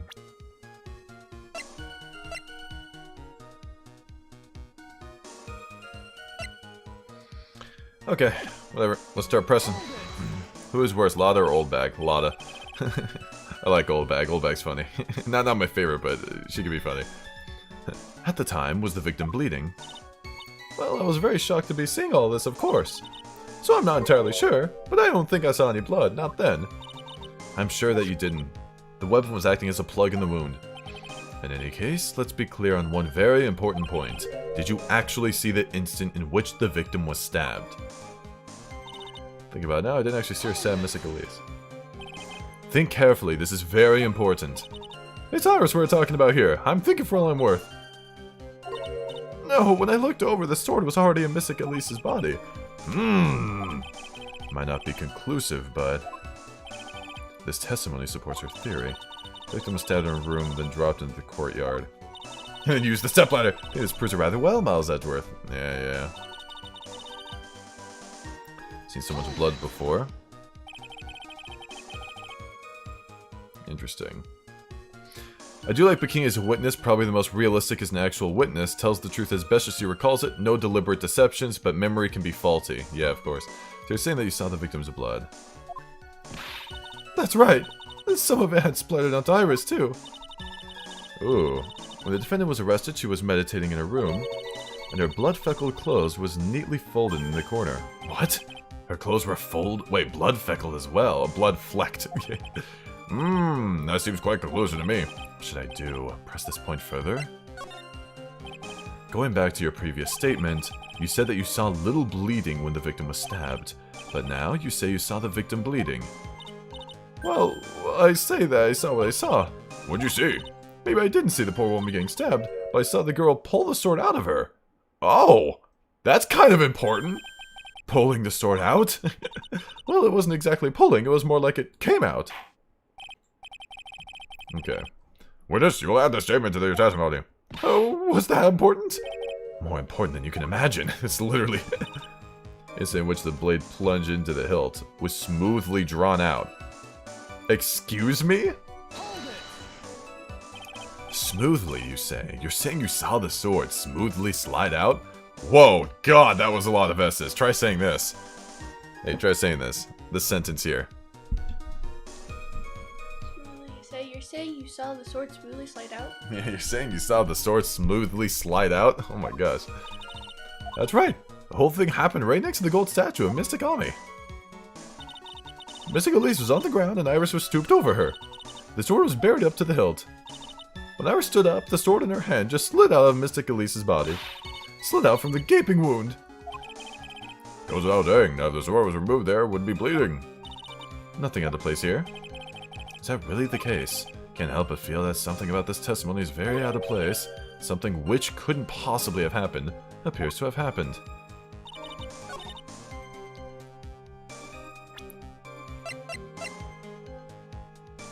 The apparent murder weapon has the victim's blood and the suspect's fingerprints on it. Something happened that shouldn't have happened.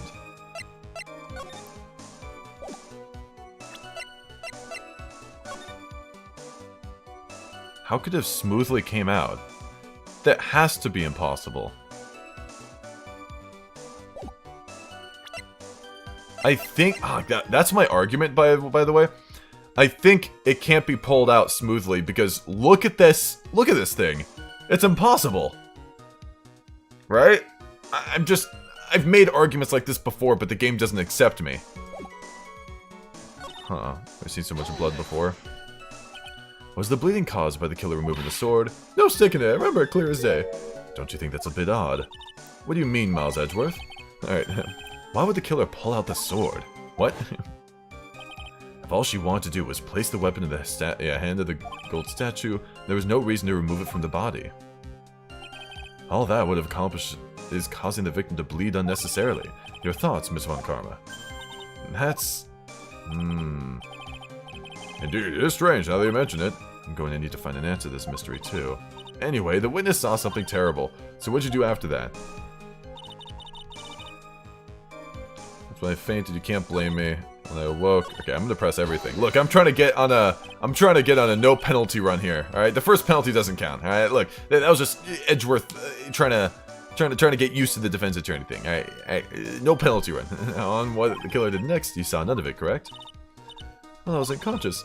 How long were you out for? 10, maybe 20 minutes? A young man with a very prickly-looking head woke me up. By stepping on me, actually. Oh, that was Phoenix. Alright, I don't know, like, the method of resuscitation. Well, I wasn't asking for mouth-to-mouth or anything of the sort. But I would have welcomed a more gentle awakening right about then, let me tell you. I shall have words with the offender personally. What did you see upon awakening? Misakami was... okay. By Misakami, you are referring to the golden statue. Stabbing someone with the Shichishito, a sacred treasure, is terrible enough. But to then make Misakami hold the blade! Truly a heinous, despicable crime.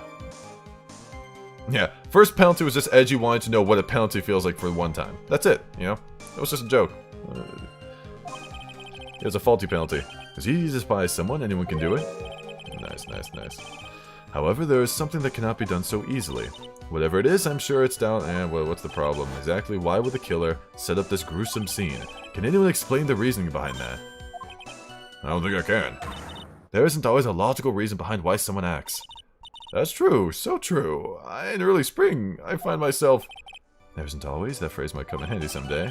There are too many unnatural elements in this case. Why is it necessary to use that Shichishito from the Ami statue as a weapon? Why was the weapon ultimately placed back in the hand of the statue? If I can expose the flaws in this testimony, perhaps then I will begin to find the truth. Okay. Smoothly drawn out. Okay, we're good. Good. No, good. No penalty. Alright. Sister Bikini, you are a reliable witness. At least I'd like to think so, but there are too many contradictions here, you idiot. What do you mean? You make it sound as though I'm a liar. But you're a handsome young man, so I'll forgive you. Oh my gosh, this again, dude. What contradictions are you talking about? In the scene that the witness claims to have seen, the weapon was thrust up to its hilt in the victim.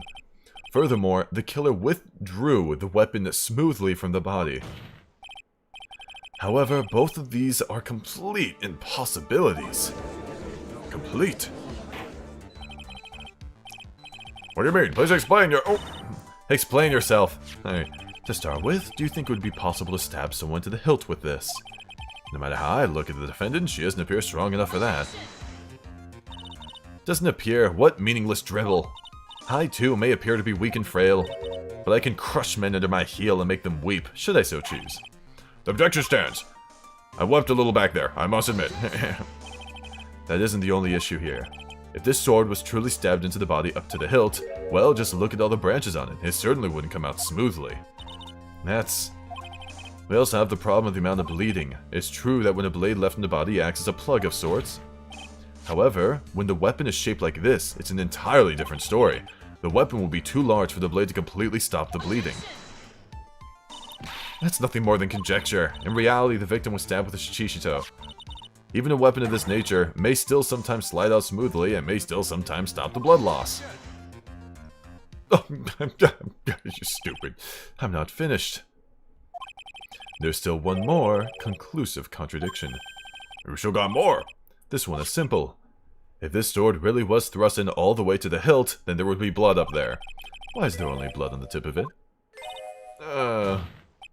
If this witness is telling the truth, then there should be blood along the entire length of the sword. True, true. Order! Let's see here. It's pretty good so far. Alright. Bravo, Miles Edgeworth. Raising this many contradictions from a single piece of evidence. All the other attorneys I know could maybe manage one, if that. What does this all mean? You have proven contradictions regarding the murder weapon, but having come this far, there can only be one answer. And that is, the weapon used to kill the victim was not the Shichishito. What? A foolishly foolish idea born from the foolish mind of a foolhardy, foolish fool. Let's examine this again. What was it that made us think that this sword was the murder weapon? Well, it's because Misakami was holding it. Exactly. However, if you reflect on this, that is the only basis we have to assume such a thing. The impression left by the scene was just too strong. That is what influenced us. It influenced us to believe that the Shichishito was the murder weapon. Order! Whoa. So maybe the Shichishito was not the murder weapon. Even if that's the case, it changes nothing. The sister here saw everything. She saw the defendant stab the victim with a sword-like object. No, she didn't. That's true. Response, Mr. Edgeworth. If that is so, I would like the prosecution to answer the obvious question it raises. The obvious question? Yes, namely, where did the real murder weapon disappear to? It goes without saying that the police searched for the main hall and the surrounding area. Perhaps the prosecution can enlighten us as to if a sword-like object was found. That's... Answer the question, Miss Von Karma. No evidence of that kind was found. Yeah, the judge when he's surprised, yeah. Looks just like that. just looks like an emoji. Then the mystery is thrown the pile. Trial without a murder weapon is a tricky beast. Excuse me, can I say something? I just remembered something, actually. What is this, sister? I was just thinking, it's possible that just maybe what actually happened was... It was just over there.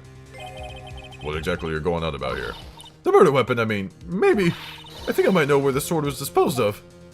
You what? Oh, whoa! Well then, I think we need to hear testimony from you one more time, sister. Impossible. Oh god. What else? What else could this old woman have seen? Dang, dude. I'm sorry, Edgeworth. A boot. Saw the murder around 11 p.m. After asking that it be reported, I went out to the main gate. And there I saw tracks. Tracks that indicate the snowmobile had been used. It takes 15 minutes to walk to Dusky Bridge, well, less than 5 using one of those. Maybe they threw the weapon into Eagle River and came back while I was knocked out. Huh.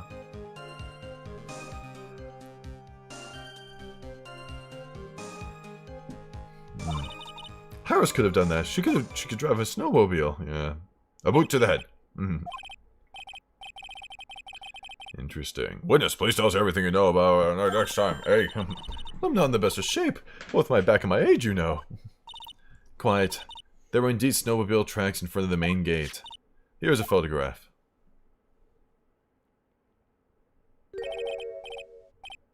Dude, that doesn't look like it left at all. That looks like it just arrived. What do you think? Am I the only one thinking that? How do you interpret these snowmobile tracks? Yeah, it looks like it pulled up in there. Yeah, it looks like it pulled up, not that it left. Well, actually, I think the idea is that... Okay, hold on. Maybe I'm being stupid right now. Like, maybe that's the place that they're arguing it went to, right? So, choice begin in front... Okay, it begins in front of Hausakura Temple and run all the way to Dusky Bridge.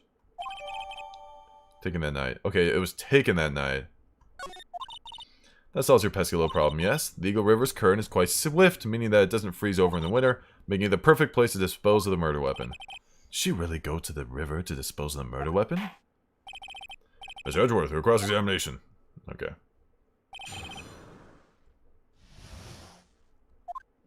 Interesting. Saw the murder weapon around 11 p.m. Okay, murder around 11 p.m. You're sure about the time? Yes, I was worried about it after all. Why was that, eh? Because I have a strong sense of responsibility, especially at this time of year.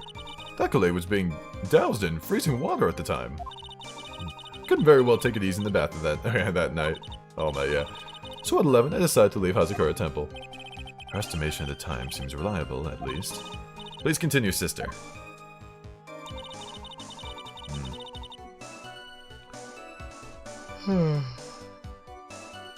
Alright. After asking that it be reported, I went out to the main gate. You asked Phoenix Wright to report the crime, correct? Right. The one who trampled me. Seems she is the type to hold a grudge. There was no phone in the main hall, so I sent him to the bridge. Phoenix Wright. He didn't even have his cell phone on him. He had forgotten it at home, apparently. What a naive boy, as always. Not only do I always carry my phone, but I also have my whip. I always have my whip in hand, too. Anyway, I was really scared, and it was taking him a while to get back. So I thought I'd go out by the main gate for a spell. There I saw tracks, that indicate the snowmobile had been used. As I recall, there was a snowmobile outside the main gate when I visited. Okay. That's it. That's the only one we have. Or that's the one we have. He'll run no matter how much snow falls. Now you're certain the snowmobile was there at the main gate when you arrived? Yes, of course. It was parked in front of the gate. So she had already gone, discarded the murder weapon, and returned by that time. I'm not sure if this is really relevant. Let's press further. I need answers to every possible doubt. Snowmobile in question, was it still warm at the time? Huh, what do you mean? What do you mean, eh? What do you mean, Miles Edgeworth? I'm playing to a slow crowd here. Goes without saying that using a snowmobile will heat its engine. If it was still warm, then it means it was recently used. Slow crowd. Alright. I never thought of that. That's right, I overlooked that too. Of course you did. Answer the question, please, witness. I don't often go around touching hot engines. However, now that you mention it, there wasn't any snow on it. Oh, if there's no snow, that means it probably was used. Yes, for some reason, only the snowmobile wasn't covered in snow. Probably melted off. There wasn't any snow in it? Curses! Seems highly likely that the killer did use the snowmobile then. How long does it take to get to the Dusky Bridge by snowmobile? It's 15 minutes. Less than 5 using one of those. In that case, why didn't you use it yourself? You could have spared yourself some walking. Ah, there's a reason for that. Hope we got a moment for me to explain. I think that's why the question was asked in the first place. It's about a month ago. I was driving my beloved little snowmobile, happy as can be. I fetched some water and was heading back when I went and crashed into a tree. The tree and my back both went crunch, just like that crunch. Ew. Oh god, stop that sound effect. I haven't been able to find the courage to ride anything since then. Anyway, the killer must have used it. Yeah. Yeah, I know in Phoenix Wright, Edgeworth talked about how he wanted to be a defense attorney like his dad when he was young. And this is like him following in his footsteps, dude. Following in his footsteps. It's pretty cool. Midby threw the weapon into Eagle River and came back while I was knocked out.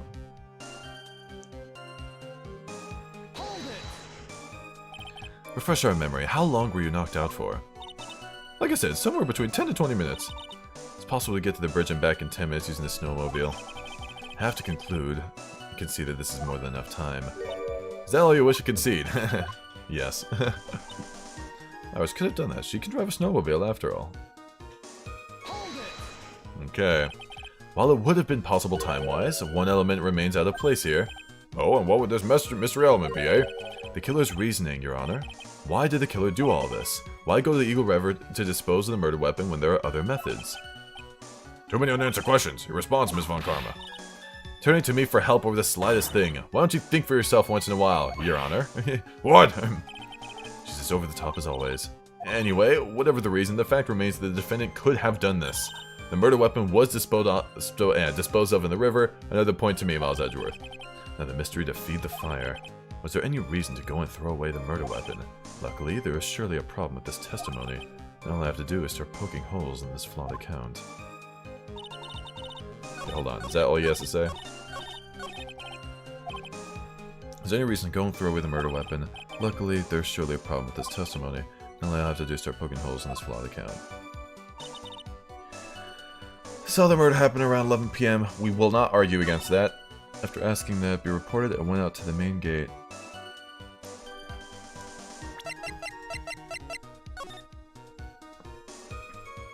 Okay, so the idea here is that this thing was used to go to the bridge, dispose of it, and then go back?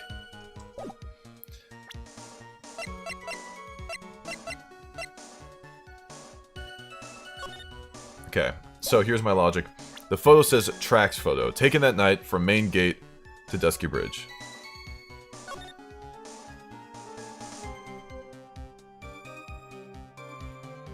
Okay. It does not appear to me that they use... Oh, I can actually see footprints. Okay. I believe this is what happened. I believe someone used this thing to go to the gate, stab someone in her room, right? Pushed her down to the floor, right? Like made her, you know, threw her off 10 feet, right? And then with the murder weapon still in hand, they went out of the room, right? And then walked. They did not use the mobile. They walked to the bridge and then disposed of it there and then maybe left, right? I do not think that this thing was used. I think that they first went using the mobile and then left on foot. I think that's the idea here. Because you can see some footprints there, and it wouldn't make sense for them to walk there and then use the mobile backwards. Yeah, because that thing does not look like it was backwards. So, but why though?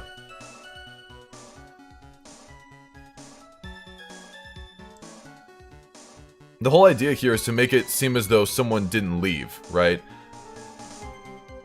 So, wouldn't those be Phoenix's footprints? This is taken after the crime, after all. Interesting. Those could be Phoenix's footprints. Interesting. Snowmobile have been used.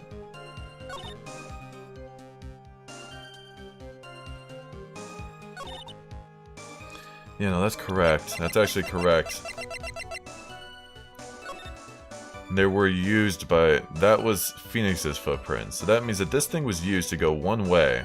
And one way only. It's good then that you could drive a snowmobile. Maybe they threw the weapon into Eagle River and came back when I was knocked out. Takes 15 minutes to walk the Dusky Bridge, but less than 5 using one of those. Tries to indicate the snowmobile had been used. And after asking that reporter, I went out to the main gate. Yeah, I know the picture shows the entrance to the temple, not the bridge. I know that. It doesn't look like it was the weapon in Eagle River and came back while I was knocked out. I'm not sure what to present this on. Okay, Iris could have done that. She can drive a snowmobile. Okay. Okay, my argument... I'm trying to think of my argument here. Okay. She's trying to say that they use the snowmobile to go from the main gate to the bridge and maybe back or whatever. I'm saying that's impossible because it only went to the gate. I'm sorry, only to the gate. So, tracks that indicate the snowmobile must have been used. Okay, I might have to press this. Takes 15 minutes. Let's see this. Okay, so why don't you use it? You could have spared yourself from walking. Yeah.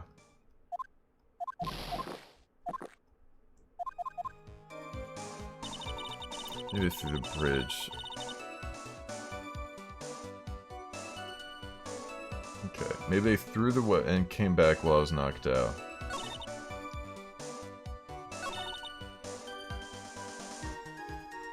Oh, they could have come back.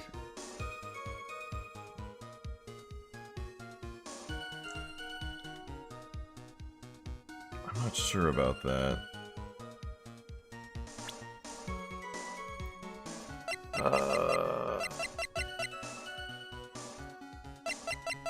Let me think about this for a moment.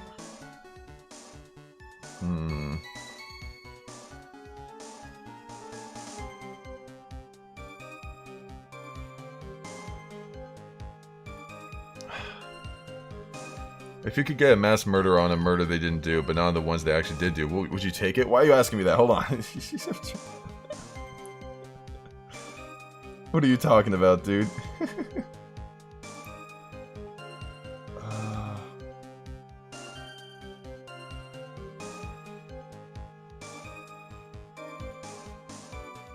I don't...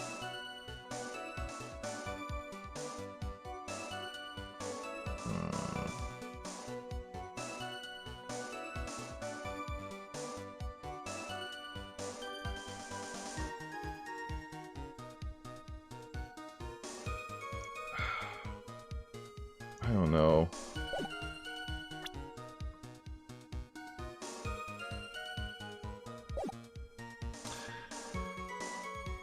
Whatever.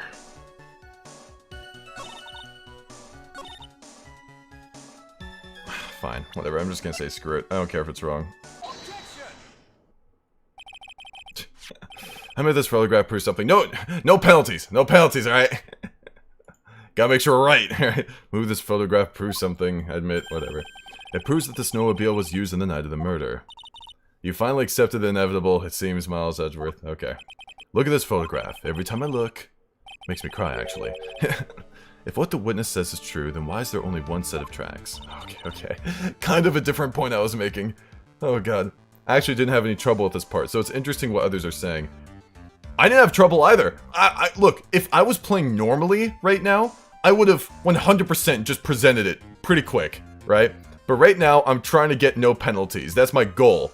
So that's why I'm trying to think over every possibility, unless I'm 100% sure from the start, you know.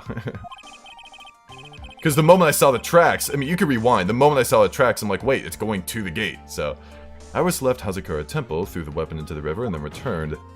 If this was the case, then naturally there should be two sets of tracks in the snow. Those from heading out to the bridge, and those from coming back. Oh, you're right. You are forgetting one thing, Miles Edgeworth. On the night of the murder, it was snowing. The tracks leading to the bridge were erased by the snowfall. What?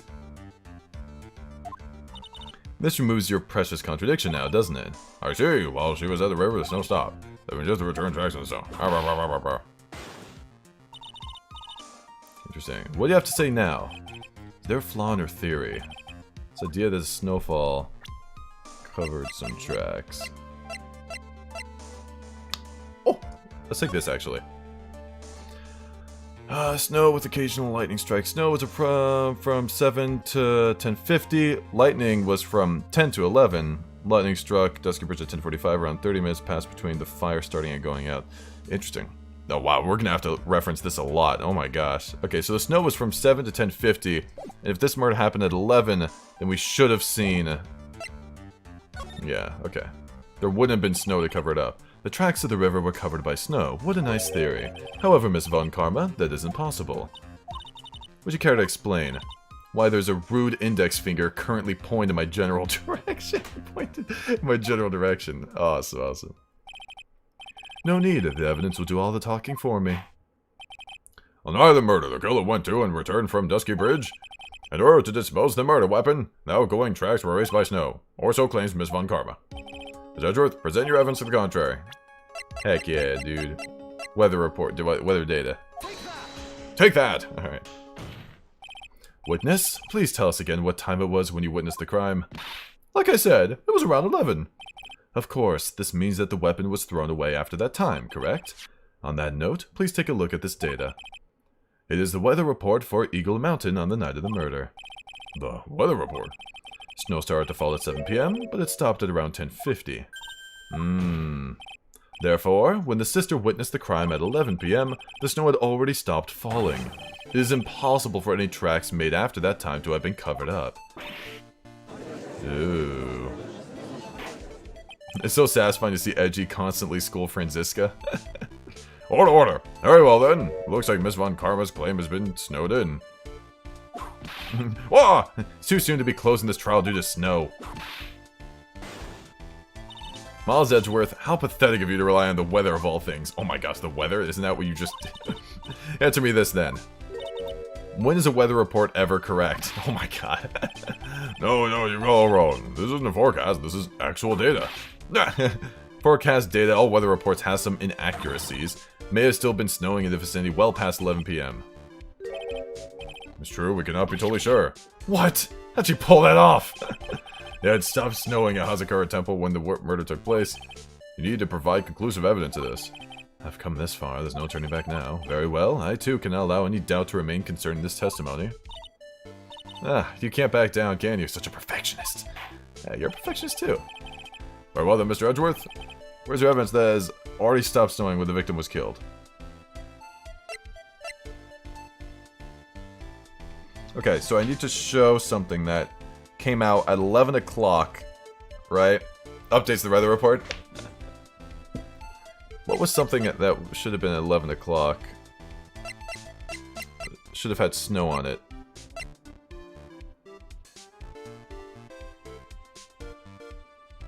I mean, the snowmobile didn't have any snow on it. The snowmobile didn't have snow on it. But I imagine the reason why I didn't have snow on it was because it was hot. So the murder was at 11.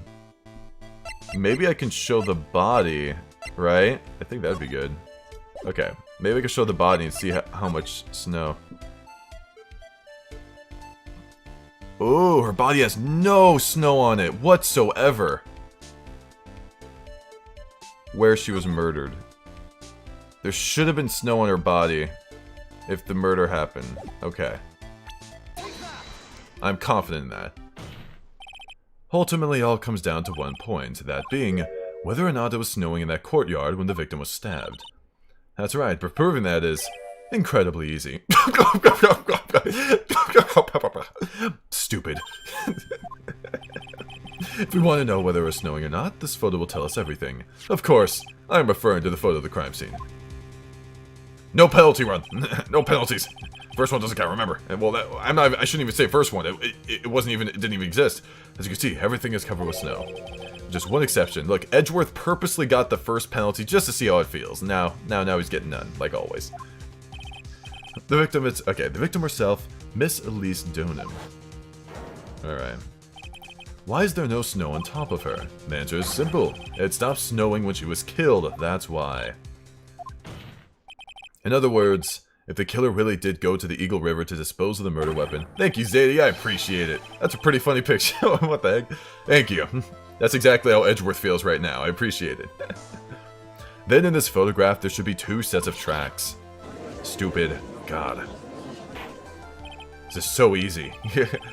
Maybe I should be a defense attorney if it's this easy. So what are you suggesting, Miles Edgeworth? To be honest, I am not entirely sure myself, but this is simply what all the facts point to. That night, someone used the snowmobile to leave Hausakura Temple. From the tracks left, it can be understood that they went heading for Dusky Bridge. At that time, it was still snowing. Of course it was, because those tracks were erased by the snow. Yeah. Then, when this person returned to Hausakura Temple, the snow had stopped. Thus, the return tracks remained. This is actually Phoenix Wright endgame right now with everyone being here for real, dude. It's pretty sick. Can I say something? This all sounds a bit fishy to me. But what does, sister? There is only one key for the snowmobile. Furthermore, in the night in question, we know the defendant had it. The key was found in her room after the murder. Which could only mean that night, Iris used the snowmobile to go to the inner temple. But Iris said that she never went there. Should probably press on this point some more when I get the chance. Snowmobile can't cross the suspension bridge. So she must have left it on the Hausakura side of the bridge and crossed on foot. That sounds right. But what's odd is, when I left Iris and returned to Hausakura Temple,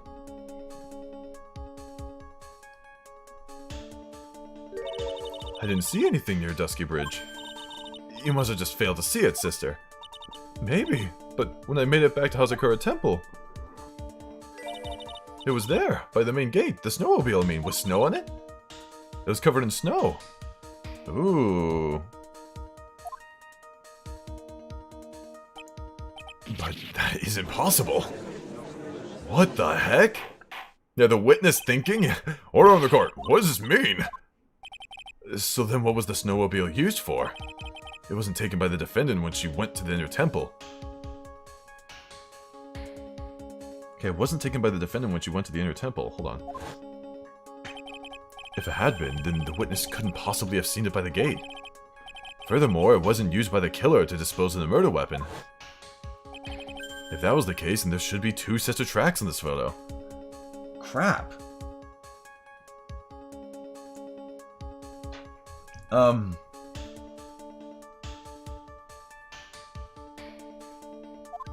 Was it Larry?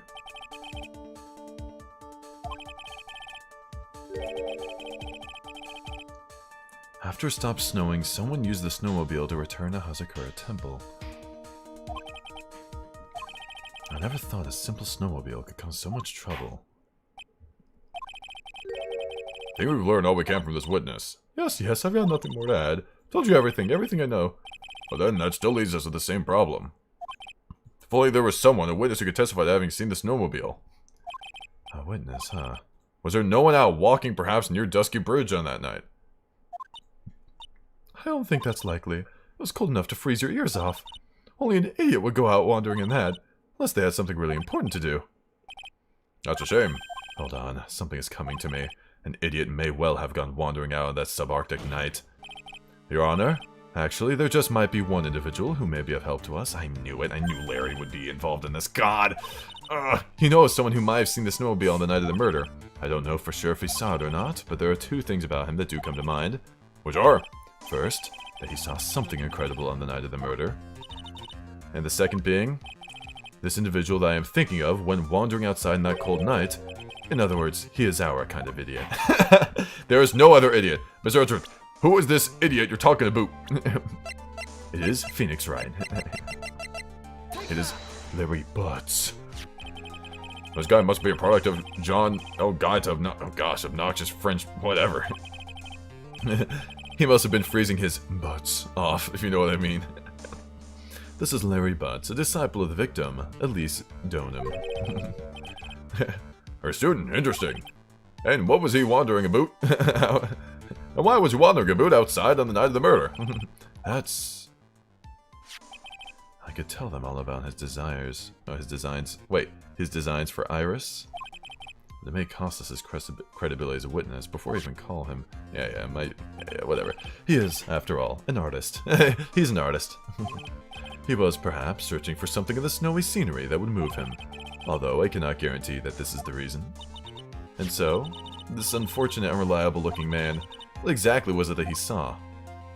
I intend to extract that from him right here in this courtroom.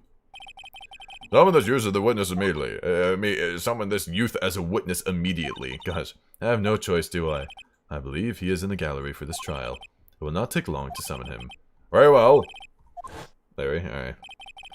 You may have escaped me yesterday, but today I'm going to get everything out of you.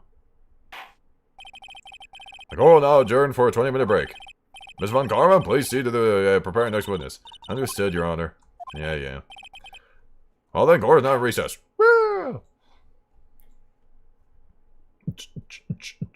Recess. Ooh, that jingle. I totally heard it. But what if Larry... Oh god, that's right. Larry and Franziska are going to be in the same room. Excuse me, Mr. Edgeworth. I'm not really sure what to say. Iris, we only have 20 minutes. There are two things which I need to ask you before we reconvene. Alright, I'll help you any way I can. First, about that night, you really didn't go to the inner temple, correct? The last witness claims to have met and talked with you in the training hall. Either you or Sister Bikini is lying. Mr. Edgeworth, it is just as I said yesterday. Until the incident occurred, I was in my own room in Hausakura Temple. Very well. The second thing then... Wait. Until the incident occurred. Interesting. Okay, whatever. Well, I mean, she could have come out, whatever. That night, the temple snowmobile was used in between the time Sister Bikini returned to the main hall and when she bore witness to the murder. Sometime between 10:30 and 11 that night, were you the one who used the snowmobile? There was only one key for the snowmobile. The only person who could have used it was me. So it was you. But why? What made you go out to Dusky Bridge? I'm sorry, Mr. Edgeworth. Oh my gosh! Iris. I can't tell you about that yet. Not until our safety is confirmed. Her. Safety of the Accolade. The Accolade, huh? She must be talking about Maya. Iris, look at me in the eye and tell me the truth. Did you kill Elise Donham? No matter who or what may come, I could never take a life. As I thought, no psychologs. Very well. It is my job to get to the truth. You'll discover this for yourself soon enough. I like how Edgeworth just keeps asking over and over. Because, like, in Edgeworth's mind, I guess he just can't get it out of his head. Like, he can't fully 100% trust his client in the way that Phoenix can, because he's just not used to that, you know? He's just not used to it. Dang. I could never take a life, but you could, yeah, you could, like, stab someone or whatever. That's 20. Do I hear 40 psych locks? How about 80? Jeez. Court will now reconvene. Ms. Von Karma, where is the witness? During the break, a man was detained for suspicious behavior in the gallery. Suspicious behavior? He was sketching something very intensely. Dare I ask what the witness was sketching when he was detained? He drew a terrifying woman armed with a demonic face and a vicious whip. I can only presume that his intention was to capture you. Anyway, it's time to drag this pathetic excuse for an artist before the court. Oh, dang, dude. Loris Donham, I hope you're ready. Get in here. It would seem that whip is going to see plenty more use today. Oh, God. He's so screwed. Oh, already. Your sketch is in contempt of this court. Hey, I was just... Oh, God. You tried to run away from the bailiff who was trying to hand you your subpoena, correct? Whatever. Subpoena. He peed what? Look, I'm nothing but a fledgling artist training out in the mountains. I'm only down here in the city because I ran out of green paint. Well, to use the technical term for the color, Viridin.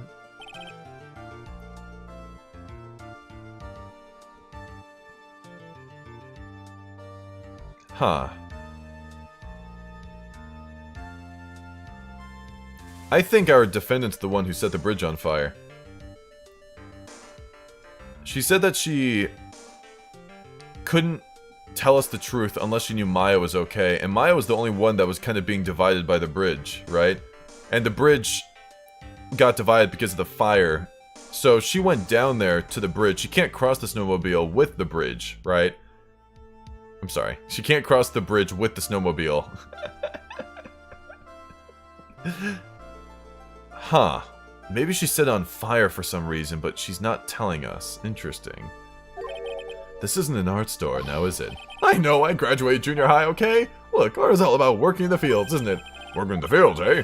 I presume you want to say field work, I hope. I'm sorry, but how do you think Viridian is pronounced? What are you talking about? What are you talking about? Your name is the last thing you eat before you die. Viridian. Is Viridian the correct pronunciation? For what? Viridian? Yeah. Alright, I don't know what the... That's a thanks, buddy. You butchered the pronunciation earlier. I'm sorry, let's get you doing a stream 8 hours a day. I'm sorry, that came out a little harsh. Sometimes these things just happen, alright? Sometimes it just happens. Play dialogue heavy games, it just happens, dude. It was kind of sad that I was able to understand his mangled train wreck of a sentence. I just happened to stop in here and found a wonderful new model. So see, I've got nothing to do with this trial, at all. I expect all of your face to be red when you realize this mistake. Bright red. Or, to use the technical term, Crimson Lake. Stupid, dude. Ow, oh my god, ow! Stop your pathetic blabbing and testify like a man. Refrain from whipping me, Miss Von Karma. Cross-whipping is as bad as cross-checking. Witness, that was all your fault. Testify, now, do it! This is too much for me. Oh my gosh. What I saw. I was at the lodge out, okay. I was at the lodge out in the mountains, looking up to the stairs that night.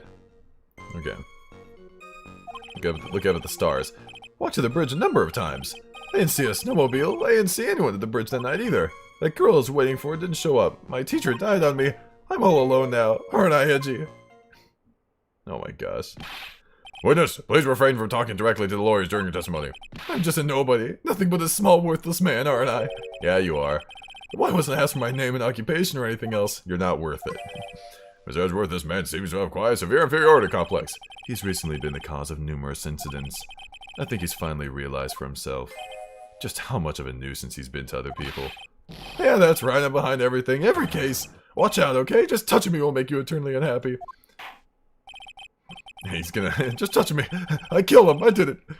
Well, then let's proceed to cross-examination. No touching, thank you. We can delve into other details at a later time. Alright. At the lodge out in the mountains, looking up in the stars that night, I walked to the bridge a number of times.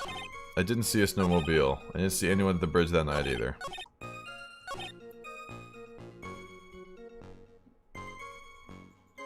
Okay. Whatever's the matter, Mr. Edgeworth? This one single statement is so full of contradictions. For a moment there, I thought I was going to collapse. So, witness, any ideas as to where these contradictions do desperately lie? Depending on your answer, basically. Okay, give me a minute. Well, it was snowing that night, so I couldn't possibly have seen the stars. You were in your cabin. There was a lot of trees out there. A rundown shack is hardly a lodge, is it? I mean, wasn't there a thunderstorm, too? Even if the stars could be seen, it isn't like I was there to look at them, right? Gosh. See, you can do it if you try. There's only one issue here. What you saw at Dusky Bridge. We're just gonna let that go by? Oh my gosh, dude. Who do you think is a more reliable judge? This judge or the other judge? Right now, this judge is more reliable. He's not really. He actually said, can we get the whip removed? Number of times. How many? Maybe 5 times. It went once every 20 minutes. Which means you spent almost 2 hours at Heavenly Hall that night? You bet! Real love is about waiting with your heart in your hands. Love, you say? It was this man's intention to summon the defendant to the small shack. Using this blackmail letter? Blackmail? No, that was simply a... You huffy-puffy, loosey-goosey excuse for a whimpering, whining wuss of a witness. So what'd you say? I hope for your sake you saw a snowmobile. You huffy-puffy, loosey-goosey excuse for a whimpering, whining wuss of a witness, eh? Well, you see, being called those names doesn't seem to bother him at all. I didn't see a snowmobile. Okay. Larry, you really didn't see it. Hey, I don't need to hit your desk. I can hear you. I didn't see it. I didn't see a snowmobile. Larry, say snowmobile for me, please. Snowmobile? If you truly have nothing to hide, then why are you stammering like you just flew over a girl's nest? Shut up. What is this? I don't know. Seems that I'll need to start from a more obvious contradiction. Going to strike the blow that will finally get him to spill the beans. You see him on the bridge that night. Yeah, okay. More obvious contradiction, so not that one. You didn't meet anyone. That's right, because I have nothing to do with this. I'm just here to buy some pretty and paint, okay? Come on, I expect to see the Crimson Lake faces now. But to bear that simply pressing him isn't going to be enough, Mr. Edgeworth. Indeed, it seems that he's going to claim to have nothing to do with this in the end. I don't want this guy to cost us any more time. I need to slice through his obvious contradictions and keep things moving along.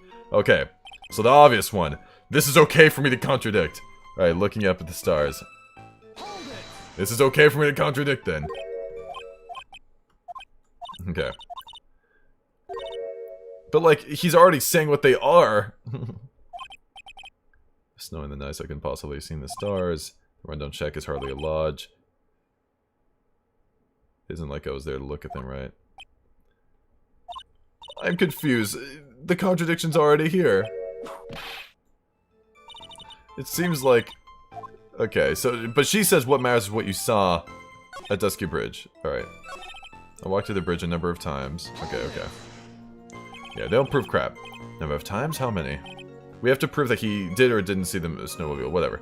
Alright, maybe 5 times one. Okay, which means you spent almost 2 hours at Heavenly Hall. That's fine. Okay, so he spent 2 hours. This man's attention to some of the small shack using this blackmail letter. What'd you say? Hope for your sake you saw a snowmobile. Okay.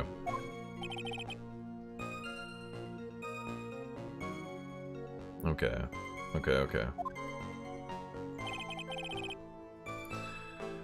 I didn't see anyone on the bridge that night either. Okay, so, here's what happened.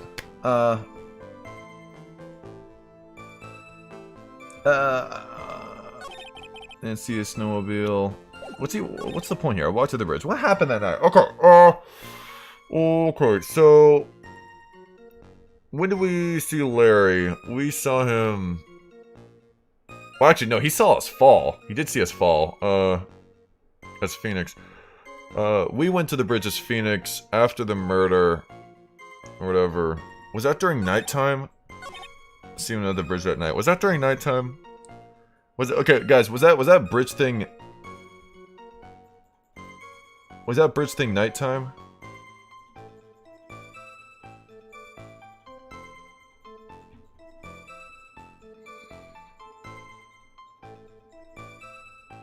Okay.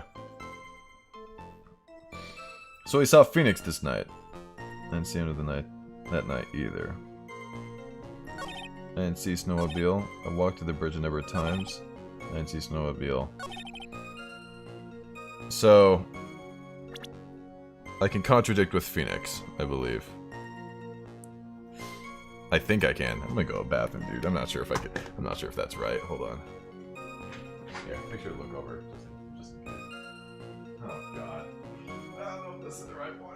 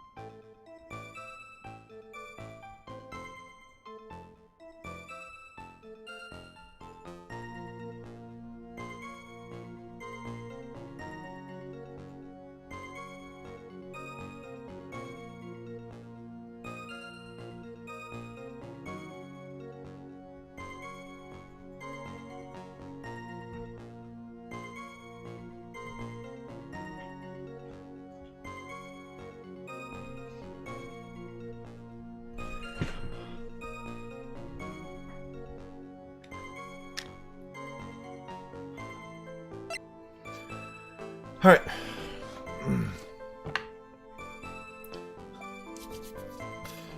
Alright, do you guys think I'm on the right track here?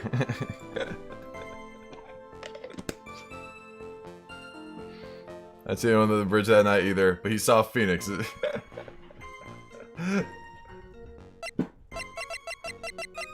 I think that's pretty good. Although I will press this. I think it makes sense. Give me anyone. I got nothing to do with this. I'm just here to buy some Viridian paint. Yeah. Okay, I want to just costume attorney slices. Obvious contradictions. Okay, so the obvious contradiction is he was there with Phoenix. Okay. The game is not gaslighting you. I'm sorry. I've just had so many moments, okay? Larry Butts, I can understand why you might want to throw your old life away. Oh my gosh. You're pretty pathetic and you cause all sorts of trouble. I'm sorry. But having realized just how much of a nuisance you've been, that could be considered a step in the right direction. Edgy, are you trying to console me? Certainly doesn't sound like that way to it certainly doesn't sound that way to me. Gosh, okay. However, I cannot forgive you for simply turning away from the incidents you create. You're totally putting this on me. Now then, let us talk about the night of the murder. Sister Bikini, after seeing the murder take place, asked Phoenix Wright to report it. Thus, he headed for the public phone by the bridge. There, he happened across a certain nefarious individual.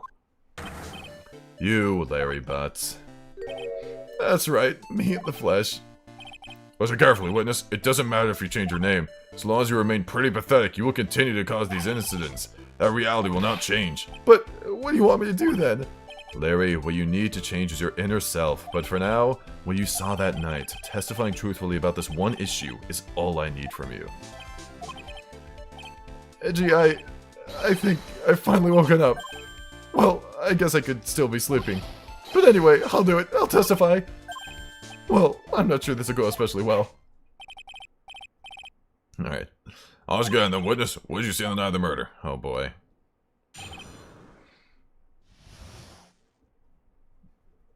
Blink. Went to the check around 9, so it would have been about 10:30. You 100% went to the bathroom to search up a walkthrough. Do you think I did that? What? Did I go to the bathroom to search up a walkthrough? Yeah. Yeah? No. My computer in the bathroom? Well, you could have taken your phone, I guess. I could have taken my phone. I could have taken this dude. Went to the check around 9, so it would have been about 10:30. I was lying under— oh jeez, I accidentally skipped that. Looked out the window and Dusky Bridge was on fire. There was still some thunder, but I went right away to check out. Alright, whatever. That's when I ran into Nick. Okay. You certainly saw quite a lot, didn't you? Yeah. Hedgeworth, I'm still arresting you for perjury. Judge, what is perjury? It was like me after a 3-day stint chasing a girl. It totally burnt out, like almost totally gone. I mean, trying to cross the burning remains was what caused Nick to fall. What'd you say? Oh, don't worry. It's nothing life-threatening. He just caught a cold. I never know what that meant, if he should be called lucky or unlucky. Now, Miss Edgeworth, please commence your cross-examination. Oh, man.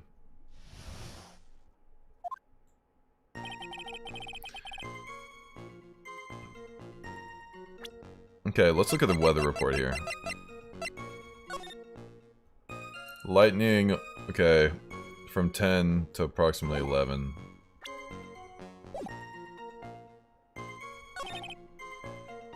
Light flash almost blinded me. I looked out the window. The Dusky Bridge was on fire. There's still some thunder, but I went right away to check it out. That's when I ran into Nick. Okay. Let's do our pushes! What did you do out there in the cold for an hour and a half? Well, if you really must know, I was busy being excited, I guess. And when did he tell her to come? At 10. Alright. Unless you want your secret to be exposed. Okay. Excited, dare even ask. I said the mean time at 10, right? But I couldn't wait, and I thought she might come early, too. Okay, so the mean time was at 10. He was there at 9:30. Oh, jeez. This happened from 10 to 11, the lightning. Okay. Well, it appears she didn't come at all in the end. Because they never arranged to meet in the first place, did they? Shut up! Don't go picking apart! Yeah, my fond memories. Getting a little worried that maybe our eyes had lost their way. So every 20 minutes or so, I went out to the bridge. But I didn't see anything particularly suspicious. Didn't have anything else to do, so I went back to the shack to wait for her. Okay. Went to the shack at around 9. Dang, dude, he was really out there. So he just chilled by the burning bridge for half an hour? What an idiot. Yeah, I don't know. Lying under my bedding when a white flash almost blinded me. Okay. This light was, of course, lightning, like kapow! Like a slap from Naomi, honestly. A big bada boom. Oh, God. Or a little like that. That's more like a punch from Miranda. Oh my gosh. When did you actually see the lightning hit the bridge? Well, I was a bit startled by the flash of light, so I looked out the window and Dusky Bridge was on fire. Seeing that, what did you do? What do you think? I was burning up as well, from the fire in my heart. That's why you went to take a look at the bridge.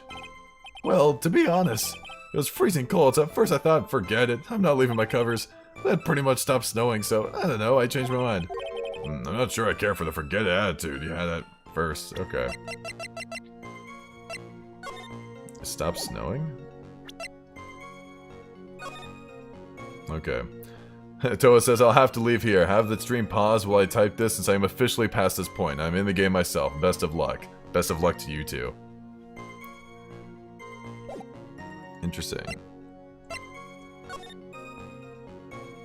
Around 1050. Okay, alright. Alright. There's still some thunder, but I went right away. Check it out. You said right away, but exactly how long after the strike was that? The lightning fell and then the bridge caught on fire. Maybe around 5 minutes. I mean, I suddenly thought, gotta go check this out. How far is this small shack you were in from the bridge? Hold on. Well, it had pretty much stopped snowing. It was about a 5-minute walk. How did Dusky Bridge look when you got there? Like I'd recovered a piece of my childhood. I mean, not even the bonfires kids make... Oh, okay, can compare. Well, should I press them for a little more info? Why didn't you call anyone? Larry, let me ask you one thing. What is it, Edgy? What's the serious face? Why didn't you call anyone? What do you mean? Normally, when faced with a towering inferno, one would try and tell someone. There's a public phone right by Dusky Bridge, correct? Well, of course I thought of doing that. So then, let's hear why you didn't. Huh? Yeah, or reason, my reason. Isn't that I didn't try to tell anyone, I just didn't have time to, okay? Okay, I rode to the bridge and Nick showed up less than a minute later. You claim to have arrived at the bridge at the same time as Wright. Yeah, I thought I'd better tell someone about this. Then Nick came up yelling about murder. Totally made me forget about the bridge. The fire was pretty much out by then anyway. What's this feeling? I suddenly have a terrible case of unease. It's after contacting the police that Phoenix Wright fell from the bridge, right? That's pretty much it, more or less. He told me about the burning bridge yesterday. There's still something that doesn't quite fit. It looks like, despite his change of heart, Larry still isn't telling us the whole truth.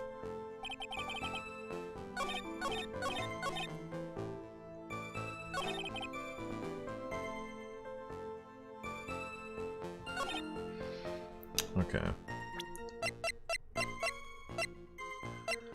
Surrounding area. Regional weather report. Okay, lightning struck Dusky Bridge at 10:45. Around 30 minutes passed, but okay, between the fire starting and going out. Okay, so that means the fire must have been going on for up until like 11:15. That means the fire was still going. So some thunder. Okay, I ride to the bridge and Nick showed up less than a minute later. There's still some thunder, but I went to check it right away.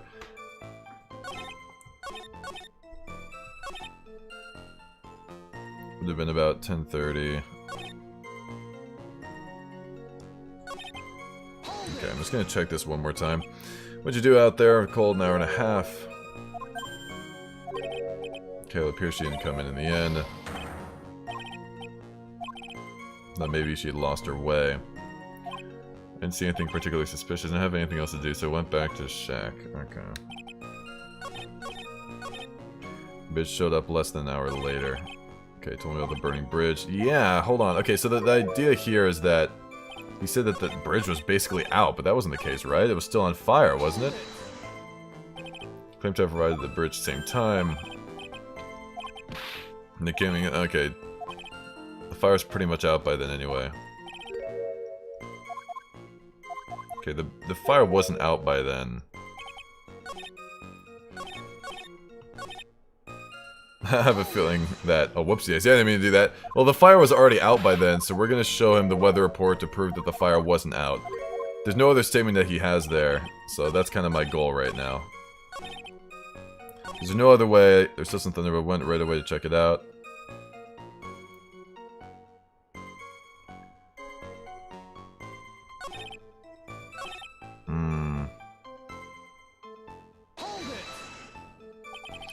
So right away... Oh, there was a second option to press further. You're so right. Hold on. I'm gonna go do that. Cover a piece of my childhood. Okay, why aren't you calling? Why? Okay. So you suddenly thought to check out the bridge. Oh, so thank you for reminding me of that. Does this mean that you had intentionally... Okay, that you intentionally had no intention of doing so? Well, yeah, I guess it does. It was really cold. I really didn't want to go out there. If that's the case, why did you change your mind? I would like to hear your reasoning. Would you guys please give testimony to that effect, witness? My reasoning, okay? Reasoning is it? I thought I'd never get another chance to see something so big burning. What does that mean? So you decided to go and see what was happening? That's right, we're talking about a massive suspension bridge burning to high heaven. That's not something you see every day. A real spectacle. Like, real special. Alright. Can we really trust a witness who is unable to pronounce spectacle? I seem to love hitting this poor witness below the belt. Oh my gosh, man. My motto is to hit life as back as hard as I can. Oh my gosh, dude. I'm gonna hit you, man. I'll give you a few hits too if you like with my whip. You told me about the burning bridge yesterday. Still something that doesn't quite fit. It looks like, yeah, spice change of heart.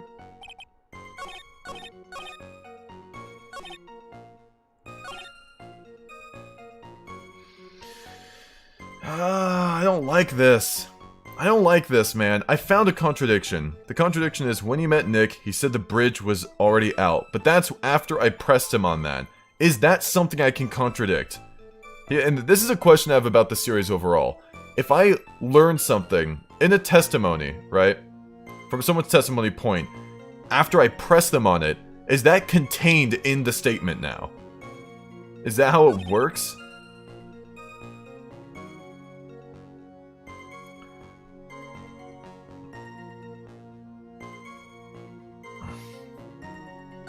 You guys think so? Or what? Because every time, my confusion last time I did a case, in case 4, I had a lot of confusion because I had to contradict a statement that includes something that was pressed in that statement. So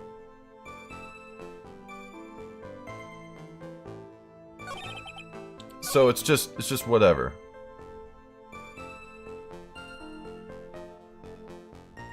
Yeah, it's usually required to be in the green text. That was only because the press was a logical conclusion.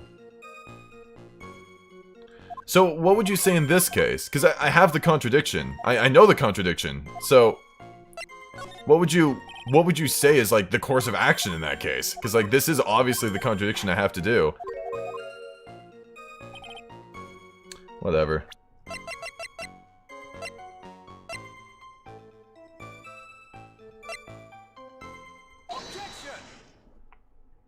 Okay, so it does count. Okay, I need to keep this in my mind, because I keep getting thrown off by this game, because a lot of the information that's packed into a press statement normally gets added as green text afterwards, and then that's what I contradict. But some of the statements, right, don't get added on, right? So I'm like, wait a minute, so does that count or no, if that makes sense? Rule of thumb, if a new statement is added, it's one of the new statements added. That's fine, but I understand that, but this was a moment where it wasn't added to the testimony, but it mattered, I think. So, I guess I gotta keep that in mind. So wait, okay, oh, I'm sorry, wait, was this a statement that I already got added on? I think this is a statement I already got added on. It's implied by the first statement. Okay, I understand that. I really gotta keep that in mind, so I apologize for that. Your very existence being a contradiction, I'm not sure if you can grasp this or not. Alright, okay. Hopefully we can do this a little quicker than what we've been doing it, gosh. But testimony is conclusively contradictory. The problem here is time. I've never been the best timekeeper, you know. 3 minutes after Billy leaves on foot, you follow him on your bicycle. How long does it take for you to catch up with him? Terrible at those. This is much more simple. You saw the lightning strike Dusky Bridge, and you immediately went to see what had happened. Is this correct? Yeah, well, I wasted about 5 minutes first, but more or less. I have the weather data from the night of the murder here. Okay. According to this, the lightning fell at 10:45 p.m. You say it takes less than 5 minutes from the shack to Dusky Bridge, whatever. Meaning you probably got there at around 11 p.m. That all sounds about right. And then Nick showed up and did his falling act. That is impossible. What do you mean? 11 p.m. is when the murder occurred in Hausakura Temple. Thus, Wright was still there in the courtyard. There's no way that Larry could have encountered him at Dusky Bridge at that time. Oh, this is the logic. Oh, this isn't exactly what I was going for, but it worked anyways. Okay, so I see exactly what he's saying.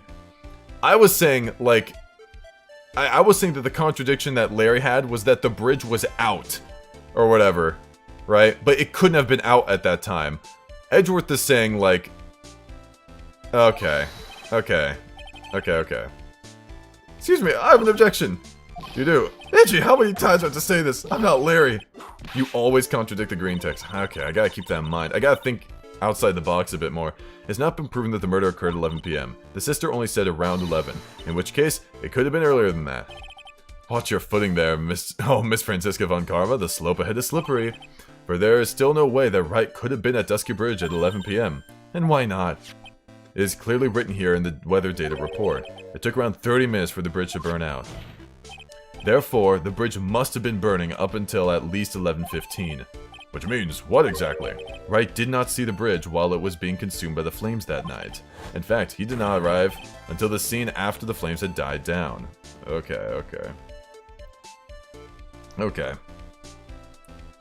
I see. Larry, you arrived at the bridge at 11, but Wright did not make it there until at least 11:15. I suggest you stop hiding things and just tell us the whole truth. Now then, what happened during these missing 15 minutes? I feel like I just got brutally woken up by a toilet splashback. Got woken up by a toilet splashback. Ugh. Oh yeah, Wright couldn't be there until after the flames were out since he ran across it. I think in my head, I was thinking, oh, Wright had to have been there when the flames were there, right? Because if the flames were out, then that means that the whole thing burned up, right? Why would Wright try to run across a bridge without any footing at all, you know? But, yeah, whatever. There was a missing 15 minutes prior to meeting Phoenix, right? I hardly see that as much of a problem. Yeah, not much of a problem at all. They were dying down. Okay, yeah. It was just weakened. Yeah, okay. The bridge is burning before your eyes, and there is a phone right next to it. Why, then, did you not report the accident? Yes, witness, why didn't you? Were you there simply to watch the bridge burn? And therein lies the problem, for even after the bridge had burnt out, he was still there. Staring into space, this witness didn't even attempt to fulfill his civic duty. That's what it sounds like. Ah, but this is Larry we are talking about, and even he is incapable of being so stupid. Which means there has to be a reason for his inaction. Edgy, I think it's about time we got serious with you, dude. Just as I thought, you've been playing with us all this time. Listen, I'm gonna tell you everything. Are you sure you want to hear it all?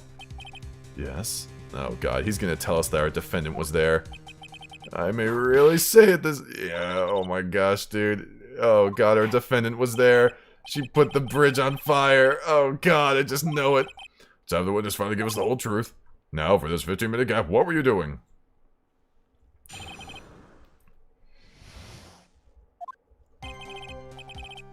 I think the art also made me think the bridge was still burning. Yeah, that's alright though.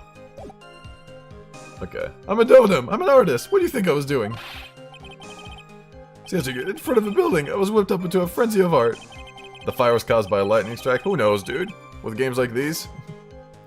I mean, we saw someone argue in the first case that instead of electrical cable, that lightning actually struck someone.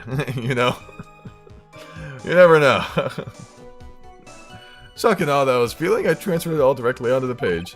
Before I realized it, I mean, it probably was a lightning strike, but whatever. The flames had gone out and then he came running up. Suppose artists can be strange folk? That's right, I'm willing to sacrifice everything in order to draw the perfect sketch, including the truth from the sound of it. Alright, has this removed? Okay. Not at all, Your Honor. One very large doubt still remains. And what would that be? This is a surprisingly believable story, especially considering the source. So why did he think he needed to hide it from us up until now? I intend to drag the reason out of him. You'll regret this, Edgy. This is true. Why you have to hide it from us?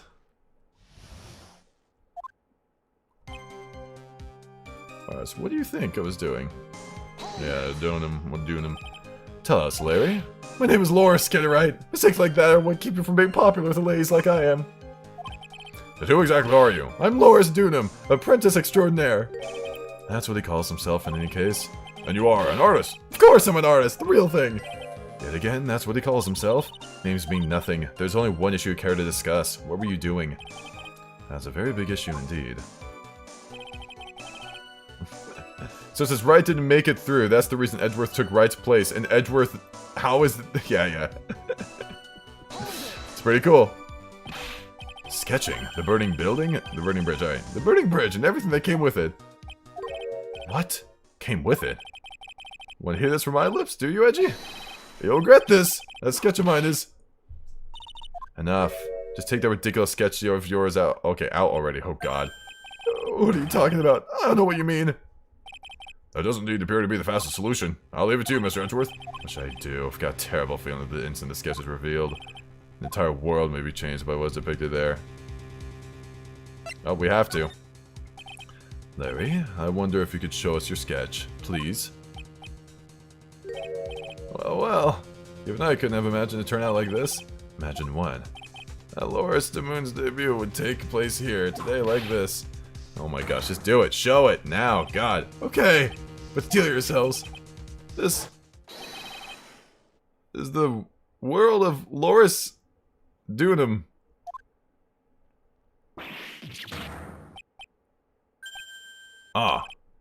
Well, so this is Dusky Bridge, correct? Quite a large bridge, isn't it? Your response, Miss Von Karma. Yes, well, it's a better drawing than I expected. Isn't it? Isn't it? I struggled to reproduce those flames. I really did. I'm sure you did. This is going to get ugly. No one has the courage to bring it up, it seems. This mysterious flying object. Larry?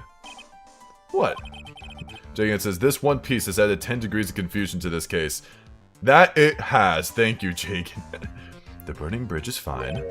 But what is that unfortunate looking figure? Ah, you spotted that? I thought you might.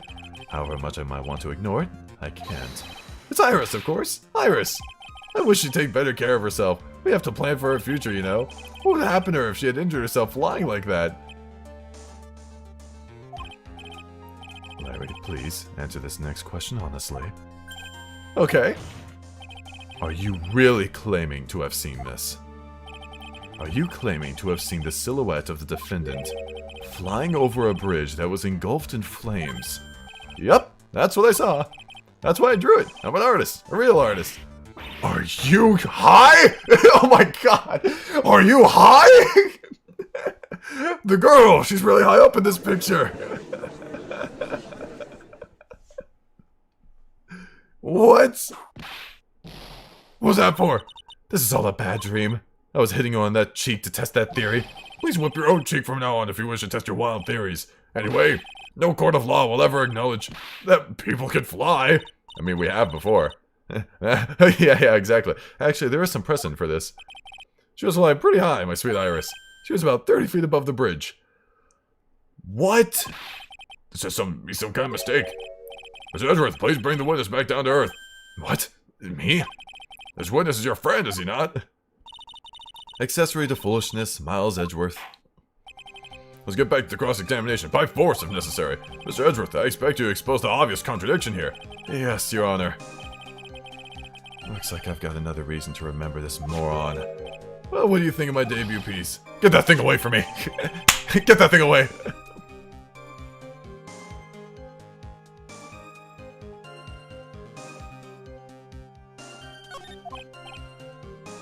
Now hurry up and cross-examine him.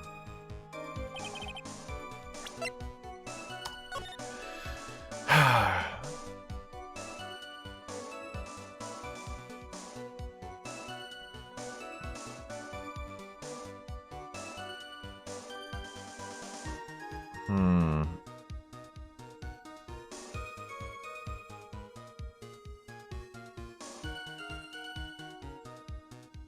What do you think this sketch is about? It's Wright falling after the bridge is on fire. You think it's Wright falling? Phoenix? Well, no, that doesn't look like Phoenix. Well, yeah, that would make sense, right? Because this is before Phoenix arrived. At first, I thought that this was taken from an angle where someone's already in the water, but it was like so dark, he got the perspective wrong because he's like that dumb. But, huh.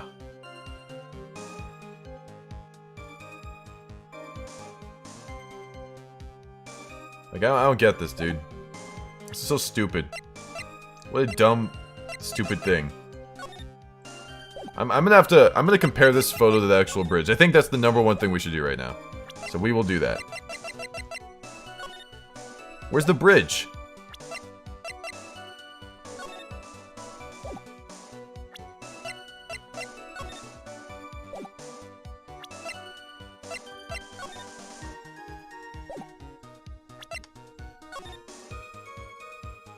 Hey, do you think this was, does this make sense for a bridge to be held up like this? Do you remember the freaking bridge that this was on? Is this upside down, you think? Maybe he showed it to us upside down. That'd be really dumb, though, wouldn't it? Do you think they're trying to Danganronpa us? I have this innate feeling, because in Phoenix, right, they did this thing where they did a 180. Side view. You think it's a side view? If it's a side view, then they're flying.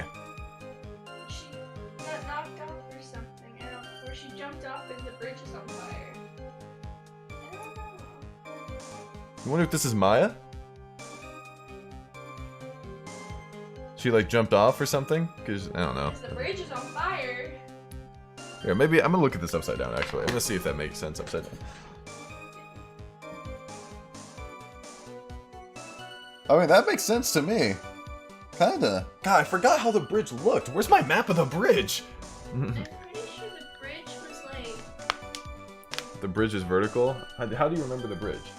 And it had like the cables that came down. Like. I know it had the cables that came down, but like, oh god, is that how it was? Is it not on?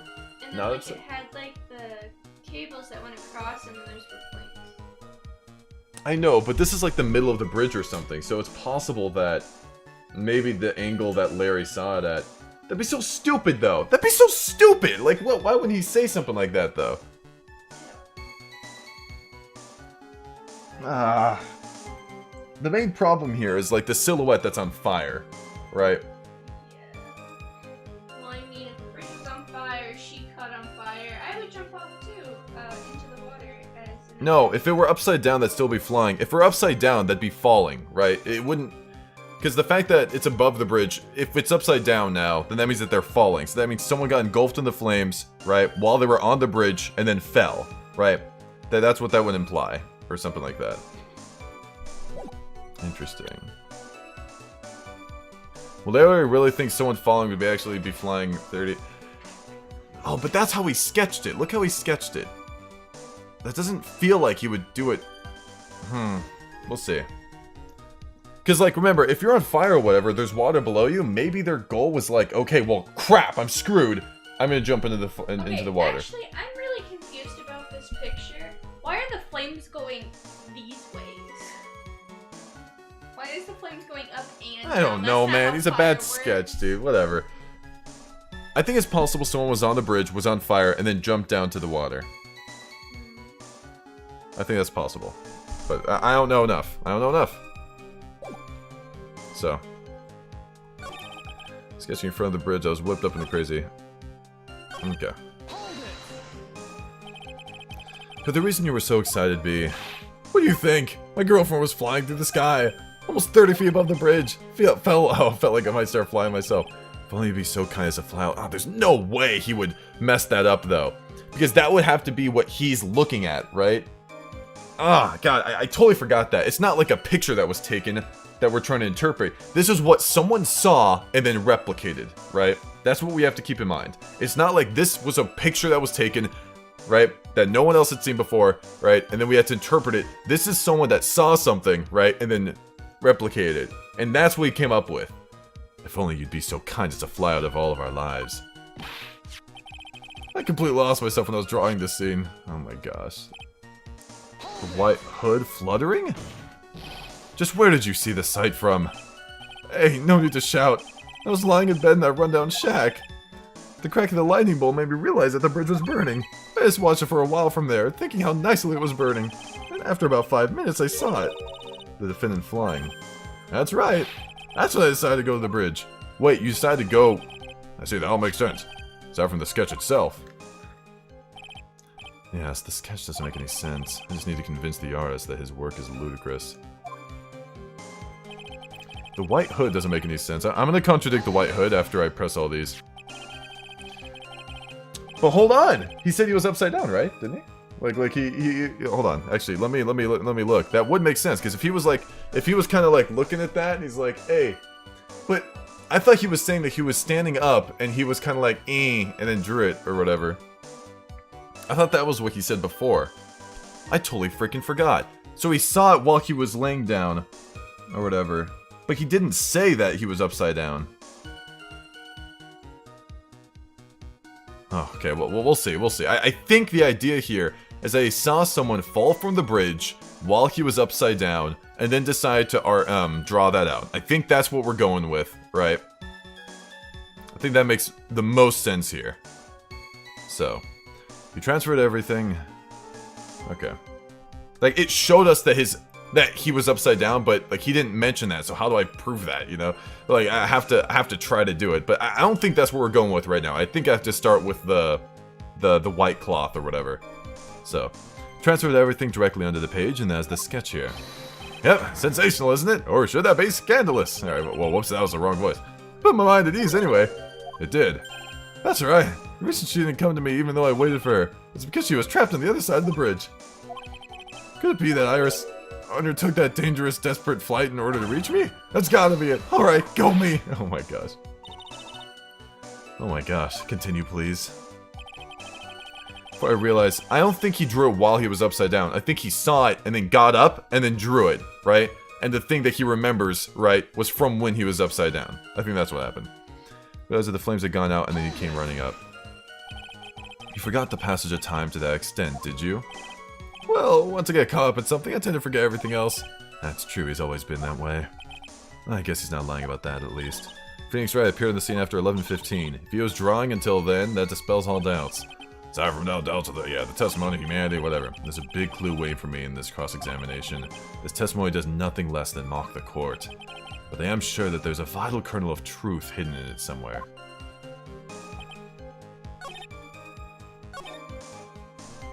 The white hood fluttering. Alright, so we'll talk about the 180 degrees thing later. We need to cover this first. Are you guys proud of me? I'm going in order, guys. I'm not skipping ahead with all the stuff. I'm actually recognizing what the game wants me to do. Are you guys proud? I didn't mess it up. Larry, what did you really see that night? Not that I particularly care. In your position, that's just being irresponsible. I drew exactly what I saw. I'll give you a whole $1, that's the truth. Alright, yeah, that's the truth. If that truly is the case, then there's one thing that we can say for certain. What might that be? That the person who flew over the bridge was not Iris. Yeah. What do you mean? I don't understand. A foolhardy fall. Oh my gosh, that doesn't even say fool, it says folly. It's trying to trip me up. What? A foolhardy folly of a foolish statement by an equally foolishly foolhardy fool. How exactly can you make this claim? Tell us, Larry, according to this picture, the individual whom you say you saw was wearing a hood, correct? Yeah, of course she was. Alright. The rundown shack is quite away from the bridge. The hood is what told me that this floating angel was my Iris. The hood is my darling Iris, and Iris is my darling hood.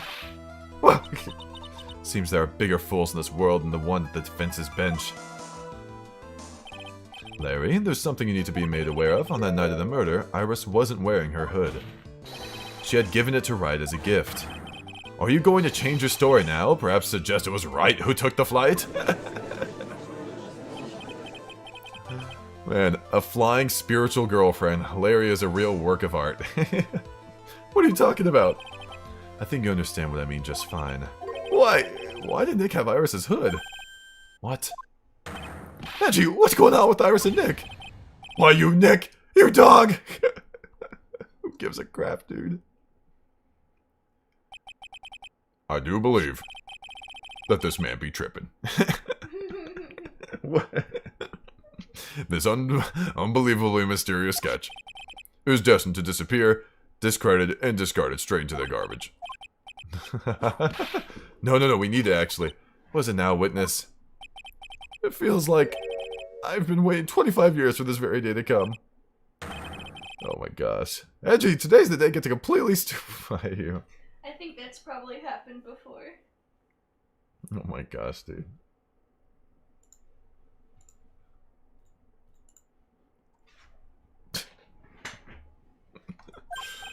What? What was the meaning of your outburst, witness? I hate to do this, but I have some definitive evidence. Definitive evidence. Iris did indeed come flying over that burning bridge. And I, Dolores Dunham, Donham, whatever, shall prove it. Yeah, whatever. Leave me if I started to fly. What? No. I mean, that'd be kind of cool, but, like, I don't know if you... It's about to ask this again. Don't ask stupid questions. You'll be needing your testimony once again. Yeah. Does anything know concerning the defendant as depicted in the sketch? Oh boy, show us your evidence that the nightmare was actually reality.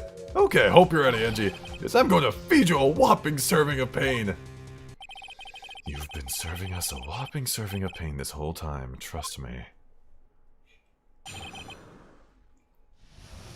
Proof that Iris flew.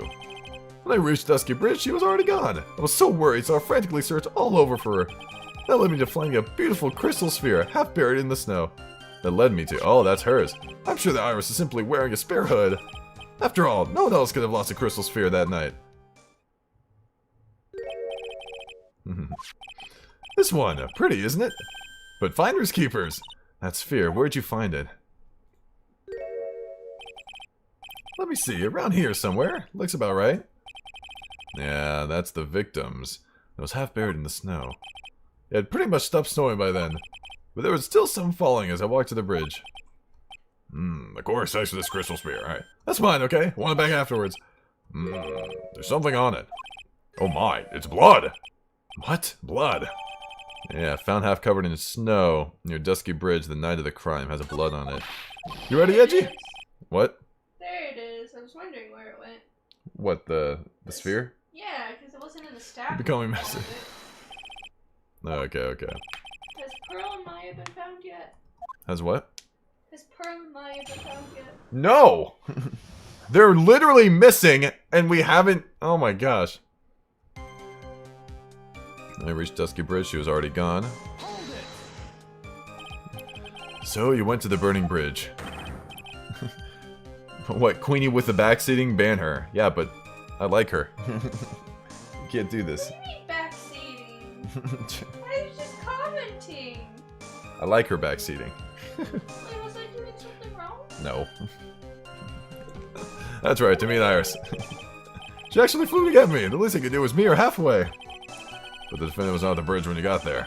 I guess she went back to Hausakura Temple. She's a girl after all. She must have wanted to lick her best. I like you guys. I just mean, I like her backseating more. Alright, so I actually allow it. Was I backseating? What? I'm just saying, if you were backseating, I would have been okay with it. Must be lovely to live in the fantasy land of Larry's mind. Actually, it's so depressing I can't even, work up to the energy to point, whatever. Probably search all over. So you searched all over for her. Alright.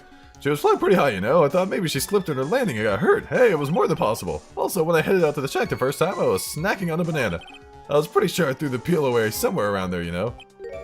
Can one guy really be this stupid? So, did you find any signs of her so-called landing?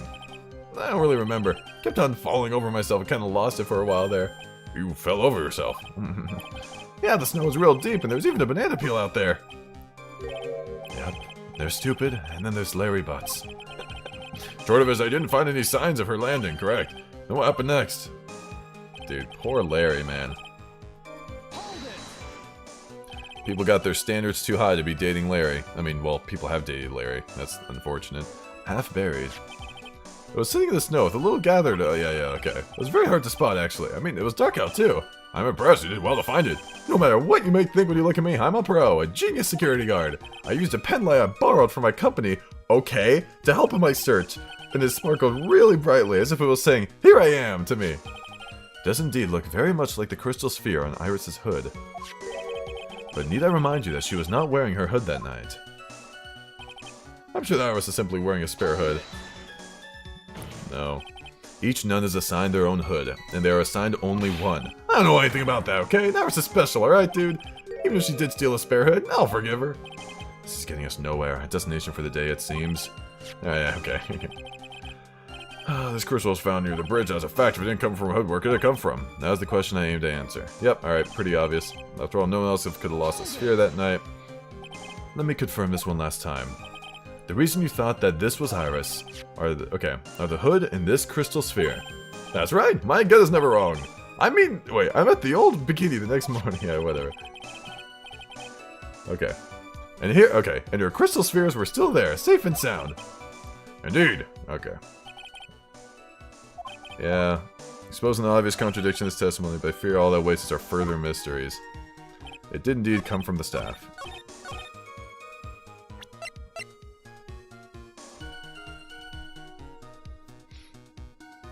Or am I to say that, okay, no one else could have lost it, but she did? Larry, I have a bad feeling that if I used the staff, then it would have been wrong, right? Because I'm trying to convince him that someone else had lost something, not the staff, right? The staff or her profile or photo works? Okay, okay. Good. That night, there was someone. All three work. Okay, man, I wish that was the case for a couple of things I've done before. Someone who lost a crystal sphere. There was? Who? Who was this stupid idiot? Miss Elise Donham, the mentor to a stupid idiot. The victim. All right. I have a photo of her here.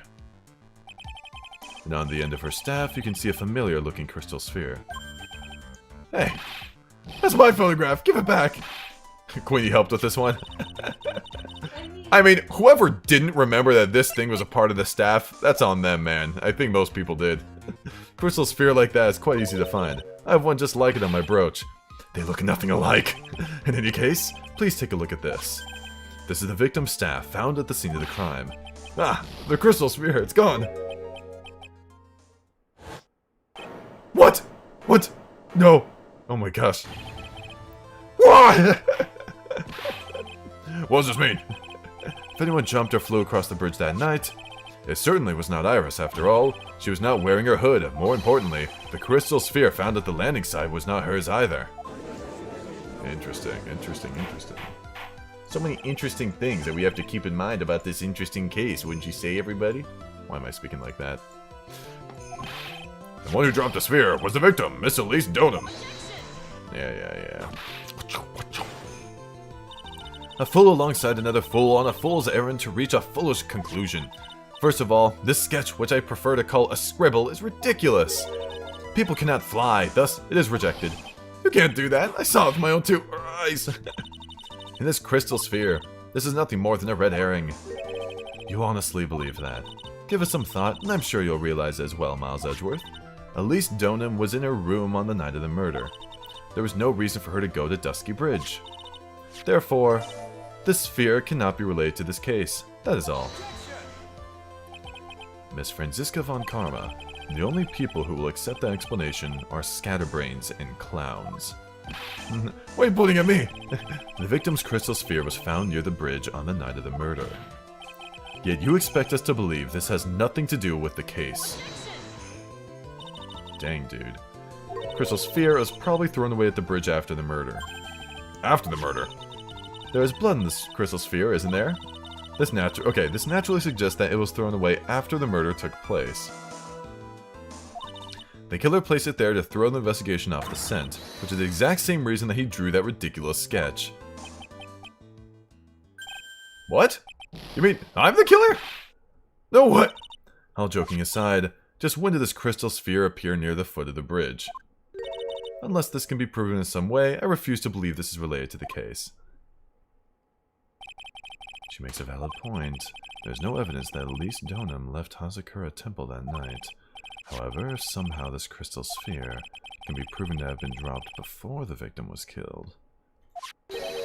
then this case is going to transform into something else entirely. A response, Mr. Edgeworth.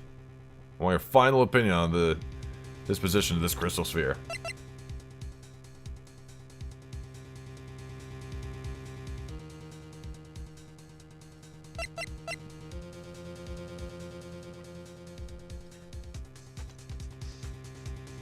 It was half covered in snow. Is that it? I think that's it. I think it's the fact that it was half covered in snow. And the snow stopped around the time the murder happened. It was found half covered in snow. If it's not related to the case, then this witness you called will have been nothing more than a monumental waste of our time. Okay.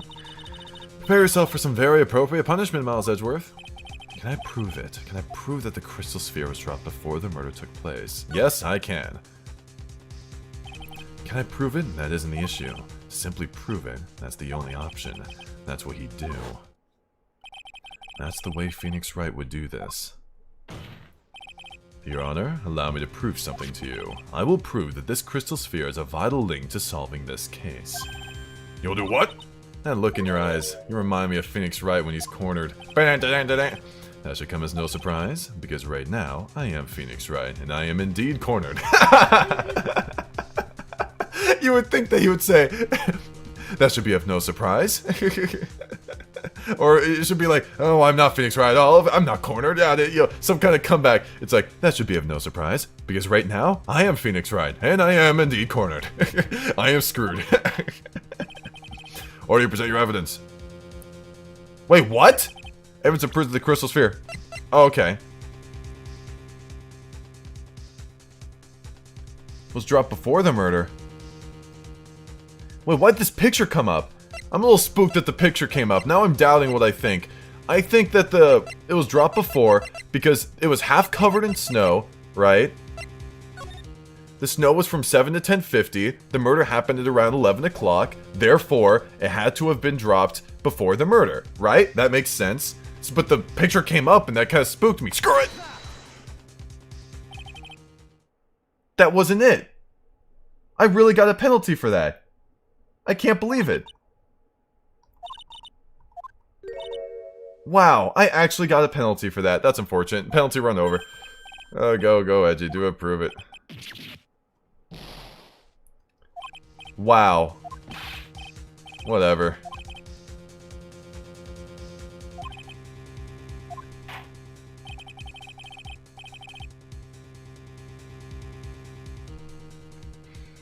Alright.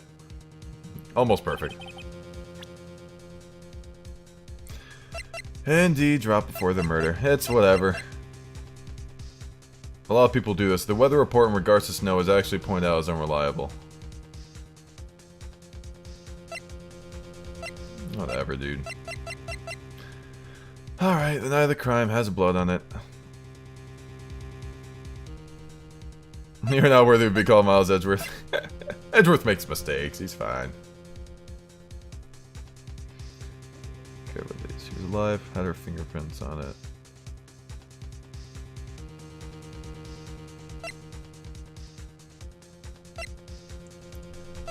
Receivable. Shows Missy Faye master the crane technique. I don't know what this has to do with anything, dude.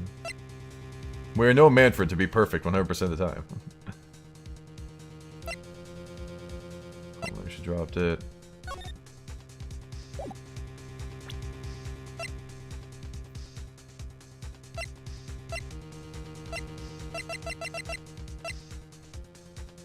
Is it just the fact that this thing's here? I think the idea here is that this is the victim staff. So, if the victim staff is here, and the ball is over there, right? Then the ball had to have been dropped beforehand because no one moved the staff. Wow. Dude. Never mind.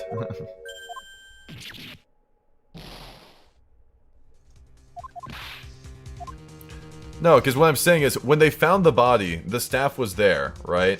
They found the body, the staff was there. Right? So if they find the body and the staff is there, and the ball is elsewhere, right? And she always has the ball attached to the staff, that means that the ball had to have fallen off at some point before. Right? That's the whole point.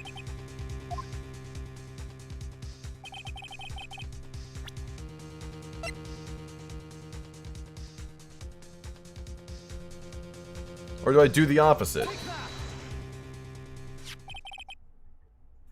Let's see. Oh my god. It was found half buried in snow. That's right, if it hadn't stopped snowing, there would have been game over. Snow would have totally covered it. That's all I needed to hear from you. Your testimony makes one thing clear. When the crystal ball sphere, it was snowing, even if it was ever so slightly. Dude, I'm getting water, man. I'm getting water. That's dumb. That's stupid. Why do I always get the stupid little... whatever. That's...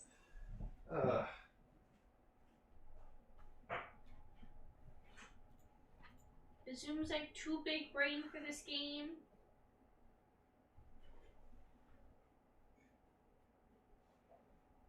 That's stupid. Should have worked. It should have worked. Man. I don't count that, alright? I don't count it. Like, I get it, I got a penalty, and I know that might just be me being salty, but I will take my L when I actually had the wrong idea. Like, the literal wrong idea. I think most of everyone in the chat right now can agree with me that what I inputted should have been it. Because the argument that he's making here is the exact argument I was making. And I inputted the right thing, which was that it was snowing, right? Yada yada. I will happily take my L and say that I am not worthy of being Edgeworth when I'm actually genuinely incorrect with something, alright? That's what I'm doing. Okay. But, thank you, Zadie, I appreciate it. I know that was a gif. Some people are going to disagree with me. I get it, it's still a penalty, but I will take my honest L. You know me, I will take the L if it is a genuine L, and people can argue. But, the weather report proves nothing but itself. No, I guess, no. It's just, it would have been, oh, but it was, it was snowing, whatever. The ball has snow in it. That's all it is, so. We were already talking about the ball. That's my main problem. It was saying, provide the evidence that proves the crystal ball was dropped before the murder, right? And my evidence is the weather report, because of the snow. There's ball, we already provided the ball. It's, whatever. Penalty there. Snowing. On the other hand, let's look at the scene of the murder. Yeah. It's proven earlier today. Yeah, there is no snow on the victim's body. Therefore, the crystal sphere must have been dropped before the murder. Yeah. We're on the same page. Thank you, Zadie. I appreciate it. It's okay. The problem with the weather report, as someone already pointed out, Von Karma has already decided the weather report is not conclusive or accurate.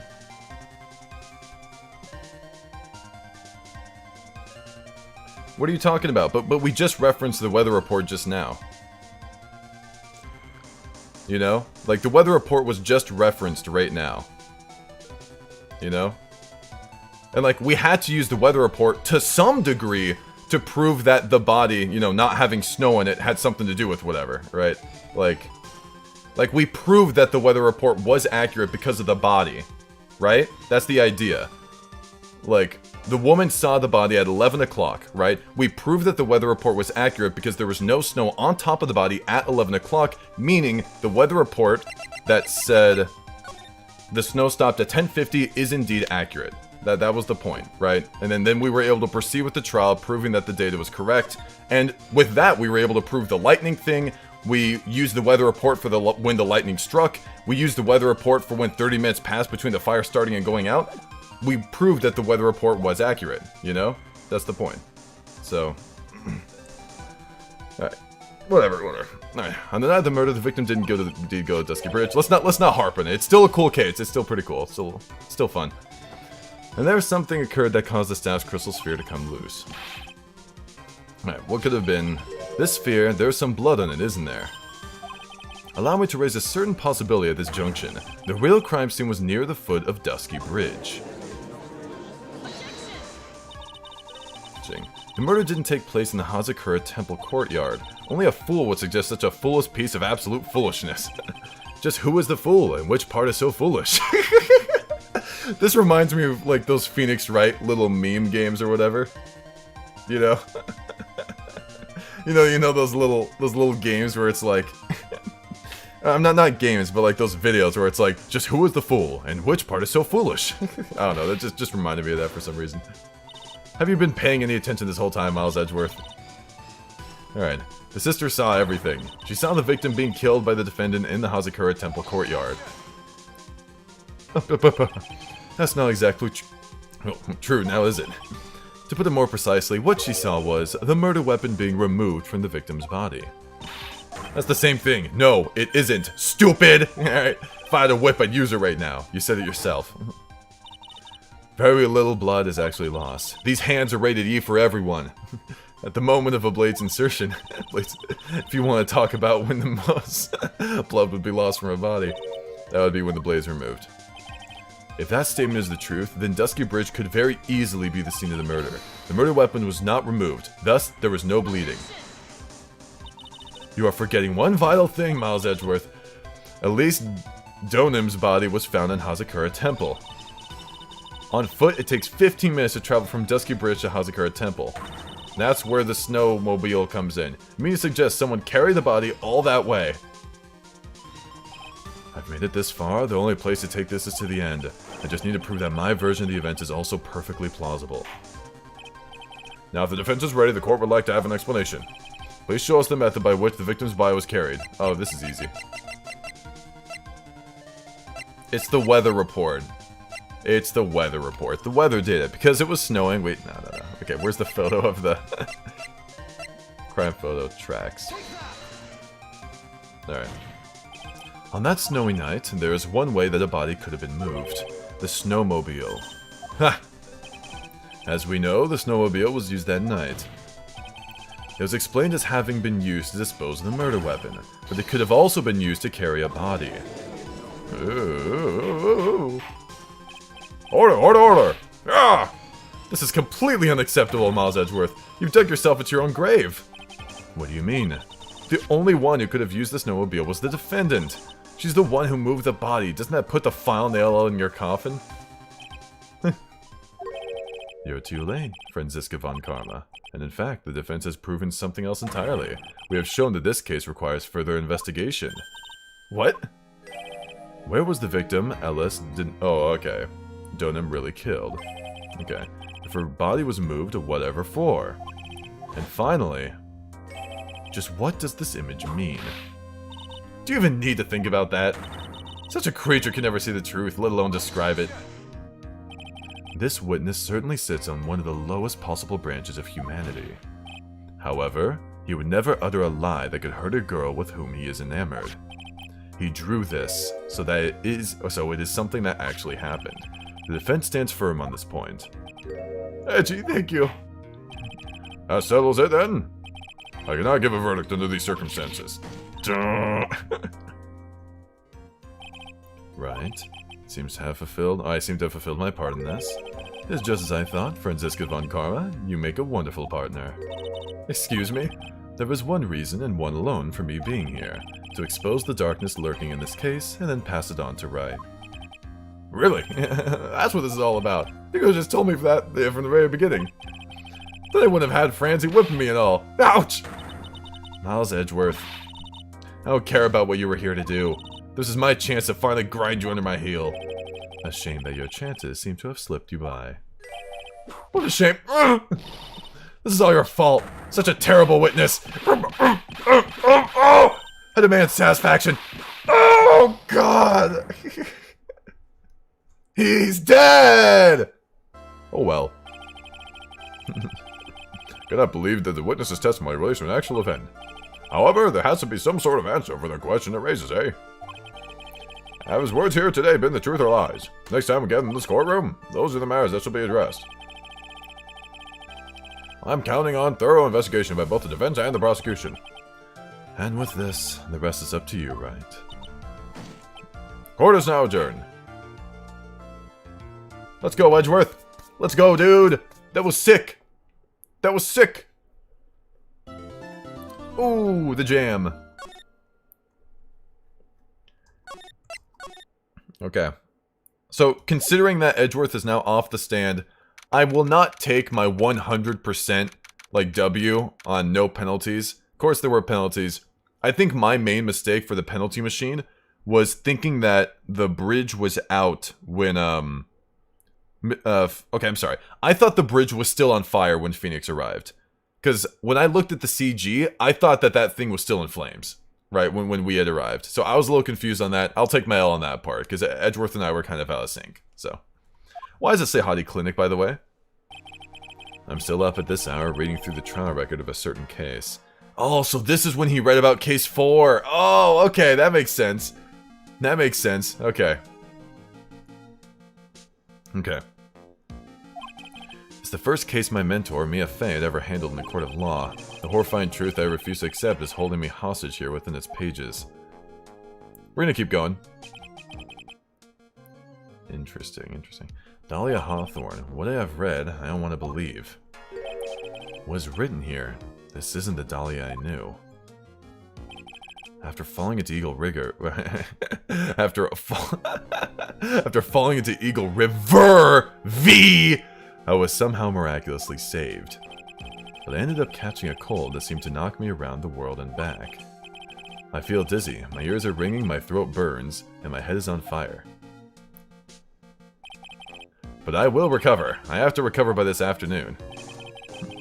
I have to meet with the most ill-tempered witness imaginable. Did Phoenix... Wait, did Phoenix... Sorry. But did Edgeworth... But I know that he will be able to help me with him. Somehow. Somehow.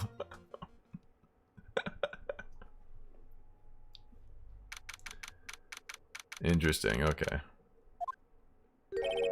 Right. Are you sure you're well enough to be doing this? There's Edgeworth. This is the dude we've been playing. This is awesome. Oh, man. I don't know what's so cool. The child is still missing, by the way. Where's Pearls? Or maybe Viridian in artist speak. Actually, my favor has gone down quite a bit. How's your temperature now? Only 102.2 degrees. Nothing to worry about. That is something to worry about. Oh, he's doing the thing again. Anyway, I read today's trial record. You weren't bad, Edgeworth. Pretty impressive despite the circumstances. We're not in the clear yet. The main point of contention tomorrow is going to be the murder weapon. Yeah. In the end, the Shichishito did not deliver the deadly blow, which means there must be another sword hiding out there that we don't know about. He's always sick when Dolly's involved. A good avoidance tactic. Yeah, dude, for real. Another sword, huh? Don't you worry about a thing, pal. I'll dig up the murder weapon myself, or I'll eat my coat. Thanks again, Edgeworth. I'll handle things from here. That's probably for the best. Actually, I was thinking about paying the old precinct a little visit. There's something I want to look into. And that is... our client's background, naturally. You mean Iris, sir? I have the feeling that we've met before. All I want is confirmation, one way or the other. And since I probably won't be getting that from you, I'm sorry, Edgeworth. I bid you adieu, right? Take care. Nice, dude. What a legend! The legend, dude! Guess I should get moving too, huh? Why? Do you need to be somewhere? Yeah, I've got to get to work on this bridge, pal. I'm rigging something else so we can get across to the other side. That's right. Well, I'm still stuck over there at the inner temple. Don't you worry, pal. As soon as it's all set, you'll be first to know. Where is my dollar? Thank you, Gumshoe. Oh my gosh. No problem, pal. Just try not to give me that cough of yours, okay? Alright, I'm off. Dude. Hang in there, Maya. We'll get you out, I promise. But in the meantime, I've got to continue collecting evidence.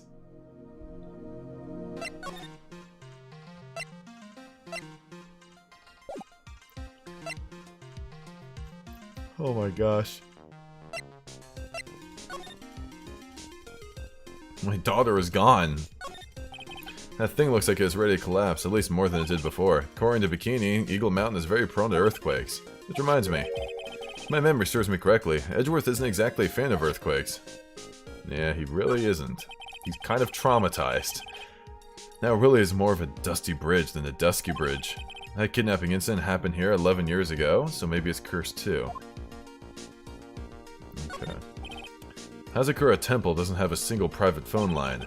And there aren't any houses in this area, so I guess Bikini is the only one who uses this. I really wish I brought my cell phone with me. Why didn't you bring your cell phone, dude?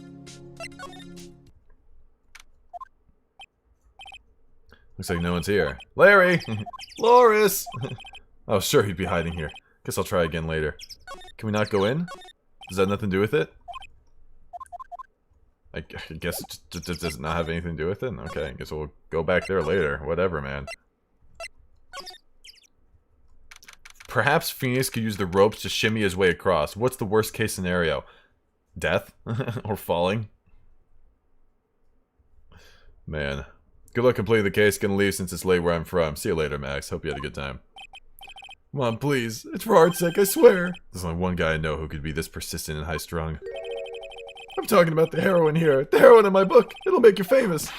Ah! Enough. A fool's... Whoa. A fool's fool. Fool's fool. A fool's fool. Fool's fools who foolishly accept the foolishness of a fool's fool. Wouldn't you agree, Phoenix Wright? Me? Wait a second. I know you. You're... Ow! Your reflexes and mine need to shape up. My brain's frying like a sunny side up and you want to grill me over a name? I'm afraid to get do that. Even as we speak, Nick's on the brink of death. Or so I'm told. Whip a dead horse. Isn't that one of your American sayings? No, it's not. And I'm not on the brink of anything. Come on, Nick. Tell her, would you? Tell her she needs to model for my new picture book. Oh my gosh, dude. Before you ask me to model, learn to give... Oh god. Give at least semi-coherent testimony. Oh gosh, and before that, you'll have to learn how to live a semi-coherent life. Ooh. I don't care what anyone says, I'm telling the truth. I saw what I saw. She flew, I'm telling you, whoosh, just like that dude with the red underwear. With the red underwear. Why are they talking about Superman like that? Don't think I'm gonna forgive you guys when you come crawling back to apologize. Off he goes. It's amazing how little has changed with you in the past year, Phoenix, right? Oh, man.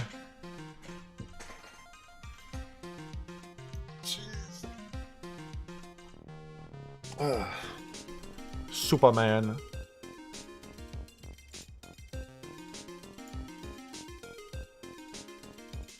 Okay. Alrighty. Have you been in Germany all this time? That's right. Extending my perfect win record, naturally. Oh joy, sounds like she hasn't changed a bit. It's really been a year since we first met. I'm Franziska von Karma, the prodigy. I see. Gave up a promising career in Germany and came to this country for one sole reason, revenge. Franziska was born and raised in Germany and became a prosecutor at the age of 13. Father was the legendary prosecutor, Manfred von Karma. He had a perfect win record for 40 long years, but now he is gone from this world. Don't tell me you still hold a grudge against me, because of what happened to your father. Phoenix Wright, you will fall before me, this I promise, but it will be for my sake, not my father's. Are we clear? Alright, I saw someone earlier ask you to present Godo to Franzi, just a friendly reminder, I gotcha. Yes, Crystal. Let's go for it. Let's Godo for it. What about this? Yes! I refuse to... Oh, well, that didn't do anything.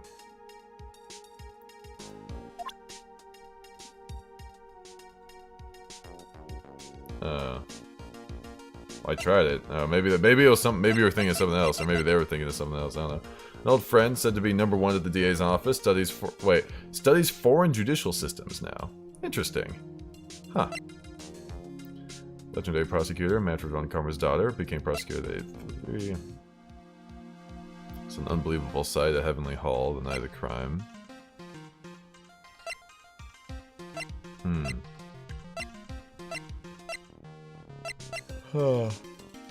Shrouded in mystery, he seems to know me now. His cousin. And my eternal mentor in life and law passed away 2 years ago. Oh.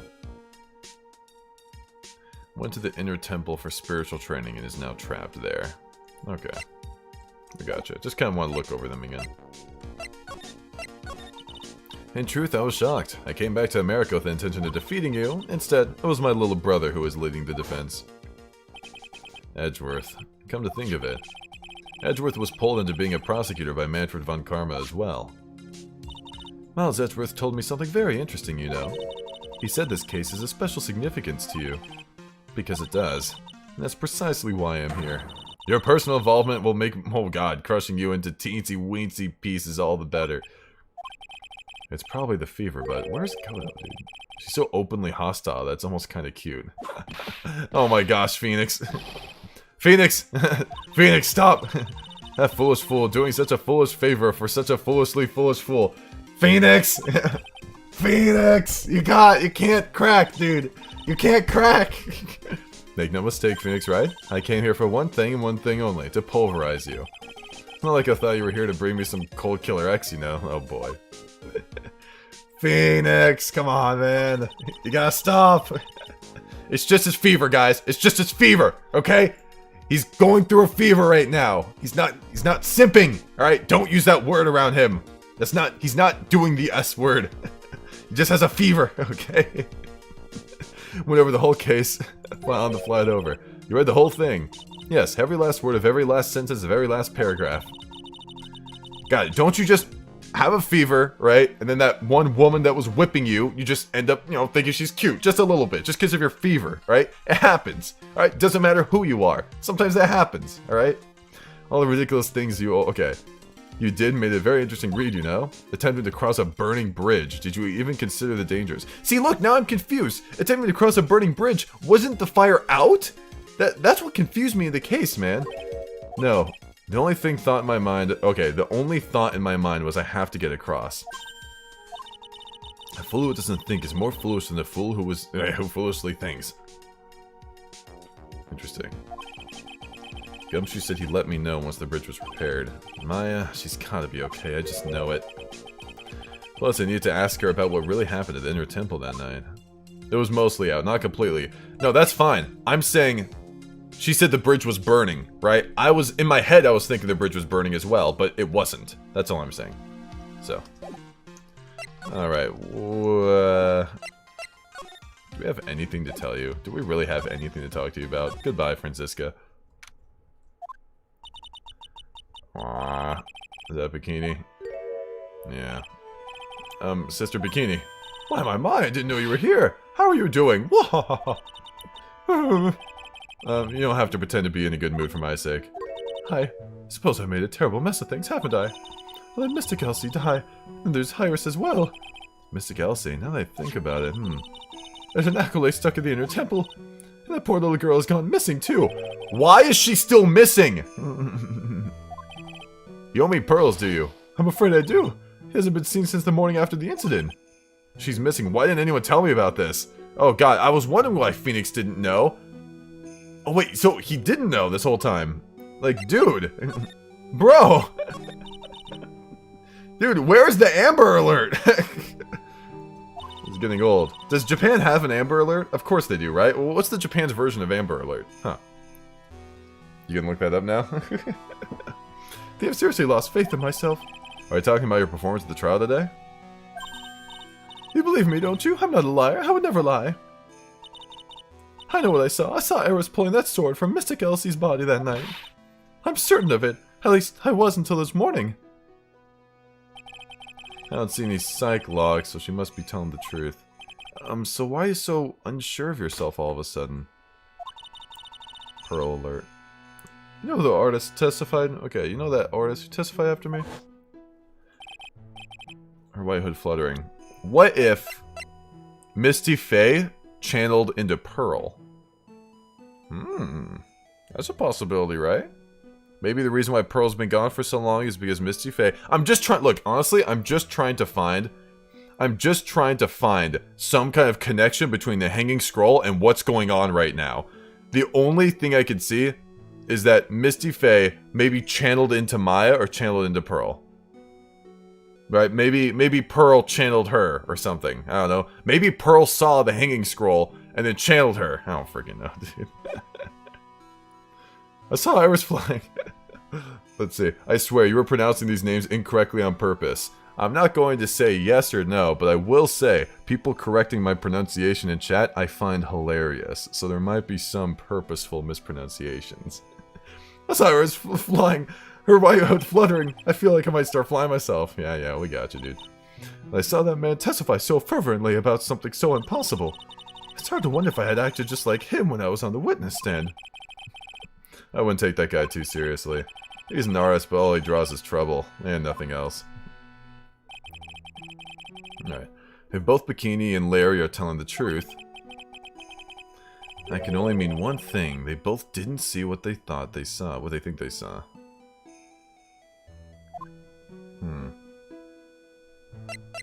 I think...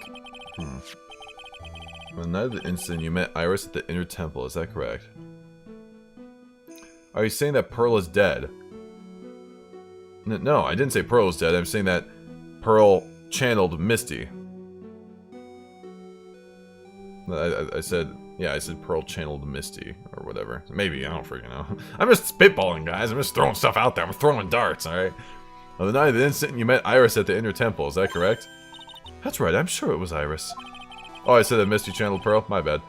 But Iris claims she was in her room in Hausakura Temple. I knew I shouldn't have come back here that night. But because you did, Maya is stuck all by herself at the Inner Temple. I'm sorry. Let's see. Yeah, Pearl was the killer all along, dude. Alright. The drafts in that place... Oh, wait. The drafts in that place are nothing to shake a stick at. Winter's especially bad. I'll bet the training hall looks like it's about to fall down any second. Yeah. Okay. Eagle Mountain has always been prone to earthquakes. Yeah, that does it, because, like, we're not sure if Misty's exactly dead. Or not. She could be dead. I don't know. What if Misty just came back and just killed? That's it. That's the whole reason. Like, she's just the killer. For no reason. Just went to kill. Screw this earthquake. Yes, I wouldn't be surprised if the next... So, did you get an answer on the Amber Alert Japan thing? I couldn't find anything. You can find anything?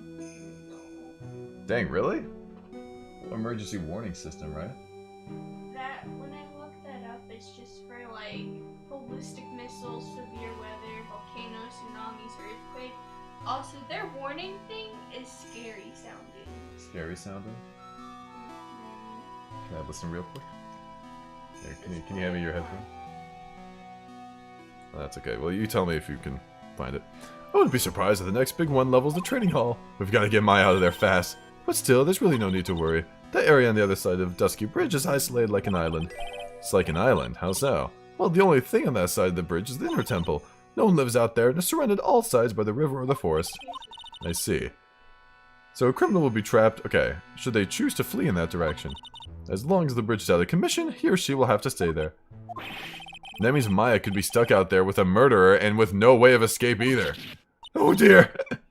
You really think the water gym leader is dead? No, it's fine, it's fine. Everything is okay.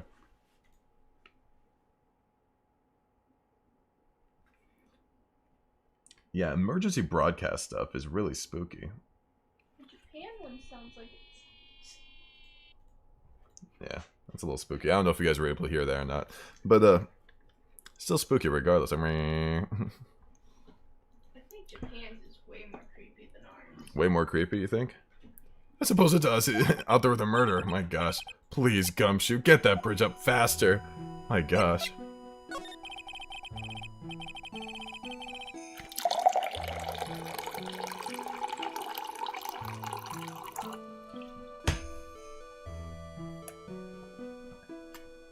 Thank you, though, Okan. I appreciate it, man.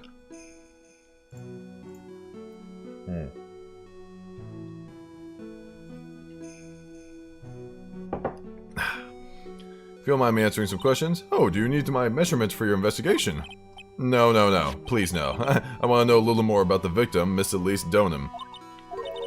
I'm afraid I don't know her ways. Oh my god, dude. I'm so sick of this. No. I'm wondering why she came to stay in a place like this to begin with. I mean, she told us herself that she wasn't here for spiritual training. My, you make it sound like this place is some sort of dump, Mr. Wright. Mystic Elise was here to soak up the natural beauty of Eagle Mountain, if you must know. There, you did it again, Sister Bikini. I notice you always refer to Miss Donham as Mystic Elsie. Elise, whatever. And boom, Misty kills everyone who gets play the game. Yes, now why is that? After all, she's not here as an acolyte. We address all our visitors as Mystic. It makes their experience feel authentic. And anyway, she's older than me. You must respect your elders, you know. How do you know that? How can you say for sure that she's older than you? You ready for 3? I'm guessing 3. Oh. Cool. Seems Miss Elise Donham was not ordinary visitor after all. No ordinary. And there's Pearl. She was with Miss Donham on the evening of the murder. Excuse me, and now she's vanished. It's all got to be connected somehow. You asked a woman about her age. Of course it's 5 locks. How do you know she's older than you? Come on now. What? That's stupid. This is the most locks we've come across in a single case, of course. Why does everyone have 5 locks, dude? Alright, why did Pearls have to get mixed up in this mess? Please, mister, I know you're worried, but try to keep it together. Oh man, my head's throbbing so bad, it's killing me. Dude, headaches suck. Headaches really suck. I was talking, like, would you guys rather go through a bad stomach ache or a bad headache? That's the question of the day. What about you? Think of a terrible stomach ache, like, terrible stomach ache. And then think of a really bad headache. You would go through a really bad headache. I'm talking a stomach ache, by the way. Not one that you can throw up and you feel better immediately, by the way. Just want to discount that in case anyone's thinking that, right? I'm talking about stomach ache. You throw up, that thing's still hurting. Doesn't matter. Like, you have to deal with that for a little bit. Headache, I can at least try to fall asleep with my stomach hurting that bad. Yeah, although I did kind of change the topic right there, though. Most stomach aches, if you manage to make yourself throw up, right, it'll make you feel a little better. I remember having a terrible stomach ache, just throw up multiple times over the course of many hours, and it makes you feel better for a tiny bit, and then it just comes back. But, oh gosh. I choose death. You guys choose headache? Man. Could always be worse.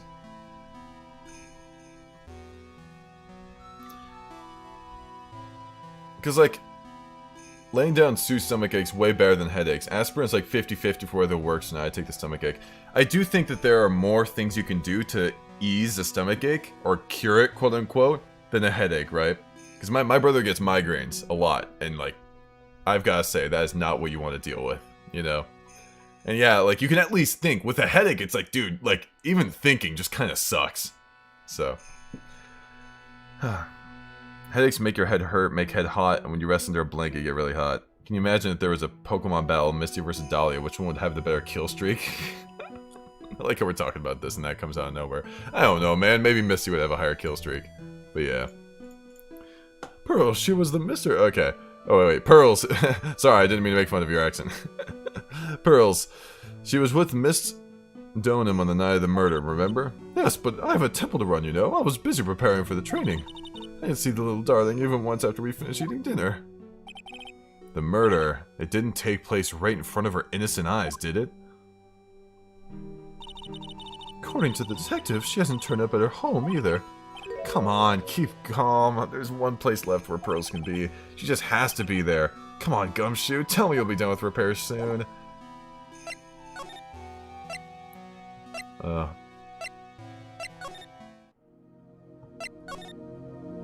go set up Benjamin. Oh my gosh, dude. There ain't no repairs, dude. Look at this. They haven't even started. They haven't even started the repairs. It hasn't even begun. I think she's just waiting for us.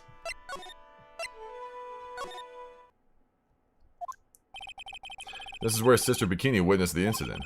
It's hard to imagine she was lying on the stand, so maybe there are some clues that have yet to be found. Are you sure about that? Can I investigate this thing now? No? No. Guess I'll look at the Miss Donham's staff.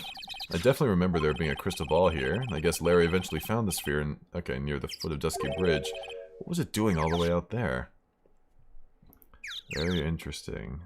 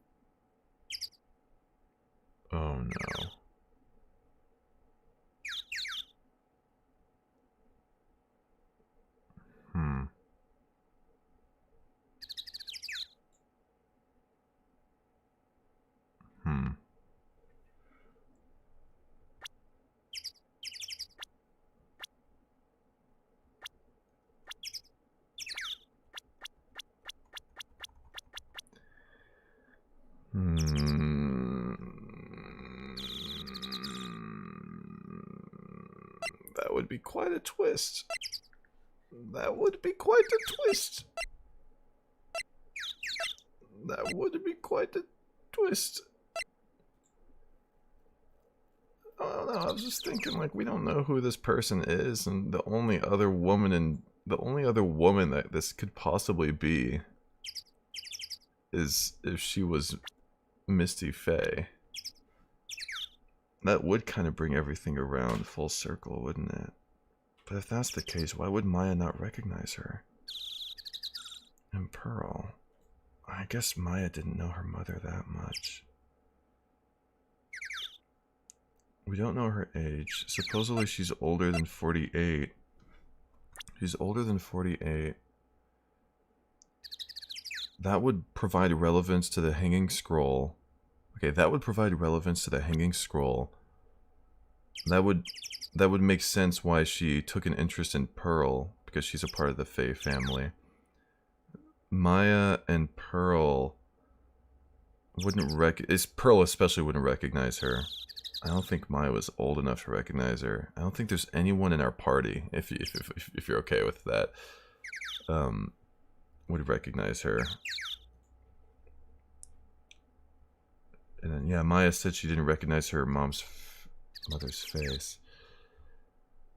Oh yeah, when we first saw this thing, Maya said she doesn't recognize her mother's face. Oh my god. What if that actually is her? Oh, that would be insane. How would that connect everything, though? What reason would someone have to... Oh my god, that'd be terrible. Oh, man. Oh, Jesus Christ. Oh, that would be so insane. The main gate's on the other side of the wall. Difference in elevation, that's us see this hill, and also the height. Yeah. It's possible Miss Donan was pushed from the top of the wall. Wait, hold on. Main gate's on this side of the wall. Shouldn't somebody notice they are the same, though? No, because the scroll here that I was looking at, that looks like when she was younger, you know? I mean, they look like they have similar figure, right? Don't they? They look like they have a very similar vibe to one another. A picture book author of unknown age. A picture book author. Why would she do a picture book, though? What would the point be? Would she be trying to draw things that only certain people would know, or? Interesting.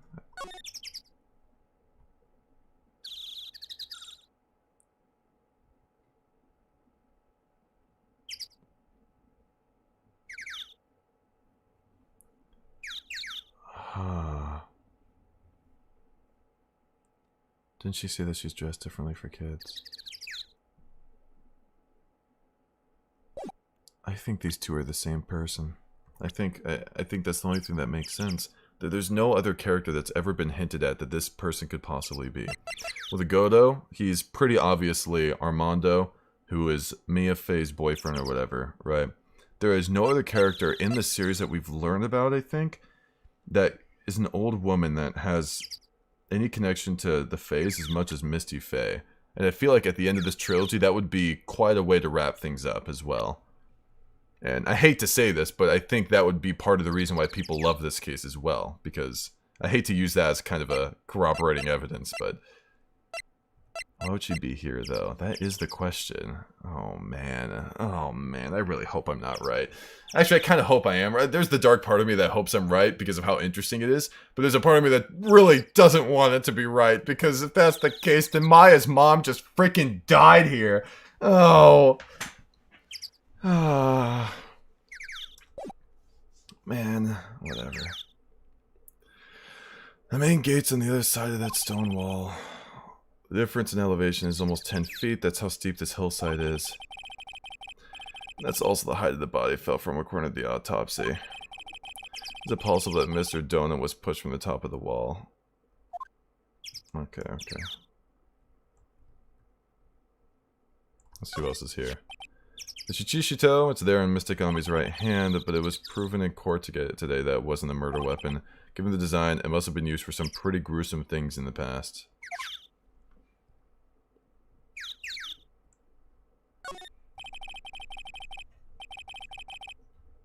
Alright, that building up there is the main hall. It was where we were staying. This is kind of funny because it was built on a very steep slope. If you enter from the main gate side, these rooms above me are on the ground floor. To be fair, death isn't that bad for Fays. They can just be channeled back on occasion. Yeah, that's true, but, you know, it's whatever. If you enter from the main gate... Okay.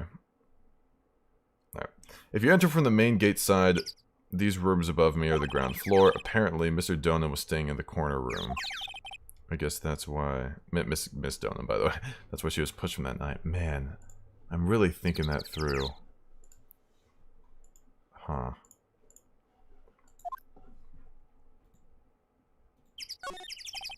They get quite a bit of snow up here on Eagle Mountain. Around here, skis aren't just for fun, they're tools for getting around. Okay. At least it's not a fruit-flavored funhouse. At least, right? But the sled, now that's got to be for Bikini's own personal entertainment. You would think, right? Oh, there has to be something else here that we haven't... Whoopsie daisy. Let's go up here. So quiet with only Phoenix commenting on stuff. I know, right? There are a few of these stone lanterns scattered around in this courtyard. Without the city glare to compete with, I imagine they would seem a lot brighter. I guess Sister Bikini must light them now. Or like them now? Or light... Okay, light them now since Iris can't be here. Interesting. Are there literally no other clues here? I thought there would be something here, man. I guess not. Okay. Well, whatever. That's it, I guess. Hey! Whoa! What's that jarring, inconsiderate loud yell? This is where you've been. Keep it nice and warm, I see you. Detective, have you finished the bridge? Yeah, I did. I told you I'd let you know. Well, then I'll come along with you. Sorry, ma'am. Screw you. No one authorized entry. Access is restricted to people involved in the case. What's that? I'm involved, aren't I? You could get much more involved than me. Well, yeah, but that's not what I mean. Ow. What the heck? It's been a while, Scruffy. It's... Miss Von Karma, no! Sister? Please leave the investigation to me. My, well, you certainly seem to have everything under control.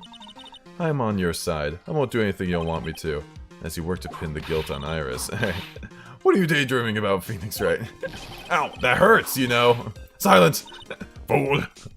I, Francisca Von Karma, will personally guide you through your investigation. So you will follow me. She's not seriously going to follow me around, is she? Let's go. Let's go, Von Karma.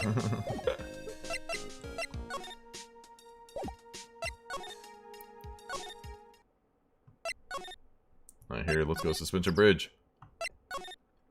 Oh, look, they kind of fixed it, kind of, maybe? I don't know. Looks good enough for me. You know, funny enough, I think there might even be a little... God, I want to say better. Would you cross a bridge like this, by the way? I wouldn't want to. You wouldn't want to? In your temple.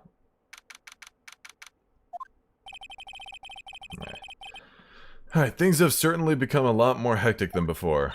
We'll try the latter some other time. They must have commenced with the investigation. Oh, Mr. Nick. Oh my gosh. Oh, she's here. Pearls! Why did you do it? Why did you kill her? You know, honestly, here. Oh, look, that's what the bridge looks like. Look, I found what the bridge looks like.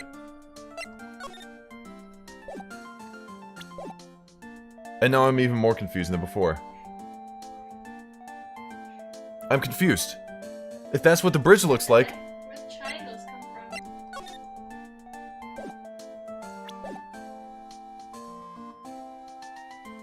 from. Dang. Dude, so, hold on, guys. Hold on. I think I know who it... Pearls is the freaking murderer. I know it. Watch. Here, look. So, if this woman is Misty Faye, then that must mean that they knew each other. So, Pearls had a motive. She had a motive. She's like, oh my god, Misty Faye is back, right? So that means that she's going to be the leader of the Faye family again, right? So, that means I won't get to be the leader, right? So I have to kill her and then kill Maya at some other point, right? That's the point, dude. She even burnt the bridge, too. Dude, I know it. I knew it, man. She's back. Maybe. So you're here, ever since that night. Yep, exactly. Yeah, thank you. I was so lonely I thought I was going to die. When I woke up in the morning and saw the dusky bridge was gone, I realized I was all alone. She was all alone. Must have been very trying for you, little girl. I am Franziska von Karma, the prodigy. There's no need to worry now that I'm here. You're the prosecutor. I'm right? I'm right. I knew I was right, dude. I knew it. The prosecutor who was so mean to Mystic Maya last year. No, she doesn't want to be the leader. She wants Maya to be the leader, which is why she killed her. Dude, thank you for correcting me. You're right. You're right, dude. That's the reason why. No, I don't like you. You're nothing but a little girl without your whip. Whip? Oh, God. Mystic Maya didn't do anything wrong, but you were so mean. I'll never forgive you. Looks like Pearl's words are getting under her skin. Youch! Why are you whipping me? I didn't even say anything. You didn't have to. The smile on your lips gave you away. Anyway, Pearls, weren't you with Maya? I'm sorry, it's all my fault. Huh? What are you talking about? Okay. Hey, wait. Where'd she go? I can't believe Maya's freaking dead. That was cruel, Phoenix, right? To make a little girl cry like that is inexcusable. What was that all about? Pearl's acting like that. It's giving me the creeps. Yeah. Guess I better take another look around when I finally get the chance, especially since something about this place seems different from 2 days ago. Is that an incinerator? Oh boy, here we go with this thing again. There's a weird smell coming from that incinerator. The door is also open, almost like it's begging me to look inside. Well, let's see what stunning clue is concealed in here, shall we? It's empty. How naive of you, Phoenix Wright. But it's a bit strange, don't you think, Franziska? I seem to remember. There was snow on this incinerator the first time I saw it. This incinerator, it smells like Danny. There's very few people that will get that. In other words, someone's been using it to burn something recently. Listen, Phoenix Wright, it's impertinent to call people by their full name. I was only copying you. Yeah. I think it's a step incinerator. Look at all the Buddha statues lined up along this path. Phoenix, right? Do you think this is how many siblings the head nun has? Why don't you ask her the next time you see her? You know what? I think I will. And she'll probably slap you for prying into her private affairs. That's funny. Dio! Phoenix, right? What? Then would you stop calling me by my full name like that? Was this once a prosperous port? A port? Yes, that metal hook... Wait, that metal hook is a mooring post for boats? Oh, that's an anchor for one of the wires that is used to hold up the bridge. The wire that was tied to this one probably snapped when the bridge burned down. Oh, okay, look, our idea, look, our whole thing, our whole plan, alright, look, this whole thing, why the wires are, like, on the bottom, alright, supposedly, this little metal thing here was actually connected to the bridge. Oh. Right, so it could have been hanging a little bit, and then maybe it just snapped off later on. Maybe? Something like that. But how does that explain that there's nothing else on the other side? I don't freaking know, dude. Oh, wait. It would explain there's nothing else on the other side because you can't see obvious things holding it on the top and bottom in the middle there. So, like, if you see the bridge, the middle of it, which is where I think, which is what I think Larry saw, there's nothing holding on the top or bottom. It's only these things, and they're probably hanging on the lower part. Okay, so now, alright. At first I thought there was a huge hole in our thing here because it looked like it was being held up from the top, but no, it actually was being held from the bottom a little bit. So, could just dismiss it as being a bad artist, but yeah, I would love to, but that's not enough for the game. Yeah, Phoenix being casually accompanied by Franziska is just so funny to me. It really is, though. It's pretty great. I mean, there's no way there was ever a port all the way up here. Don't get smart with me, Phoenix, right? But I didn't say anything. Oh, this is great. You can see Dusky Bridge from here. It's an unusually long bridge, isn't it? I would say it's about 20 yards. I guess the gorge is too wide to cross with a piece of rope on wire, huh? Why is the defense and prosecution both working together here? Therefore, no one has crossed the gorge in either direction since the night of the murder. A simple, yet sound deduction. Wouldn't you say, Phoenix, right? Yeah. This is funny, though. Do we have anything else here? Okay, she's not going to comment on that. She's only going to comment... I was wondering if there was anything else to, like, take her around to kind of... do this. Try representing Godo? Yeah, I'll do that. No, the stepladder isn't going to do anything, man. Gosh darn it.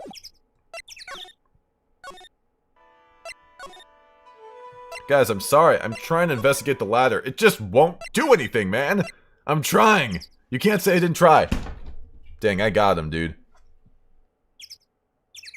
Did I get him? There's a tiny little bug that was flying around. Whatever. There's a handprint on my monitor now. Let's go. Let's go handprint. Handprint best character. Alright, let's investigate some more stuff. This is funny. This must be the door that leads to the inner temple. The water temple. Where Maya Fey was training on the night of the murder. Yes, there's a solitary room there called the training hall. You could do with some training yourself. What do you mean training, dude? Ow! You're completely out of shape. What do you mean? Dude, Phoenix looks built, man. I don't know what you mean by out of shape. He has broad shoulders. He has broad shoulders. He looks built to me. I don't know. Maybe I'm wrong. Yeah. There's a little gate that leads into the... Okay. Garden. It says no entry in the sign, though. Come now, Phoenix, right? What are you doing? Let's go in. It's half open anyway. What harm could come of it? But it says no entry. Don't you Americans enjoy doing whatever you like and then simply say, whatever? That's got nothing to do with anything. And who told you that? Okay, let's... Alright. He definitely looks more built when he's older. Yeah, for sure. Sign says Inner Temple.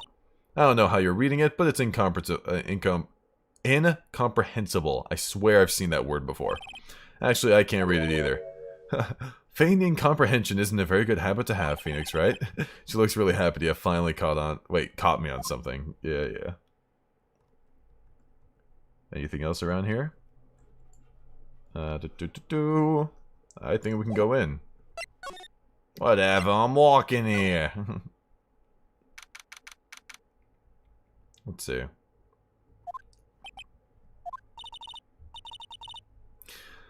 What's wrong? Why are you so quiet?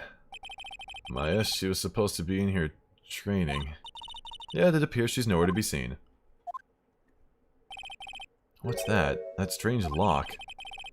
It wasn't there 2 days ago. This whole room is giving off strange vibes. Ooh.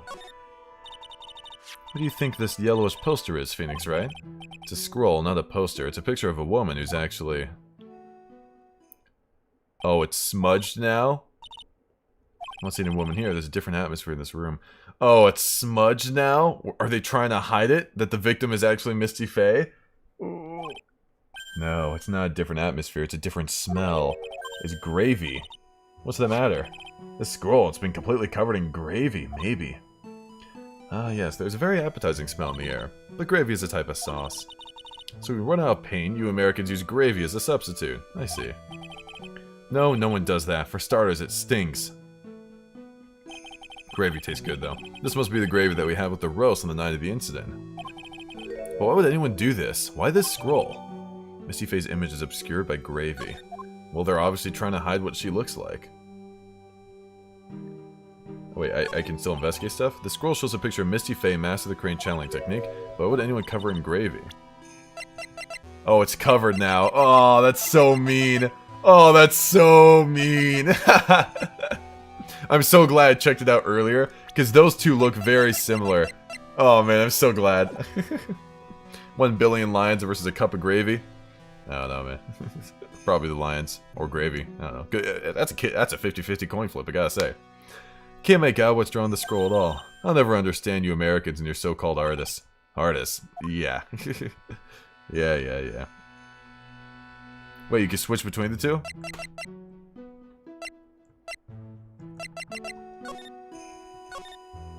Oh, you can. Oh, okay.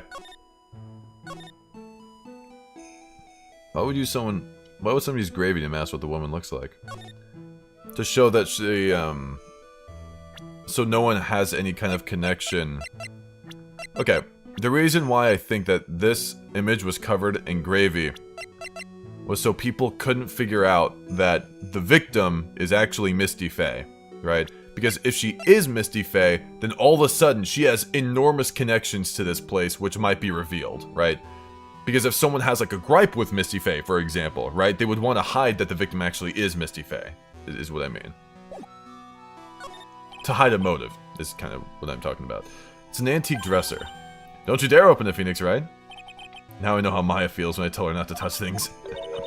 What a pity. It's full of nothing but old clothes of the for the accolades. Jeez, thought that we weren't opening it. I'm from prosecutor. Oh, I'm from the prosecutor's office. I can do anything. Yeah, you could do anything except stand up to a 9-year-old girl. Anything else? Oh, the blankets. Alright. Look at those wafer-thin mattresses. Oh, you thought it was just... Huh. You thought it was just spite? Why not just tear the poster or destroy it? Huh.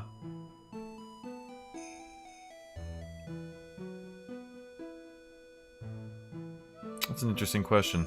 There would obviously be a much... I don't know why I didn't ask that. I feel like Edgeworth just asked me a question just now. They used the gravy! Objection! They used the gravy in order to prevent people from drawing a connection between the victim and Misty Faye. And then Edgeworth objects and says, well, why would they use gravy? You know, gravy is a very, very strange way to obscure this picture. You could just rip it, right? Why would they obscure this picture? Do you have any guesses? So this is what the picture originally looked like. And all of a sudden, we come here after the crime's been committed, and now there's gravy on there. Maybe there's like something under the grave, something, or like blood got on there. I think the idea is like, why wouldn't they just rip it up? Like, if they cared so much, why didn't they just rip it up? Just, you know. There's an incinerator, you know? They could have just incinerated it. If they really cared that much. But, I mean, maybe ripping up, they were worried it was going to be put back together, so they wanted to totally just... Very strange. I don't know, we're probably going to find out. There's a secret message hidden under the gravy. You think so? Maybe. Someone put a message, and then that message was discovered, and then gravy was put on there? Why freaking gravy? That looks delicious! I would lick that gravy right now. If it was on mashed potatoes.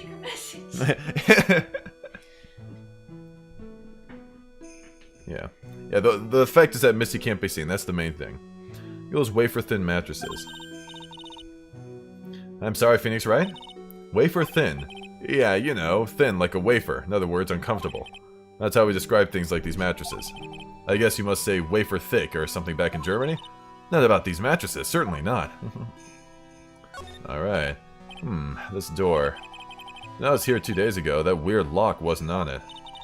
Those chains. It's almost as if they're guarding something inside that cavern. Never seen a lock quite like this before. I've seen locks and chains just like this before. They look just like the ones that guard a person's secrets during Psychlock. Let's see. Well, you think it's been in there for like 2 days? Is that what you think? I don't know about that. We don't really have any proof of that. Well, yeah, that's right. If it was put on after the victim or whatever... You know, after the victim died. I love what happens in Turnabout Gravy poster. Gravy poster. They look just like the ones that guard as a person's secret during a psych lock. Edgeworth crashes in. You mean psycho lock? I wonder if this lock is guarding something too. Dark secrets in a dark cavern. What took you so long? Oh, that's not the right voice. That's not the right voice. I'm sorry, my voice isn't prepared for this, dude.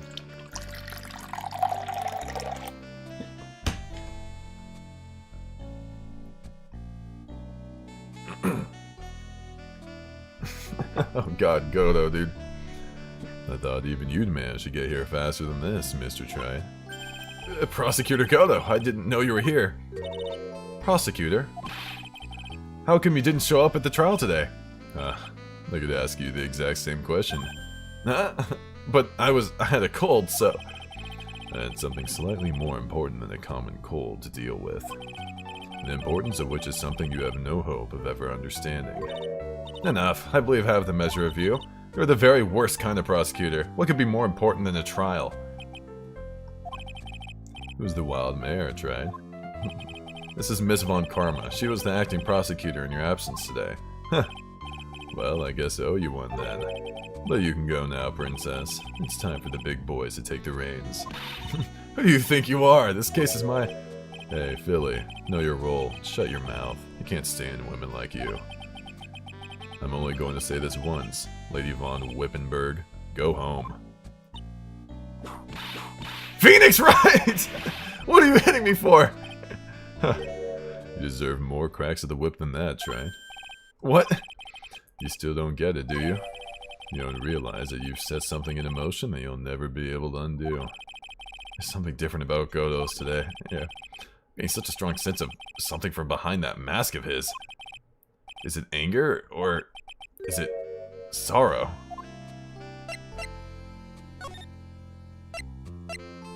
Dang, dude.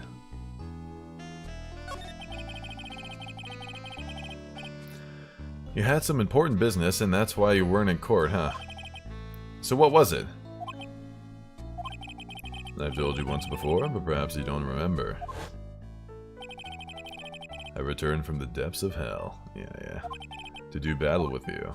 Yeah, dude. You see, Tried? I've experienced something most have not. Death. You died? Of course. Being extradited from hell is a tedious affair. I wouldn't say he was sexist. I mean, wait, what do you say that you guys interpret as sexist? Maybe I just overlooked it or something. I'm a little...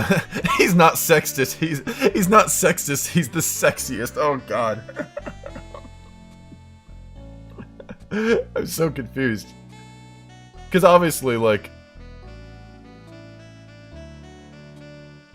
I can't stand women like you is what I think they're referring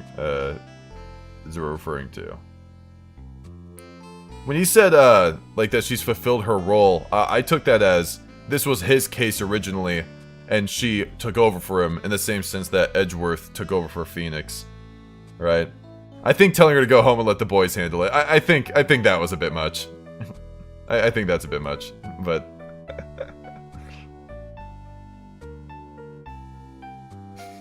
Interesting. I can't stand women like you. Why does it matter? She's one. Yeah, I get that. Because I've heard people say, like, dude, I can't stand guys like him. Like, you know what I mean? Like, you've heard someone being a jerk. It's like, dude, I can't stand guys like him. Like, he sucks, right? But maybe that's more of a generalized thing. So when you say, like, I can't stand women, like, I can't stand a woman like her, or whatever, maybe it's weird. So, huh. I think the boys thing was a bit much, but... The meticulous regeneration and adjustment of all your internal organs is... Well, let's just say modern medicine allows us all to live to a ripe old age. Yeah, she barely said anything. I mean, she was whipping people, but I don't know. Even someone like me. So you mean that mask you wear is... This ugly device? I promise it's not a fashion statement, my unenlightened friend. Without this, I can't see your frequently dumbfounded face. I didn't know. My eyesight's pretty messed up. Even with these huge goggles on my head, I still can't see everything. Still, I keep this worn-out piece of junk of a body going with regular servicing. I'm sorry, but you say you experienced death. How's that possible? What happened? Interesting. Why don't you ask him? Huh, me? Yeah, that's right. You should know all about it. Oh boy. You know when my life ended, and who ended it for me. Well, Phoenix Wright, do you? Yeah, we do. No, we do, man.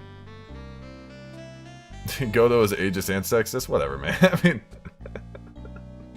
Is it calling me a kitten? Huh. Well, I mean, thank you for the donation. I'm not sure. I don't know. I have to hear more. I don't know what he's talking about. You know who he is. Although, to be honest, I do feel a little tug at the corner of my memory. I think I do know about how Godo was killed. It will all become clear in due time. Isn't that right? Tried. Let's see. Earlier you said I've done something I could never undo. What did you mean by that exactly? You don't think Phoenix knows? He definitely kinda does. Like, he was looking over the case and everything. But... Interesting. The new temple here on this side of Dusky Bridge is an isolated island. That's what Sister Bikini said too. And I wondered, Trey. Do you know what the police are doing here today? What do you mean?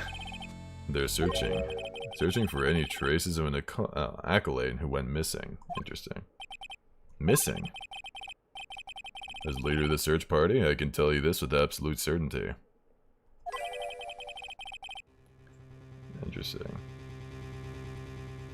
Maya's Fae is not on this side of Dusky Bridge. Ha.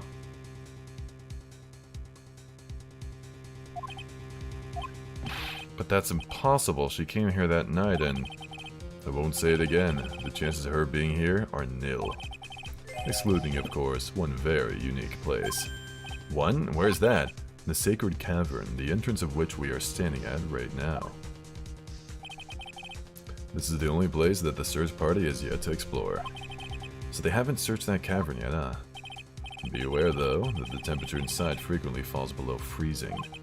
Even if she were in there, the chances of her being found alive are slim at best. Oh, which means, Tride, that you send Maya Fae to her death. You fool. If that's the situation, why aren't you in there with the search party right now? You must have... Wait, you must have blinders on, my equestrian angel. Don't you see the big lock and chains? It's a trick lock. I'm making preparations to open it as we speak. Well, Tride, once again, a woman dies because of you. Once again? What are you talking about? Don't tell me you've forgotten. It was only 2 years ago, after all, when the last unfortunate woman died because of you. Because of me. And do you know who that was? It was Maya Fae's sister. That's right, Mia Fae. Mia, you killed her. Oh, wow. That's not how it was. What the heck, dude? Dang, dude. Man. It was 2 years ago. Mia Fae was pursuing someone, a man. She bit off more than she could chew. She made a very dangerous enemy. Yeah, that's one case I'll never forget. But I got that guy, personally. Sure, Miss Faye's murderer was caught, but that won't bring her back. Well, no, but you were with her at the time, you and no one else. It was your responsibility. You should have protected her. You say Mia Fae was your teacher. Well then, I'd say you've learned nothing, Tride. You robbed her of her life, and now... You sent her... Oh wow, you've let her sister suffer the same fate. Haven't sentenced Maya to death? Oh my gosh, dude. This is a peculiar looking lock. Why don't we just break it open? It would be a simple matter of... I'm afraid we can't do that. This area has always been prone to earthquakes. The repeated tremors have weakened the foundations of the training hall. Any excessive force used to break the lock open would... Well, let's just say the inner temple in the Sacred Cavern would be a thing of the past. Very well, then dare I suggest the obvious solution of opening it with a key. Opening it. Sure, just show me where the keyhole is in this trick lock. There's no keyhole? That's right. An interesting puzzle, huh? The person who set this lock is the only one who can open it. And who was it? Simple. The accused. Oh wow. When an acolyte undergoes training inside the Sacred Cavern, the attending sister is responsible for locking the entrance. Obviously, the night of the murder was no exception. Maya Fae went to train in there. Oh my god. Sister Bikini did mention a number of times, now that I think about it. Why has Bikini not done anything about it? What? Oh my gosh. I find it ironic how he couldn't see the red on white in Recipe for Turnabout, and now he can't see red-white because he's blaming Phoenix for Mia's death. Oh my gosh. Dude, why did Bikini not say anything, man? I think Bikini... Look, if Maya's dead here, Bikini's responsible for negligence, alright? Oh my gosh. She said that Iris was left in charge of supervising the early stages of the training. So Iris, the accused, is the only one who can open this lock. I've arranged for her to be brought here now. Iris is the only person who can open the lock. I hope she gets here soon. Hang on in there. Alright, we'll get you out. We'll get you out. So, I should be getting back to work. Wait, Goto. How sure about Maya are you? There's no doubt in my mind. She's in the Sacred Cavern somewhere. It's the only place she could be. You better start praying.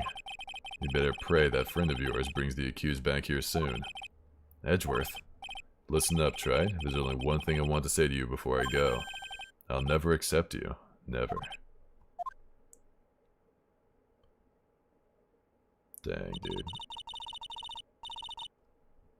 How could she be responsible for negligence?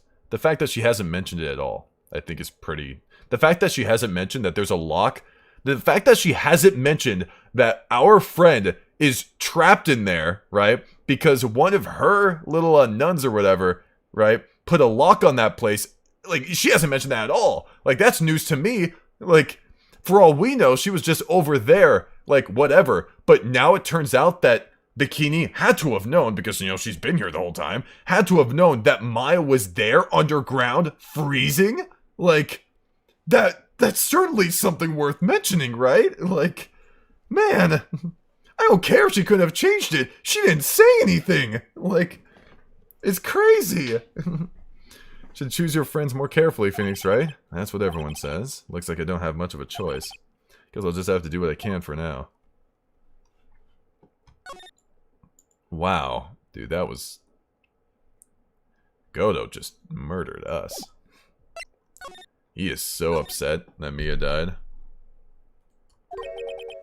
Oh no, should I or shouldn't I? Sounds like someone's talking to himself. Where's that coming from? Is that Pearl? Oh, that's Detective. Come shit.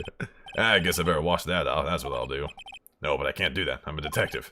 Ah, my brain. This is driving me nuts. He stepped in some poop or something. I don't know. Something troubling you, Scruffy. Please don't whip me like that all of a sudden, sir. It was merely a simple greeting. Friendly tap on the shoulder with my whip. So what's up, Gumshoe? Something on your mind? How'd you know, pal? Look. I don't know if I want to bring that conversation into this. Whatever. Perhaps you were trying to decide if you want to wash that off or not. How'd you know, sir? Oh yeah, I nearly forgot. You can't go through that little gate there, okay? You mean the one that says no entry on it? Kinda already snuck in there. Is he trying to be clever or something? Interesting. Interesting. So what's behind there, Scruffy? Kind of garden-like garden. Okay. A garden? Yeah, anyway, it's under investigation right now, so keep out. I'm not telling you, I'm asking you, pal. You got me? Isn't normally the other way around. Well, see you later. So, shall we adjourn to this garden, Phoenix, right? Of course, what else would we do? I really want to know what Gumshoe was thinking of washing off. Yeah. Really would have been nice if, you know, he freaking told us just now. That would have been great. Oh. Interesting. There's a strange feeling in the air. I wonder what it is. Strange feeling? Forget about that. What's the strange writing on the stone lantern? Aha! What are you doing here, sir? I thought I said you can't come in here. Don't you know, Scruffy, Avant Karma will always show up wherever this is a clue. And there are plenty of clues to be found here. But... Yeah. A little strange. So how's the inner temple investigation going? We have the best forensic team in the world working this place. Yeah, working the place. Forensic team. And what was the outcome of this scientific study? Nothing. Scientifically speaking, the place is as clean as a whistle. That's simply not good enough, Scruffy. Do you think I'll let you get away with that? Oh, well, there were a couple of things that bothered me when I first got here, sir. That stone lantern and the surrounding area that's not covered in snow. They look kind of fishy to me, you know, scientifically speaking. Scientifically, where's Emma? So I got the lab boys to look... Okay, the lab boys to look them over. The results were... It's kind of hard to say, actually. Guess I better look into them myself. Okay. About Maya. Oh, did Mr. Godo tell you yet? Yes, we heard. He's got a search party out looking for her. There's nowhere else she could have disappeared to on this side of Dusky Bridge. All we can do is wait for Mr. Edgeworth to get here, pal. Edgeworth? He's escorting Iris, the defendant, over here. We'll have to wait, since she's the only one who can open the door to the sacred cavern. Oh, I think Mr. Edgeworth wants to talk to you about something, too. Wonder what that is. Just don't be expecting any good news when you talk to him. When I spoke to him, Mr. Edgeworth sounded so down I felt like I was drowning. Does he think the victim is... Oh... Wait, no. That's right. He went to go get more information on Iris, so he might be saying that she's Dahlia that lost her memory, or... I don't know, man. We're about to find out. I'm so interested. Let's see. What's your hobby? Being accused of murder. Well, this is odd. There's no snow on the ground here. Let's see here. Hey, do you think you can turn on the lights over here? Whoa, whoopsie. Alright, thank you. It's an almost perfect rectangle. It couldn't have come naturally. Did you just get another coaster? Yes. Yes? Yeah, two drinks sitting on the Two table. drinks sitting here. We need two coasters. And it's an almost perfect rectangle. It couldn't have happened naturally. Yes, it appears as though someone has carefully cleared away the snow. No doubt it was you, wasn't it, Scruffy? No, it wasn't me, sir. It was already like that when my men and I got here to start the investigation. It wasn't the police, then who did it? Why is Maya's name written upside down? What kind of Danganronpa? Wait, hold on. Wait, hold on. Something I need to tell you, just between the three of us. What is it? It's top secret. You can't tell anyone, got it? Understood. Well, when I was a kid, I got knocked out of the local wrestling contest, you see? I was so disappointed I just picked up my mouth guard and cried all the way home. Man, I got in so much trouble when I left it on the couch. Is that it? That's it. Alright. Whoever cleared the snow away must have had a reason. Although I can't even begin to imagine what that reason could be.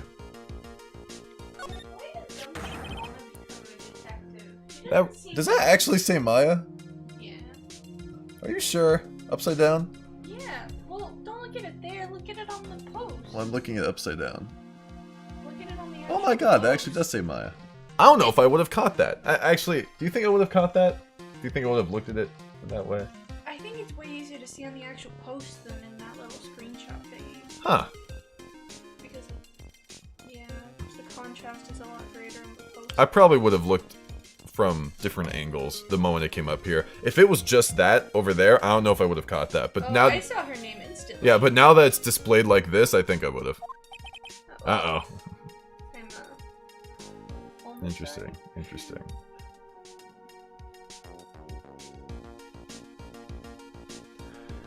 Alright. Oh, you spotted it, huh, pal? Oh, could you get the other one too? Are you kidding me? It couldn't be more obvious. It says my. Oh, it would have been mentioned anyways. Yeah, and before you ask, it's written in blood. I'm mad. I did backseat at all. I am so glad that we're not getting Danganronpa right now. We have to spend like 50 hours like, oh yeah, this thing was upside down. Okay. Granted, that was like an early kind of case. Alright, the answer to all the questions now, Scruffy without exception. Yes, sir. There are a couple of torches here. I guess you need all the light you can get up here in the mountains. Yeah, I was looking at those things, pal. Looks like they've been lit pretty recently. Recently? How recent are we talking about? As recent as the night of the murder. Maya was training here on the night of the murder. It's not unreasonable to think these things were lit up at the time, I guess. Interesting. There's a charm or something poking out from the snow. Looks pretty old. There's a leather cord tied to it, too. Apparently, it belonged to the victim. To Miss Elise Donham. Huh. Yeah, there was a broken leather cord around the lady's neck. The ends of the cord, okay. The ends of the cords found on both of the victim, oh yeah, both the victim and on this charm match exactly. Ooh. Sounds to me like this little trinket is going to be my ticket to getting some very big answers. One by at least Donham. Found at the garden. Ooh, okay, okay. At least Donham. Gotta remember that name. A little lantern, a little statue. It's certainly a quaint little garden. Oh. What's this huge bowl here for? Okay, okay. I know this one. It's a water bowl, isn't it? Everything else is completely frozen over, but the ice in this bowl has been broken. That's true. I wonder if this has any impact on the case.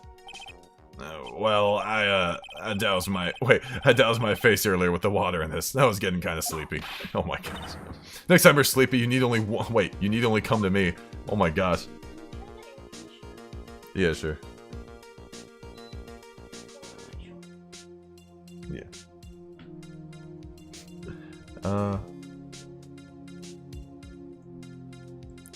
Anything over sticks? Anything over here? Let's see if I got everything. Objection! I'm late. No, you're sorry, late look. You're good, man.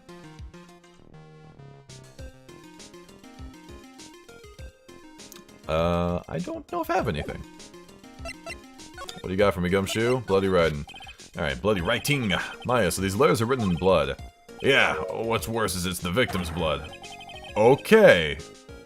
This is Miss Donham's blood. We haven't done a detailed analysis yet, but it's looking that way, pal. Most interesting. Phoenix Wright? I presume you know, don't you? Why Maya's name is written upside down. Is her back against the wall?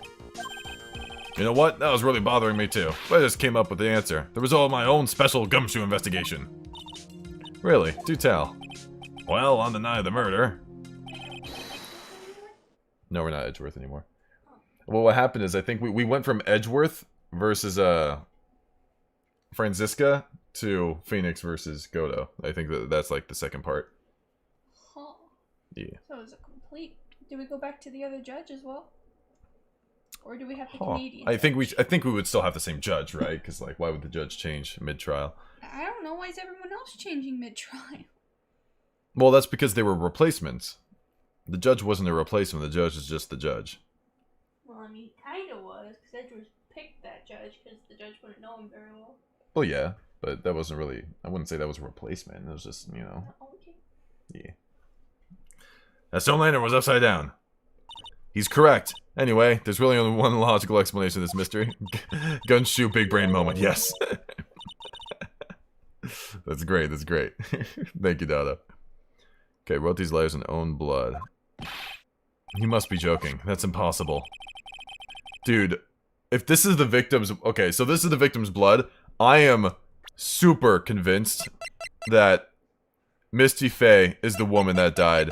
If that's the victim's blood and she wrote her daughter's name, oh no, man. Okay, from the writing in the victim's blood and the other clues left behind, it seems pretty likely that this garden was the scene of Miss Elise... Oh. Right. Elise... Alyssa, whatever. Donham's murder. I hate her name.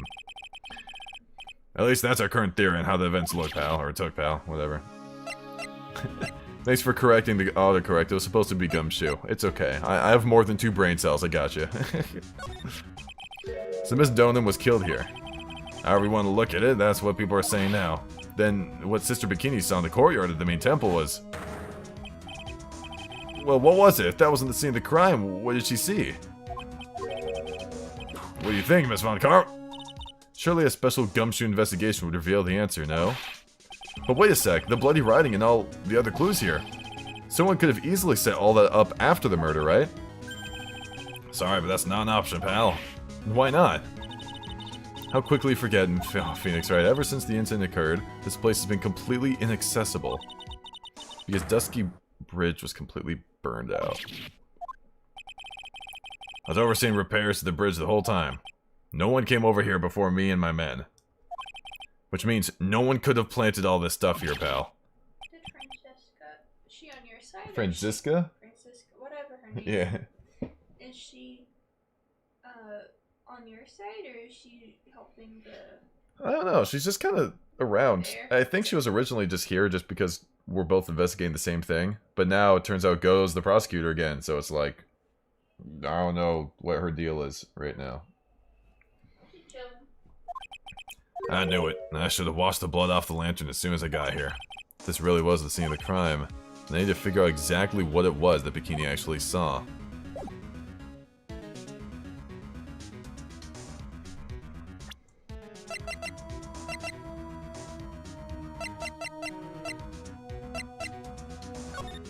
Man. She's like Phoenix's annoyed little sister at this point. Yeah, playing as Edgeworth was awesome, dude. I really enjoyed that.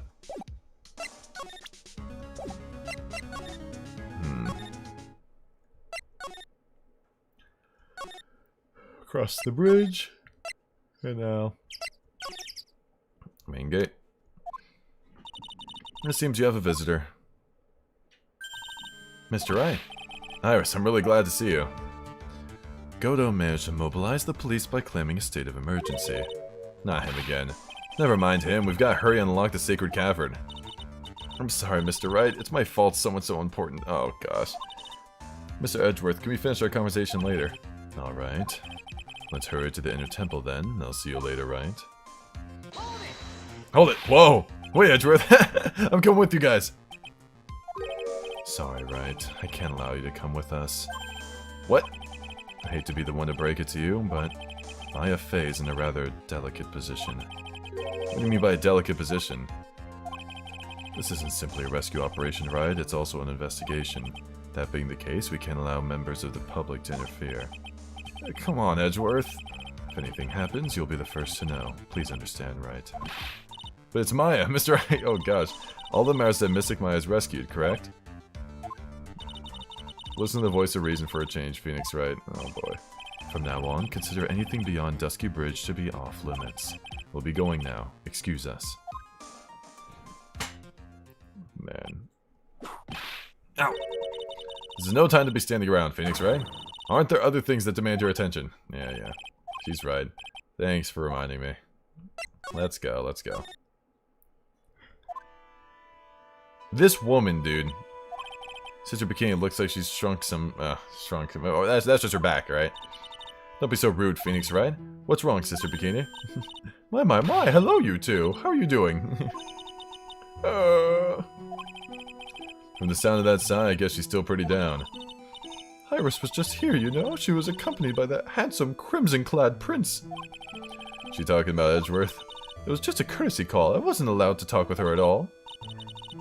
I really like Franziska's pseudo-assistant role in this investigation. It's a really fun dynamic. It really is, though. It's pretty funny. Oh dear, it's all my fault this has happened. Poor Iris, she was worried about my back, would you believe? What have I done to her? Only what you had to do, sister. You bravely and truthfully testify about what you saw. There's no shame in that. And we'll see to it that your testimony wasn't made in vain. Well, I don't hear anyone else saying that. Mr. Blue Suits doesn't seem to share your opinion, I see. Huh? Me? Claire. Oh, yes. You did great, Sister Bikini. Absolutely spectacular. You two are the only ones who said that to me. Oh my gosh. Can't shake the feeling that I just became a shill to a shrew. Do you have a problem, Phoenix Wright? Sure, she was brave to testify so truthfully like that, but I know she's still hiding something. This is time to break those psych locks of hers. Oh, please, dude. It's been a long time.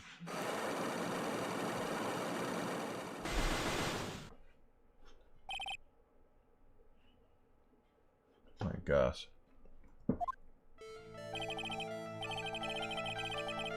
Sister Bikini, the truth is becoming increasingly clear to me.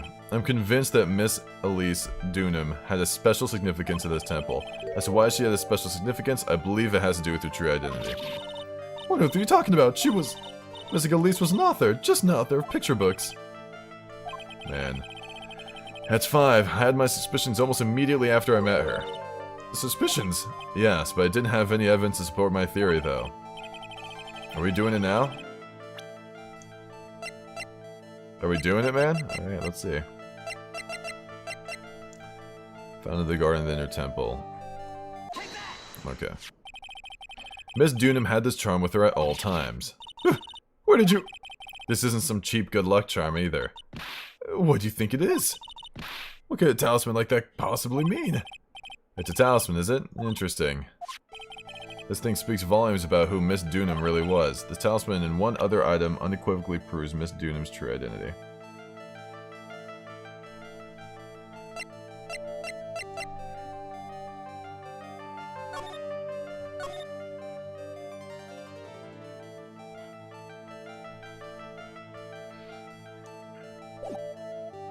Hold on, where was the thing again? Yeah. Do I use my own Magatama? There's actually a couple things here. Unequivocally proved, though. Oh, thank you. I appreciate it.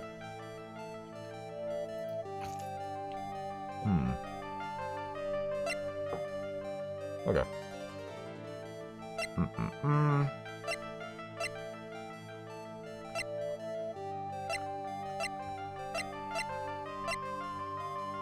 Choose live as her fingerprints. Because my idea is, like, I see the symbol here, and, like, that symbol matches up with the Magatama, but I'm gonna use the hanging scroll. Because the Magatama's like, oh, it lines up with my thing, who cares? But, like, the fact that the scroll's there means a lot more. The painting is obscured by gravy stain at the moment.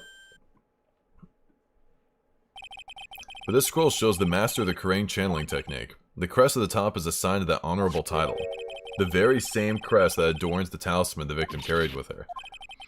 The crest is revered for the master of Kurain. Who on earth told- wait, whoever told you that nonsense? I've got no idea what we're talking about. The new master- wait, the new master Maya Fey told me. Oh boy. What? You mean that Hakulate is Misty Fey's daughter? Yes. Are you sure? Yes. In fact, since her eldest daughter passed away, Maya is Misty Fey's sole successor. Oh god. Oh my gosh. Oh my gosh!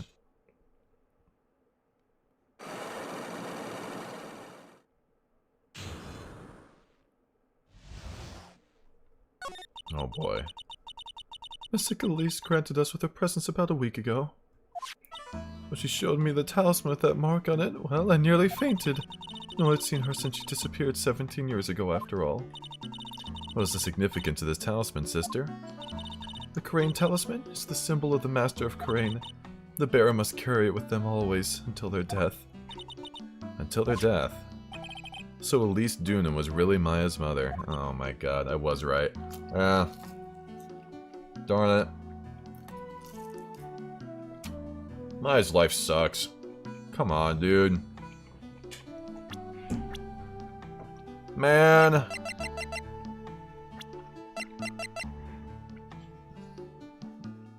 This blows.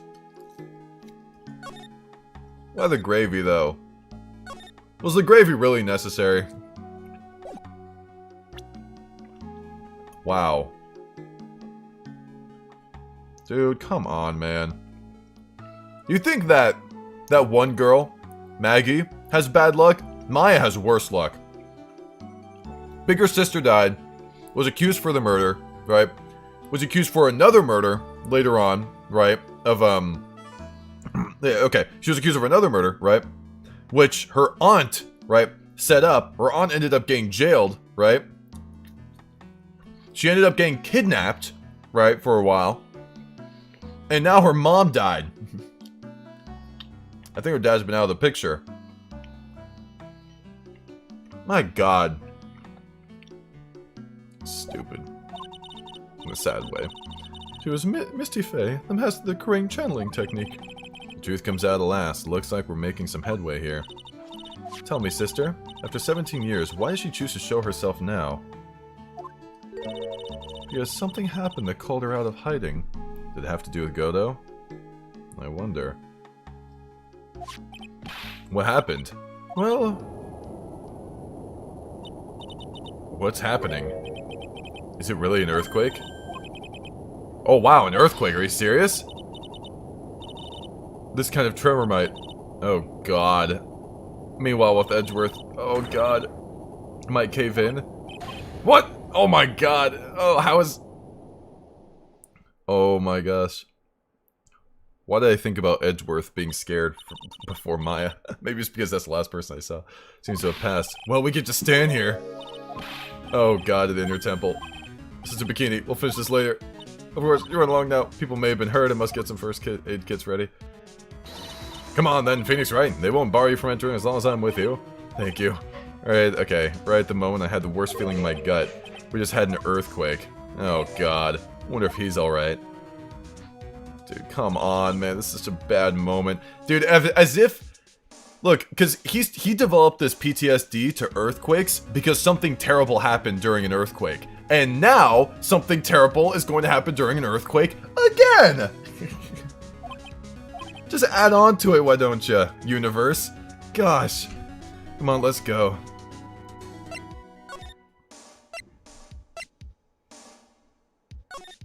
Maggie has the... Okay. Maggie has been hit by cars and fallen from buildings, but man, she's fine though, but nah, I'm we got hurt at the inner temple and... Right! Oh my gosh, what are you doing here? Ugh. How could I have... Did he leave?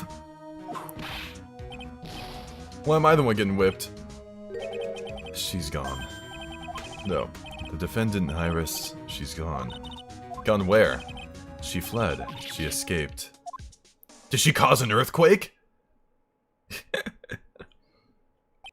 So, it was just now during the...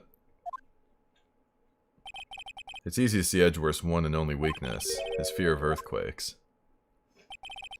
I should have known better than to escort the defendant alone. As soon as the ground started shaking, everything went dark before my eyes, and I stupidly passed out. That incident haunts you to this day, doesn't it? That's no excuse for letting the suspect get away. I can't believe I let it happen.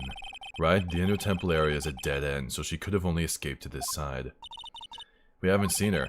Then we need to get a manhunt underway now, and search Eagle Mountain from top to bottom. Wait, Edgeworth, have you thoroughly checked the inner temple yet? Don't be ridiculous, why would I? The inner temple is like an island, there's no way to escape but to cross. No, that's not it. Iris isn't the type of person to run away, Edgeworth. What are you talking about? Oh man, Sister Bikini mentioned something when we were with her. She said that the sacred cavern might have caved in because of the quake. Then you think Iris might have gone to the inner temple to check on the situation? Listen, Edgeworth. I'm sure she's at the inner temple. A manhunt is not necessary. Right? Let's not waste any more time. We need to get to the training. Oh gosh, the sacred... Alright, let's go. This sucks, dude. Fortunately, the sacred cavern hadn't caved in. But what we found was something none of us had expected. Oh my gosh! 5 again? What? How can there be even more locks? What is the meaning of this? Iris, please tell me what the hell is going on?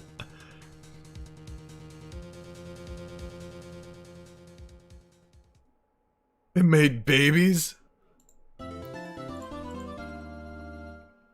Oh my gosh, what am I fighting for?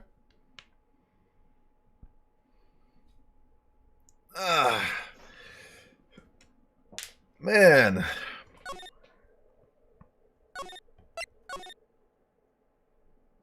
About the halfway point, you say.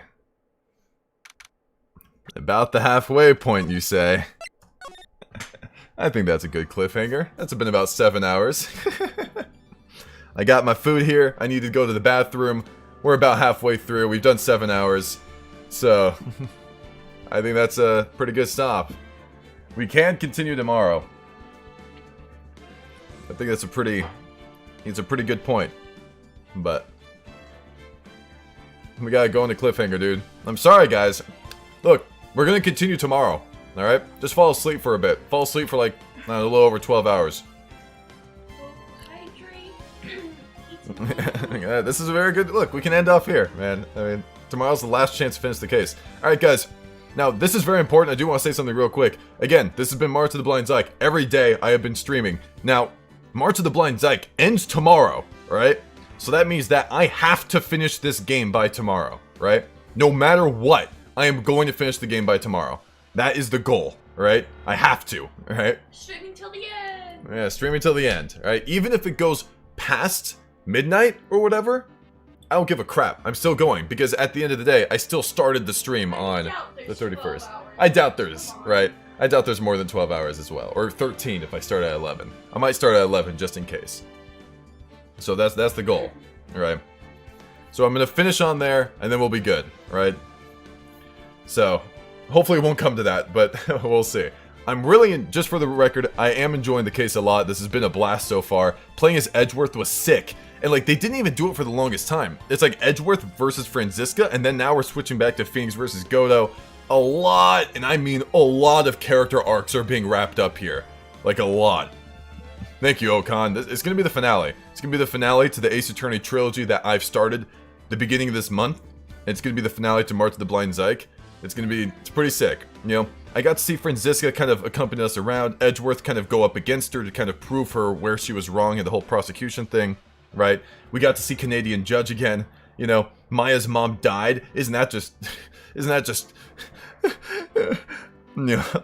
But like, we kind of, everything's coming full circle now, you know? It's pretty sick. So, we found pearls too. We're gonna prove she's the murderer. Whatever.